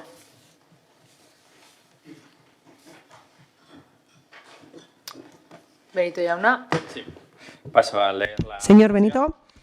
El pasado 15 de Bai, enero, irakurriko los dut. bombardeos contra la Joan den urtarrilaren 15ean, Gazako herritar babesgabeen aurkako bonbardaketek 100 egun bete zituzten. Eraso horren ondorioz, 24.000 pertsona baino gehiago hil dituzte. Eta Save the Children elkartearen arabera, tartean 10.000 haur baino gehiago daude. Gazako zerrendak blokeo jasanezina pairatzen du duela 16 urtetik eta egoera horrek herritarren bizibaldintzak behartzea eta pobretzea eragin du. Gaur egun blokeoa gogortzea eta Israelek bombardatzen duen bitartean oinarrizko hornidurak moztuta Gazan setioa esartzea gizateriaren aurkako krimena da. Nahiko da gogoraraztea nazioarteko zigor auzitegiko fiskal nagusioiak ekintza horiek genozidio krimentzat jo dituela. Hamasek biztanleria zibila hiltzea ikertu egin behar den oso gertaera larria izan zen eta horren arduradunak aurkitu behar dira. Baina horrek ezin du inola ere Gazaren aurkako zigor kolektiboa justifikatu. Biztanleria zibilaren aurkako eraso guztiak gerrako krimenak dira eta nazioarteko zigor auzitegiak jasarri eta epaitu behar ditu. Gertaera horien aurrean, gure nazioarteko komunitatearen legezko bete beharra da krimen horiek iraunarazteko inolako laguntzarik ez ematea. Genozidio delitua prebenitzeko eta zigortzeko konbentzioaren lehenengo artikulua. Hau guztia kontuan hartuta joan den abenduaren 29ean, Hego Afrikak genozidioagatiko Israelen aurkako salaketa bat aurkeztu zuen Nazio Batuen erakundeko nazioarteko justizia auzitegian. Gazan herri palestinarraren aurkako eraso honekin Israelek genozidio delitua prebenitzeko eta zigortzeko konbentzioaren arabera dituen bete beharrak urratu dituen ikertzeko. Horregatik, Getxoko udalaren osoko bilkurari honako proposamena aurkezten diogu. Bat, Getxoko udalak bidezko administrazio gorenei jakinaraziko die Israelgo estatua Palestinan egiten ari den genozidioak eragindako errefusiatuak hartzeko prest dagoela.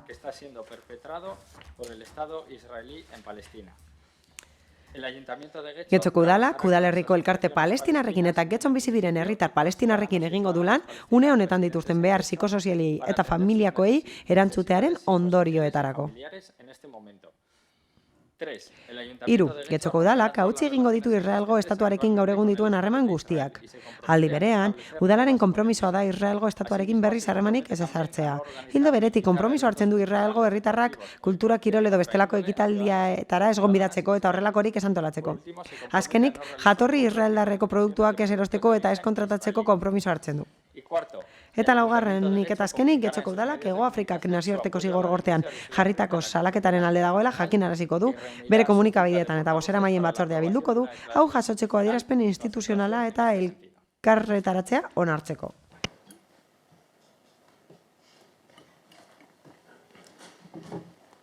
Bien, paso a defender la... Ondo da. Jarraian mozioa defendatuko dut. Hilaren erdialdean egun bete dira, lehenbiziko bombardaketak hasi zirenetik Gazan. Eta ezin dugu ukatu, gertatzen ari denaren magnitudea itzela dela. Zalantzarik gabe, genozidio bat gertatzen ari da. Atzetik dator, Palestinak duela 75 urte bizi du apartheid egoera. Urratzen ari dira, oinarrizko giza eskubideak, adibidez urarako sarbidea, mugimendu askea eta berdintasunezko justizia palestinarrentzat. Baina azkenengo 10 egunetan genozidioa ikusten ari gara. Helburua da mapatik ezabatzea Gaza, desplazatzea edo erailtzea bere biztanle guztiak. Eta hori gertatzen ari da noski norbaitek egiten duelako eta hori da Israelgo estatua. Baina gertatzen da permisibitatea dagoelako nazioartean eta ez delako zigortzen. Horregatik oso garrantzitsua da pertsona guztiok inplikatzea eta erakunde guztiok inplikatzea eta zerbait esatea horren inguruan. Gatazka handi horietan badirudi herriek ez daukagula ezer egiteko, txikiegiak garelako, baina hori ez da egia. Beste gatazkekin zenbait gauza egin ditugu, adierazpen instituzionalak, konzentrazioak, banderak jarri, hainbat ekintzak. Banan egiten ditugun ekintzak ere ez dira txikiak. Adibidez, banan asteburu honetan milaka pertson joan ginen Bilboko konzentrazioora. Eta banan Israeli laguntzen dioten enpresa batzuei boikota egiten diegu. Eta adibidez, orain dela hilabete bat, Puma Kirol markak patrozinioa kendu dio. Ekintza hauek ez dira txikiegiak Getxo, ez da Getxon ez da inon, eta hemen ere palestinarrak bizi direlako. herritarrak, errefuxiatuak edo gazan adizkide dauzkaten auzokideek. Eta haientzat, ekintza horiek asko adieraz diezaiekete. Hoy, como en los últimos 111 días... Azkenengo 111 egunetan bezalase bombardaketak egiten ari dira herritar zibilen aurka eta horren zifrak zehatzak dira 25.000 pertsona erail dituzte, 10-tik 5 aurrak dira, eta horrek esan nahi du erdia direla aurrak, eta 10-tik 8 25.000 erail dituzte, eta erdia aurrak dira, esan bezala, bai. Horregatik, premiazkoa da zerbait egitea horren aurka, esan bezala, milaka pertsonek protesta egin zuten, larun batean, 80 hiri baino gehiagotan, estatu gobernuari eskatzeko Hego Afrikarekin bat egiteko eta Israelekin harremanak apurtzeko. Adibidez, ekintzak egin zituen Bartzelonako udalak, PSC-rekin eta Eskerrarekin eta Komunsekin, erakunde adierazpena onartu zuten hiriaren eta gobernu sionistaren arteko harremanak geldiarazteko zu etena egon arte Gazako zerretan. Eta helburua da Hego Afrikak bezala zerbait egitea. Jardun du Hego Afrikak salatuz Israel nazioarteko justiziaren aurrean. Eta horrelako neurriak guk hartu behar ditugu erakunde guztietatik.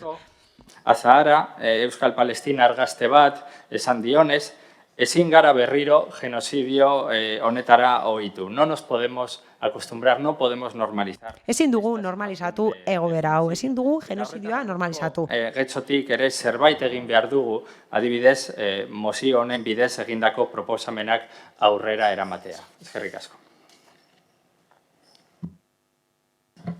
Eskerrik asko, Díaz Andrea. Eskerrik asko. Bueno, compartimos lo expuesto en la parte... Ados gaude zioen azalpenarekin.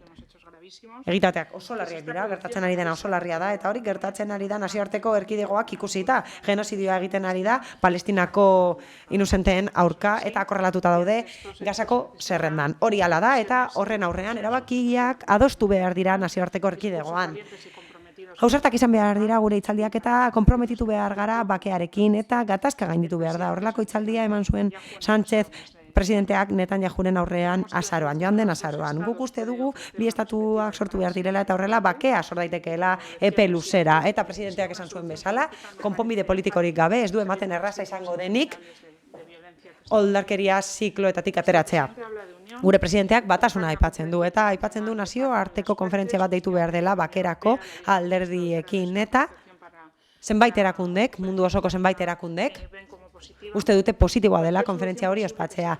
Eta konponbideak planteatzen direnean integralak izan behar dira. Eta horien barruan jaso behar da Palestinako estatua aitortzea modu ikusgarrian. Eta Gaza, Cisjordania eta Jerusalem sartu behar dira horretan. Beti ere nazio batuen akordioen arabera. Eta guk uste dugu, denok egon gaitezkela ados, Israelarrek eta Palestinoek eskubidea dutela bakean eta segurtasunean bizitzeko eta nazioarteko erkidegoaren helburua izan behar da beti sustatzea eta laguntza ematea prozesu guztiak babesteko helburu hori lortze aldera, bakea, alegia. Zure proposamenari dagokionez, lehenengo puntua eguzkiari eskainitako brindis bat da. Guk lan egiten dugulako Eusko Jaurlaritzarekin eta Espainiako gobernuarekin harrera egiteko Palestinatik etortzen diren pertsonei edo beste legu batzuetatik etortzen diren pertsonei harrera egiteko esan bezala. Bigarren puntuan proposatzen da Palestinako elkarteekin eta herritarrekin lan egitea bere premiak asetzeko, bere premia psikosozialak eta familia premiak hain zuzen ere. Berrikusi dugu, baina orain erroldan ez da agertzen Palestinako jatorririk duen pertsonarik. Baitugu pertsona batzuk Israeletik datozenak. 12 dute jatorri hori eta batek Israelgo herritartasuna baino ez dauka, baina guk zerbitzu publiko aitzindaria dugu. Harrera bulegoa. Harrera bulegoa daukagu, getxon aitzindaria dena esan bezala eta horrek zerbitzu batzuk eskaintzen ditu. Eta beno, horrek lehenbiziko kontaktua eskaintzen die gurera heltzen diren pertsona guztiei. Aukera dago horrela informazioa emateko pertsona horiei gure zerbitzu guztien inguruan. Orientazioa eskaintzen zaie, edo deribatzen ditugu horrela beste zerbitzu batzuetara. Eta gainera, zerbitzu espezializatu bat dugu eskubideak bermatzeko. Horren lana da, aztertzea pertsona bakoitzaren egoera zehatza. Eta aztertzen dugu nola lagundu ahal diegun atzerritartasun legeari dagokionez, harremanak sortzeko edo deribatzeko edo zein zerbitzu publikora. Beti ere maila anitzeko ikuspegi batetik. Eta gero, zuek planteatzen duzue? Siguiente, ¿no? Hurrengo puntuan, zehazki planteatzen duzue, kontu bat guk kontuan hartu beharko genukeena. Les decía que ustedes plantean una división. Banaketa bat planteatzen duzue, eta gu ez gaude banaketaren alde. La manera de solucionar este conflicto Gatazka hau ebasteko modua ez dago lotuta Getxonen eta Israelen arteko harremanekin, ez gara Hego Afrika eta ez gara Bartzelona, adibidez. Euskadiren biztaleria kopuru berbera du Bartzelonak, eta guk uste dugu horrek ez duela laguntzen bakean ez da elkarrizketan ere. Esan dezakeguna hauze da, bide beretik lan egingo dugu, beti ere babesa emanez eskumena duen horri, hau da, gobernuari. Kanpo gaietarako Europako arduraduna den Borrellek plan bat aurkeztu du, 12 puntu dituena, elkarrizketa sustatzeko eta bi estatuak sortzeko. Beti ere alde batera utziz bitarteko militarrak eta bake konferentzia bat sustatuz. Guk uste dugu hori dela bidea, eta zuek planteatzen duzu adibidez pertsona batzuk kanpo ustea edo bazter ustea eta beste pertsona batzuk sartzea Israeletik badatozte. Eta gure konstituzioak ez du albidetzen hori egitea, xenofoboa delako. Beraz, ez dugu alde egingo eta gainera ez dugu uste hori denik bide egokia. Mi esker. Eskerrik asko. Bai, zuzera Zelaia, hori da. Zelaia Anderea. Bueno, Euskal Herria Bildutik hainbatetan salatu dugu Palestinan Israeleko gobernuak egiten ari da genozidioa. Amorruz eta etzipen handiz bizi dugu egoera. Gure begien aurrean milaka herritar hiltzen ari dira zuzenean ikusten ari garen bitartean. Kopuruak ikaragarriak dira. 25.000 auzokide baino gehiago hil dituztea. 10.000 ume baino gehiago. Kazetariak hil dituztea. Nazio Batuen Erakundeko langileak. Laguntza humanitarioari ateak itxi dizkiote. Unibertsitatea eta parlamentua bombardatu dituzte. Ospitaleak bombardatu dituzte. Eta hau guztia nazioarteko komunitatearen isiltasun konplizearen aurrean. Hego Afrika bezalako herrialde eta gobernu duinak kenduta. Egoera honen aurrean, uste dugu ezin garela ezer egin barik geratu. Eta beharrezkoa dela kalean zein erakundeetan palestinari elkartasuna adierazi eta Israeleko gobernuaren politika genozidak salatzea. Hala egin dugu azken asteetan, gure herrian bertan antolatu diren mobilizazioetan parte hartuz. Udalari ere eskatu diogu Palestinako herriari elkartasuna adieraztea. Ukrainiako gerrarekin egin zuten bezala. Alkateari eskatu diogu, bozeramaile batzordea deitzea eta kontzentrazioa antolatzea. Baina uko egin diozue. Getxorekin loturarik omen ez duelako. Zuek esango duzue zein den ezberdintasuna. Zergatik birritan batu ginen udaletzeko eskaileretan Ukrainiako gerrarekin lotuta, eta zergatik ez dugun gauza bera egin gatazka honetan. Zergatik Palestinak ez duen zerikusirik Getxorekin, eta Ukrainiak bai, zergatik. Horregatik guztiagatik mozioaren alde egingo dugu. Eremo eta arlo guztietan Palestinari elkartasuna adierazi behar diogulako. Israeleko gobernuaren politika genozidak salatu behar ditugulako. Ez delako gerra bat, genozidio bat delako. Bere letra guztiekin, genozidioa, ez gerra. Eta gatazka hau ez zelako urrian hasi. Gatazka hau hamarkada luzeetan korapiatu da, eta Israelek behin eta berriz urratu dio Nazio Batuen Erakundeko erresoluzio guztiak. Helburu bakarra duelako, Palestina desagarraztea eta palestinarra kanporatzea. Hain justu, mozioan aipatzen da Getxok izan behar duela prestutasuna palestinar errefusiatua jasotzeko. Eta gure ustez, konponbiderik egokiena ez da palestinarrak euren lurretik ateratzea. Hori baita Israelek nahi duena. Palestinarrei euren lorra lapurtu eta lurraldetik kanporatu. Hemen lortu behar duguna da Israelen eraso lotzagarri eta kriminal hauek gelditzea. Gaza eta Cisjordianaren kontrako eraso guztiak gelditzea. Eta onartzea behingoz, Palestinak libre bizitzeko eskubidea duela estatu burujabe batean. Hori baita bide bakarra. Negoziazio eta elkarrizketaren bidez, konponbide justu eta demokratikoa lortzea, eta horrek ezinbestean Palestina estatu independiente modura aitortzea eskatzen du bere eskubide guztiekin. Eskerrik asko. Eskerrik asko. Uriarte jauna. Andrea, eskerrik asko. Hace 3 meses y medio comenzó... Duela 3 hilabete eta erdi, hasi zen zibilen pertsona zaurgarrien erailketa gertaera larrienetako bat.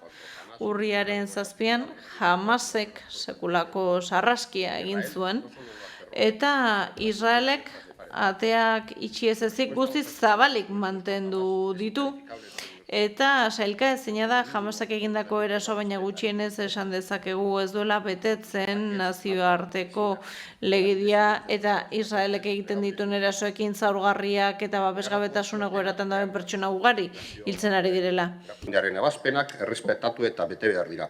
Horien artean, korridore humanitarioak inolako murrizketarik gabe funtsezkoak dira. Hori guztia nazioarteko ikuskapen egokiarekin egin behar da. Euskadi siempre se solidarizará con las personas... Euskadi betik erakutsiko du bere elkartasuna gerra edo gatazka armatuak jasaten dituzten herritarrekiko. Baina getxoko udala ez da ez nazio batuen erakundea, ez da inolako estaturen parlamentua. Guk ezin ditugu harremanak hautsi ez garelako estatu subirano bat, ez dugu horretarako eskumenik. Horrez gain, pertsonen eskubide funtsezkoa dira, giza eskubide oro, une oro errespetatu behar dira.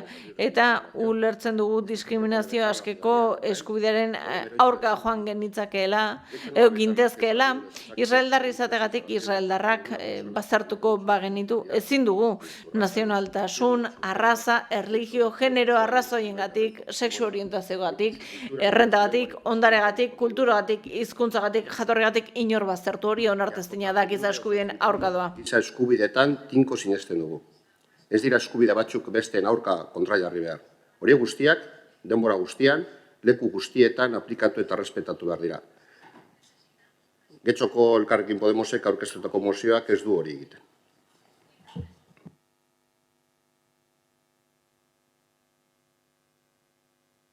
Eskerrik asko. Beste norbaitek? Bai, Benito jauna. Sí, era consciente que el punto tercero... Bai, banekien hirugarren puntu horrek eragin zezakela desadostasun handiena, baina arazoa hori balitzateke beste puntu batzuk proposatuko nituzke. Zelaia Andreak aipatutakoa oso esanguratsua iruditzen zait. Zergatik, honetxi dira gatazka batzuetarako deklarazio bat baino gehiago. Eta zergatik ez, kasu honetan, ez da? Zergatik ez dugu ezer egiten. Ezakit, agian nire proposamenak nahi baino harago doaz, baina guk ateak zabalik izan ditugu eta ez dugu inolako proposamenik edo zuzenketarik jaso gure moziorako. Beraz, berriro azpimarratzea oso larria dela gertatzen ari dena, baina ez baitugu gutxieneko batzuk egiten, ez dugu inolako alderik egingo. Eta azkenik, bai eskatu nahiko nukela kontuz aritzeko egiten diren akusazioekin, nire taldeari leporatzea xenofobia jarrera ditugula edo diskriminazioa eragiten duten proposamenak egiten ditugula gauza nahiko larria dela. Beraz, pixka bat neurriz jarduteko eskatzen dizuet. Eta berdintzen baditugu boikota bultzatzen duten proposamenak xenofobiarekin iruditzen zait informazio falta bat dagoela, ezin dira alderatu, ez da diskriminazio neurriekin, ez diogu inolako sarbide itxi nahi inolako ekitaldietara, ez dugu horretaz hitz egiten dugu, zer da boikot kulturala, zer esan nahi du neurri benetan gogor horrek. Ez dut nik esaten, nazioarteko erakundek diote, Israelek kultura erabiltzen duela propagandarako tresna gisa, artista eta kirolariak enbaixadoreak dira, propaganda hori egiten dute. Beraz, nazioarteko erakunde horietatik eta palestinarrek beraiek eta Israelgo judutarren erakundek ere eskatu dute boikoteatzeko. Israelgo gobernua egiten ari den genozidio delitu horiengatik boikot ekonomikoa eta kulturala eskatzen ari dira eragile horiek guztiak. Ez dezagun ahaztu 74an jada Hego Afrika kanpo utzi zela Joko Olimpikoetan. Beraz, eskatzen duguna ez da ezer berria, ez da berritasun bat, aspaldidanik aplikatu izan den zerbait da, eta bere momentuan funtzionatu zen. Beraz, espero dut egin diren akusazio horiek atzera botatzea, ez gara xenofobak, ez diskriminatzaileak, ez da inolaz ere. Beste norbaitek? Zelai Anderea? Bai, jarraitzen dugu galdera berdinarekin, ez dugu lertzen zein dan ezberdintasuna Ukraina eta Palestinaren artean. Zergatik etzan inolako arazorik egon, eta are gehiago, ez aldi bakar batean egin, baizik eta bat baino gehiagotan Ukrainarekin atera udal honek atara esan, ez? Eta Palestinarekin ez. Ados gaude gertatzen ari dan oso larria dela, honi aurre egiteko modu asko daude, eta hor da bat egiten ustugun aldean, ez? Ezaten dugu getxo ez dela kortu internazionaletan, ez Ukrainarekin kenduta, antza, baina danak argi eduki behar duguna da, pertsona txiki askok, gauza txiki gutxi, asko egiten barkatu, aldaketa handiak ekar dezaketela. Eskerrik asko, beste norbaitek? Ez, beraz, bozketara pasatuko gineateke. Mozioaren aldeko bozkak, EH Bildu eta Elkarrekin Podemos. Kontrakoak, Partido Popularra, PS Euskadiko Ezkerra eta Eusko Alderdi Jeltzalea. Eta honekin amaitutzat ematen diogu mozioen ataleari. Ez dakit galde eskaeraren bat badagoen, ez? Orduan herritarren sailera pasa aurretik 10 minutuko eten aldia egingo diogu, bale? Eskerrik asko. Vamos a hacer un receso de 10 minutos. 10 minutuko atxeden aldia egingo dugu, bai? Eta horren ondoren herritarrei bide emango diegu.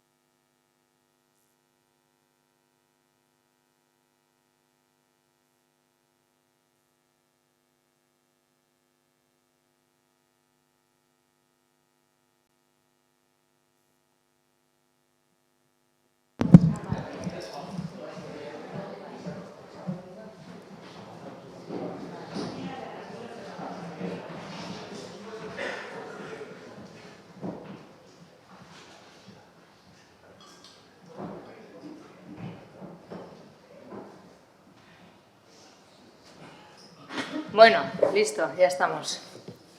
Bueno, prest, bagaude? Se puede acercar al micrófono. Bai, mikrofonora gerturatu, mesedez, esan izena.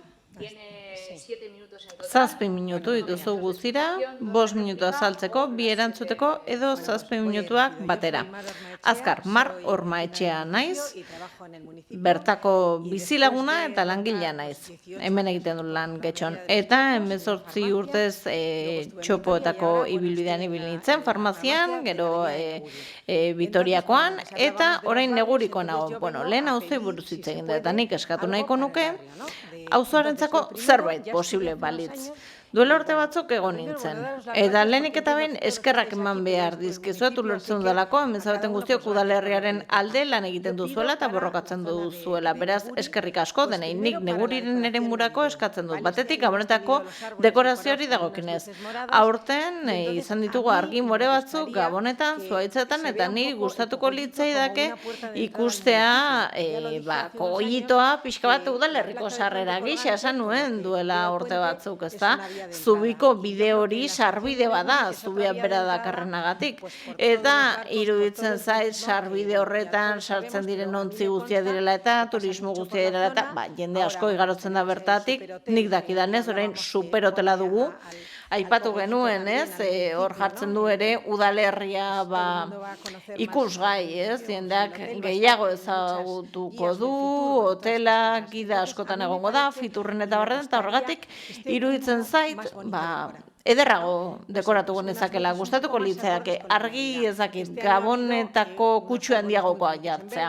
Egon dira, oso apaingarri ederra, berdez, txopoko hiribidean bat zegoen morez, eta niri iruditzen zepa dagoela, koloren kode bat, moratua, bada, martxoaren 8irako, beltza Halloweenerako, niri gabonetan, ezakit, berdea, zilar kolorea, gorria, hori ikusten zaizkit.